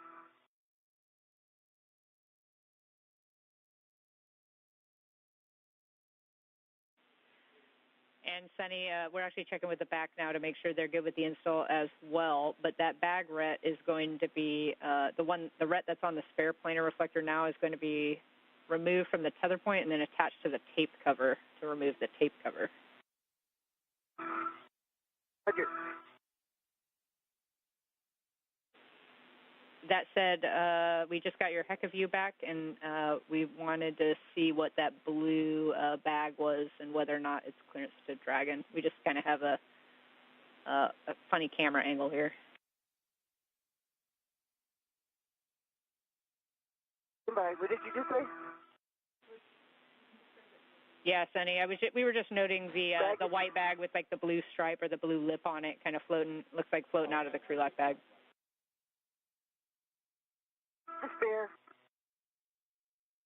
this working, and then I'll be back with you. So, good block. Okay, Sunny. Yeah, we're good now. We noted it. We just got your HECA view back.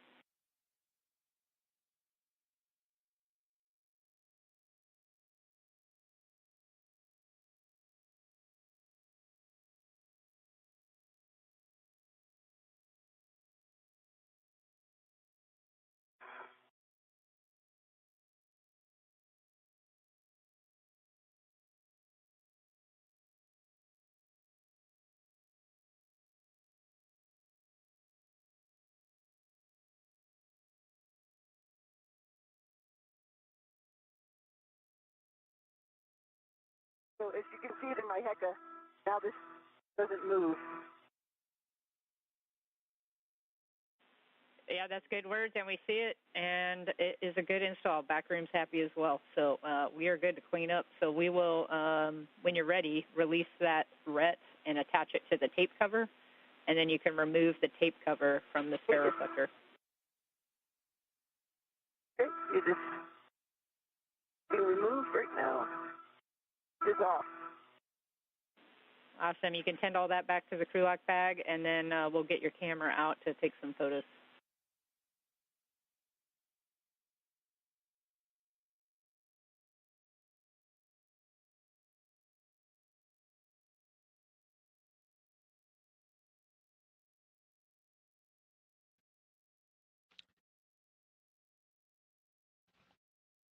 For those just tuning in on NASA Plus, you're watching live coverage of US EVA 91, currently being performed by NASA astronaut and commander of Expedition 72, Sonny Williams, and NASA astronaut Nick Hague.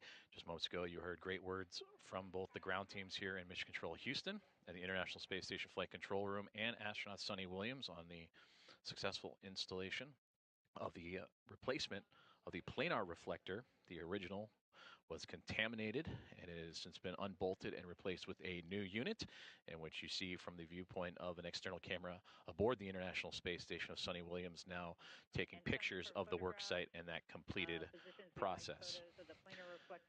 Coming up on 2 hours and 43 minutes of today's US EVA. For NASA astronaut Nick Hague, he is currently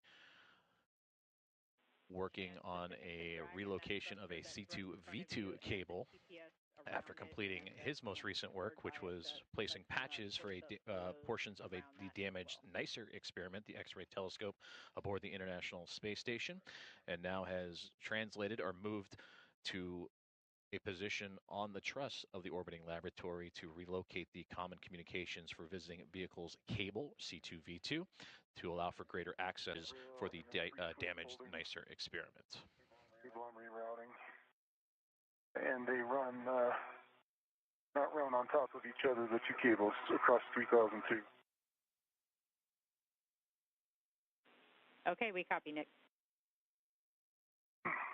At the base of the C2V2 stanchion on the two wire ties that I released, the cable that was on top, once I released the cable underneath, I put 3 twists to restrain the cable that was on top, so it will now be on the bottom. Okay.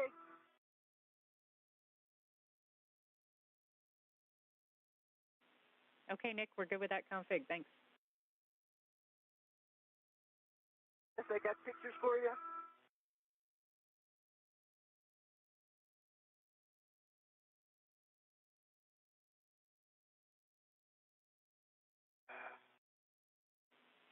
Copy, Sunny. We're good with those photos. We can get a glove and hap check one more time from you, just looking for any contamination or discoloration on your gloves. The gloves look nominal. I have. Okay, with that, you have a go to egress the APFR and reposition below it recommended handrail 1616, just forward of the APFR.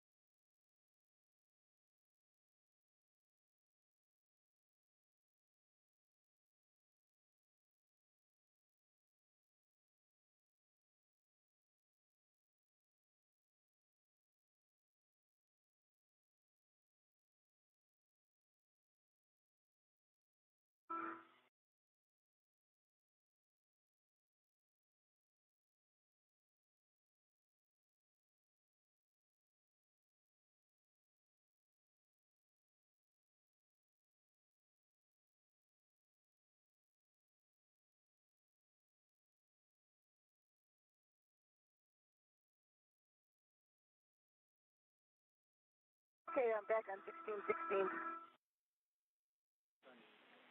Copy, Sunny. At this point, we'll take a inventory of your crew lock bag, and you can put it in the HECA if you can.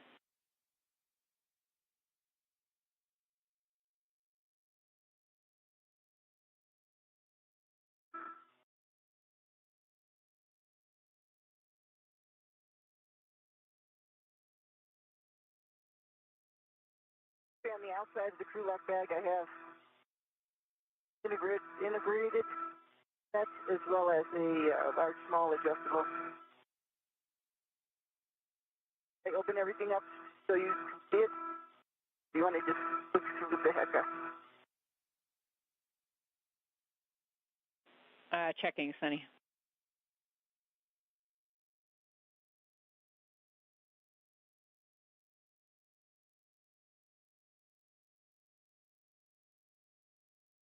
The only things I took out was a wipe that had the spare in it, and that empty spare wipe is here. I have the other wipe that has the old one.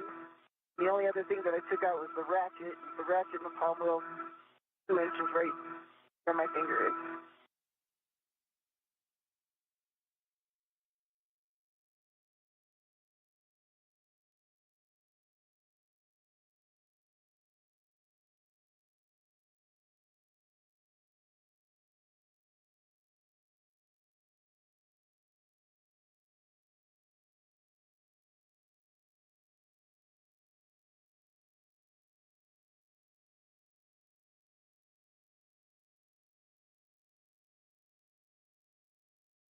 The other thing I brought in, of course, though, is the little piece of tape cover, which is on that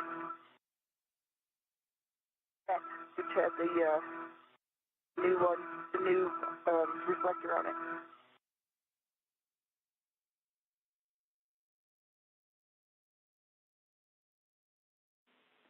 Okay, Sunny, sorry, I was just talking with the team here. So we just want to verify that none of the contingency tools that were underneath those wipes ever came out of the bag.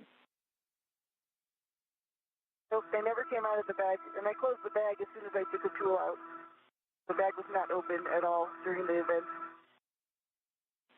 Okay, copy. We also want you to free up your trash bag for the upcoming AMS steps. So we'll have you take that that socket that you temp stowed in there and put it back on your PGT. Okay.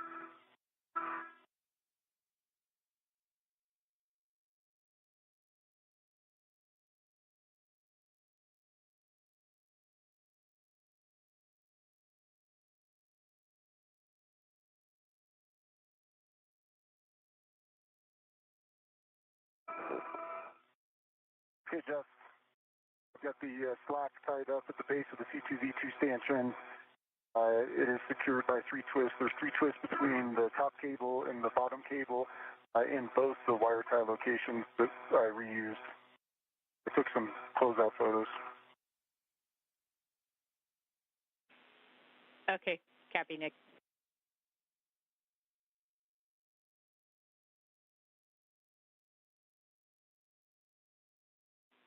We were just taking a look at your HECA view. We're just taking a look at your HECA view, Nick, and it looks like the C2V2 cables look good to us, so we can move on to some AMS setup. You're going to go back and retrieve crew lock bag from that handrail, and then we'll get you translating to the AMS support worksite. Okay, work. 6-inch wobble is on my PGT test.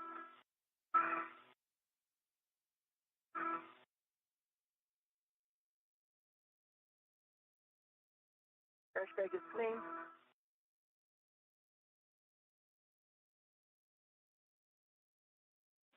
And we copy, Sunny, that your socket's back on the PGT. We're just verifying that we are good for you to start heading out.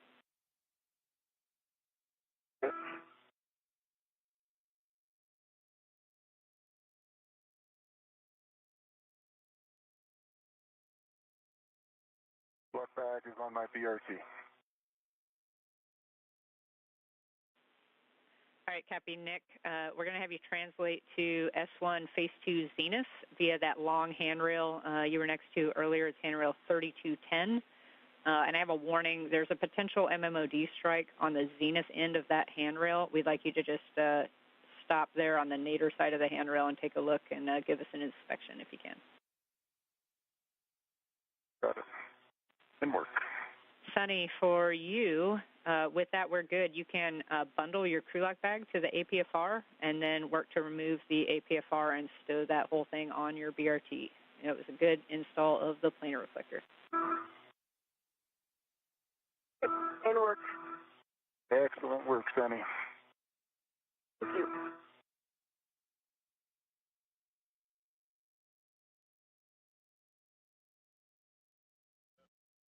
Great communications there between NASA astronauts Sonny Williams and Nick Hague out on U.S. EVA Walk 91 in relay with communications to the ground crew here at the International Space Station Flight Control Room, as Sonny has completed the install of the planar reflector on the zenith, excuse me, close to the zenith port of the Harmony module. Okay, and Sandy, we can actually see now that wrapping well up in her your workspace, view. whereas for NASA astronaut Nick Hague, recently just completed the readjustment of a C2 V2 cable that will allow for the alpha magnetic spectrometer to have easier access for both he and Sonny Williams here in just a few moments as a part of their planned EVA tasks for the day. Just a little over 2 hours and 53 minutes into today's planned spacewalk that has now included the successful removal and replacement of the planar reflector as mentioned on the International Space Station docking adapter Harmony module, the replacement of the rate gyro assembly number 2, and patches for the damaged NICER X-ray telescope experiment. You guys and future crew away from that spot. So that's you can continue translating the AMS support work site, and then we'll stow the crew lock bag there and just obviously avoid the zenith side of that handrail. Got it. Just BRT crew lock bag bundled out of the lift on my BRT.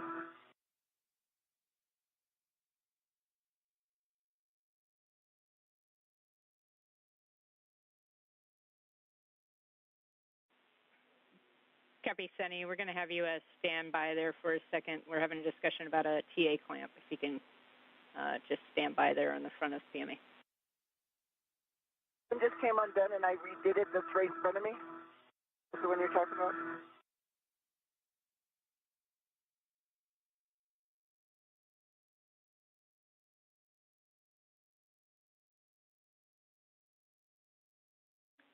And Sunny, there was another TA clamp up and to the right of that right handrail that was kind of in your HECA view earlier that looked like it was loose or disconnected.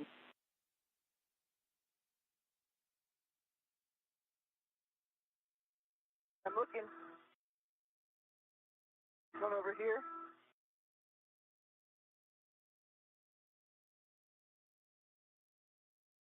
Yeah, Sunny, that looks like the one.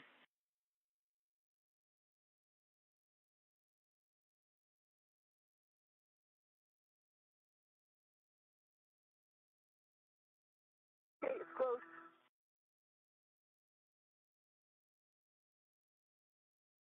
Anything else? I'm looking too. And Nick, we want to go ahead and power off your HECA for a little bit just for thermal constraints. Okay, HECA's coming off. Green light is out.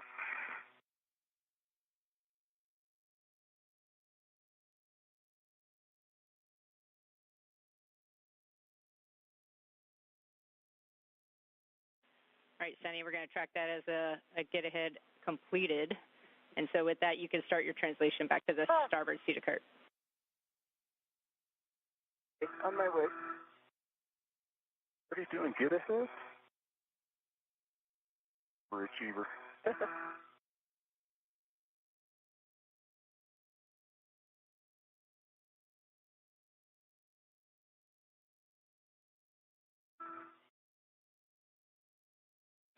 And Sunny, I have a verify step while you're moving. Just verify that your tethers clear the CBM pedals and other PMA hardware as you're transitioning back inboard.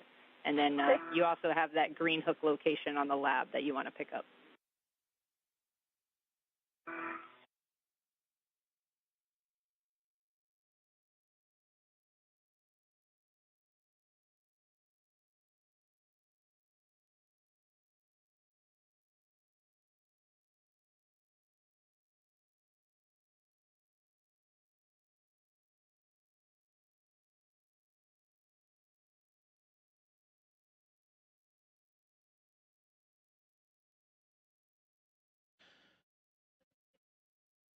You're watching live NASA Plus coverage of U.S. EVA 91, currently underway with NASA astronaut and commander of Expedition 72, Sonny Williams, and NASA astronaut Nick Hague. This view coming from the helmet camera of Sonny Williams. She just recently completed one of a handful of tasks for today, and she just recently did the removal and replacement of the planar reflector, just alongside an international docking adapter, the zenith or space-facing side of the Harmony module.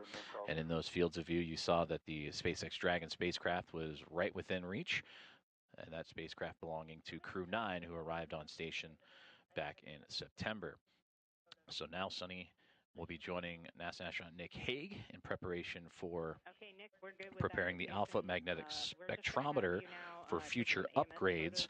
And what they will do once they arrive to that payload, it's a particle physics detector that looks for dark matter and antimatter and missing matter from a module attached just to the outside of the International Space Station.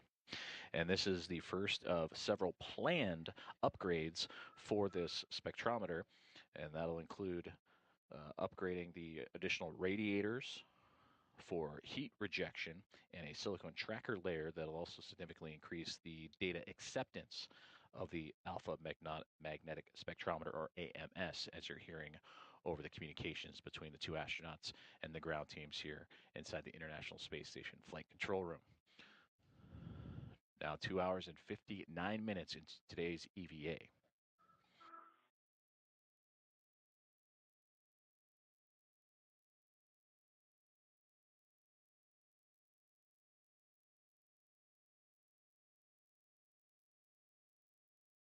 Because I have no pride, the green hook goes at the end of the red reel, correct? Green hook goes, yes, to your red reel. Making sure. Yeah. And that's A-firm, Sonny. Good check.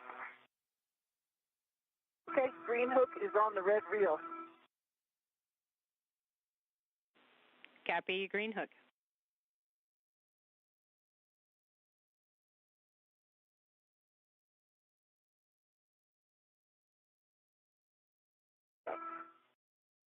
Jess, I'm ready for those specifics. Okay, Nick, the first location, we want you to take photos towards the ACC cable underneath the AMS. Okay.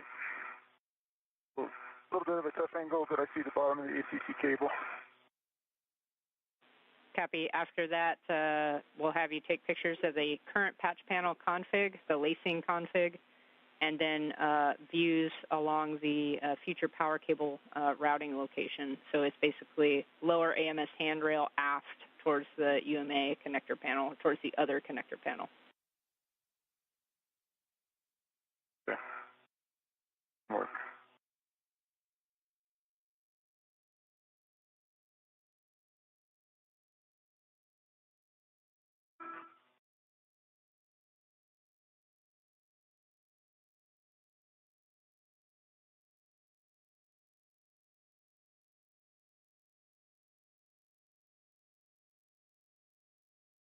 All right.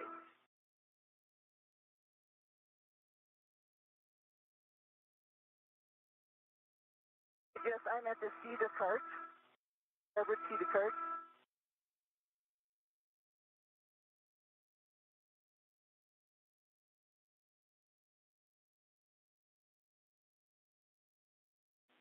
All right, copy, Sonny. Since we couldn't get the APFR out of that WIFX earlier, we're actually going to have you install the APFR that you have into WIF 4, and it'll be a clocking of 3. Yep. Say again about the clocking? 3. 3. Yeah, A-firm 3. And do you want different settings, though? A-firm, the full settings, 3, Papa Papa Fox 6. 3 Papa Papa Fox 6. Adjust photos.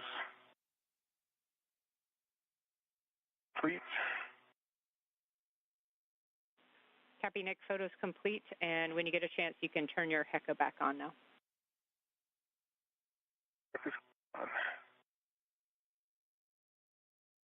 Green light.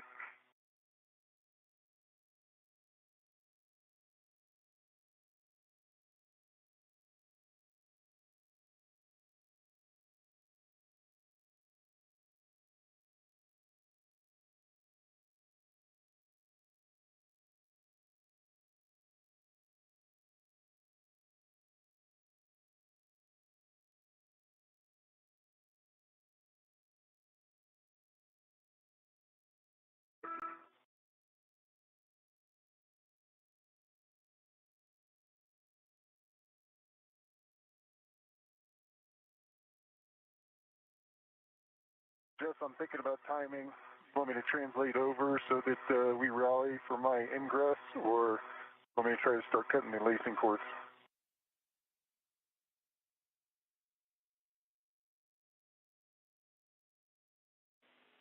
Okay, Nick, actually, we're going to have you stay there in the support position for a little bit. We're going to have you start to cut some of these lacing cords. But before we do that, I just want to give you a big picture on how we're looking. We're still showing you guys 15 minutes ahead on the day for both crew. EV1 MEDOX is greater than 6:30 right now, so we're in a good state.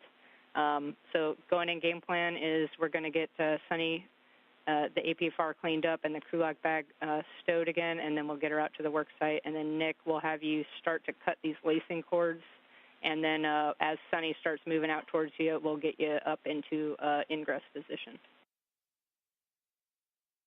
Okay, sounds good.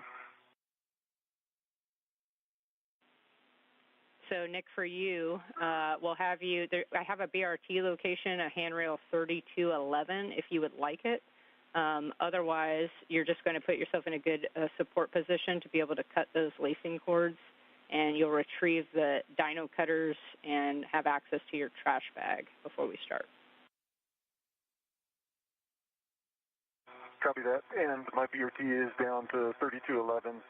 There is a cable that is run across it, but there's enough slack so you can get the BRT under it without pinching the cable. It makes for a good position. Okay, good words. Thanks.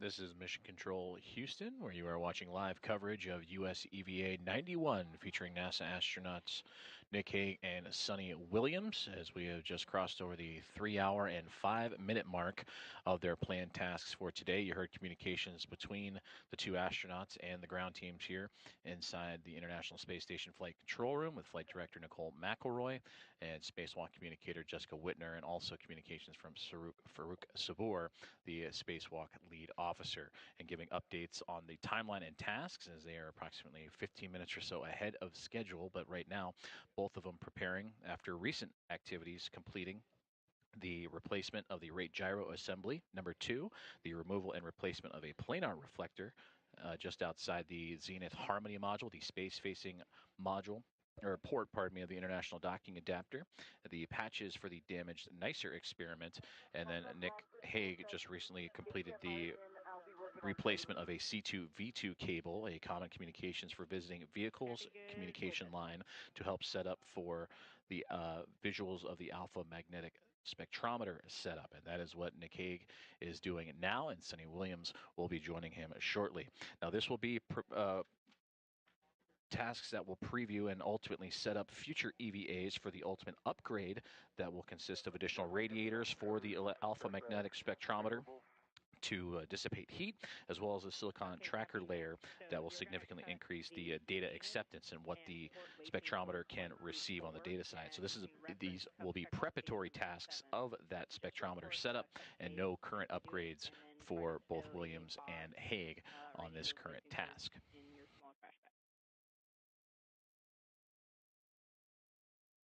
Okay, copy that. You were a little broken there. I think I got the go to cut 1 through 4. And if I get those, I'll check in with you. But I've got the trash bag ready. Affirm, that's a good readback. And just report cuts as you make them. Copy. And we do have your HECA camera back as well.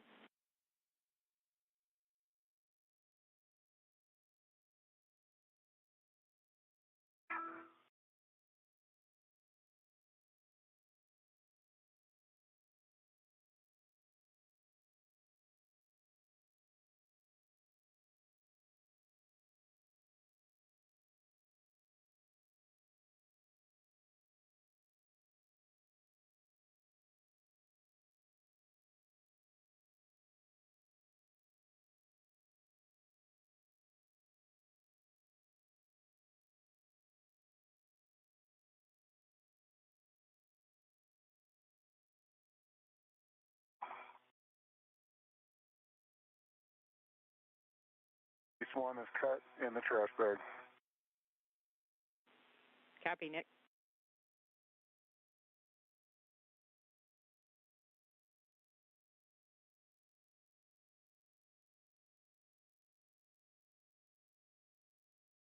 These 2 cut in the trash bag.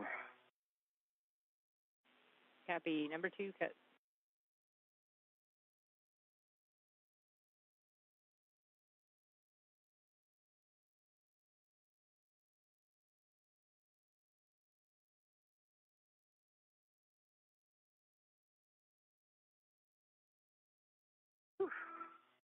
Stand by for just a sec.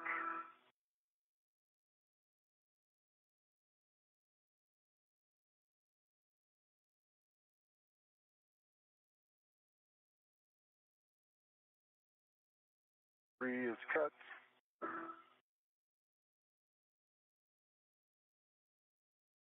In the trash bag. Copy, Nick, number 3 cut, and you can go all the way through 5 and 6 if you can reach them. Okay. Got 3 Papa Papa Fox 11.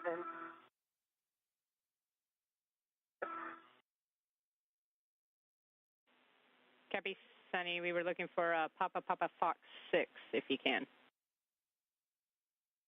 No 6.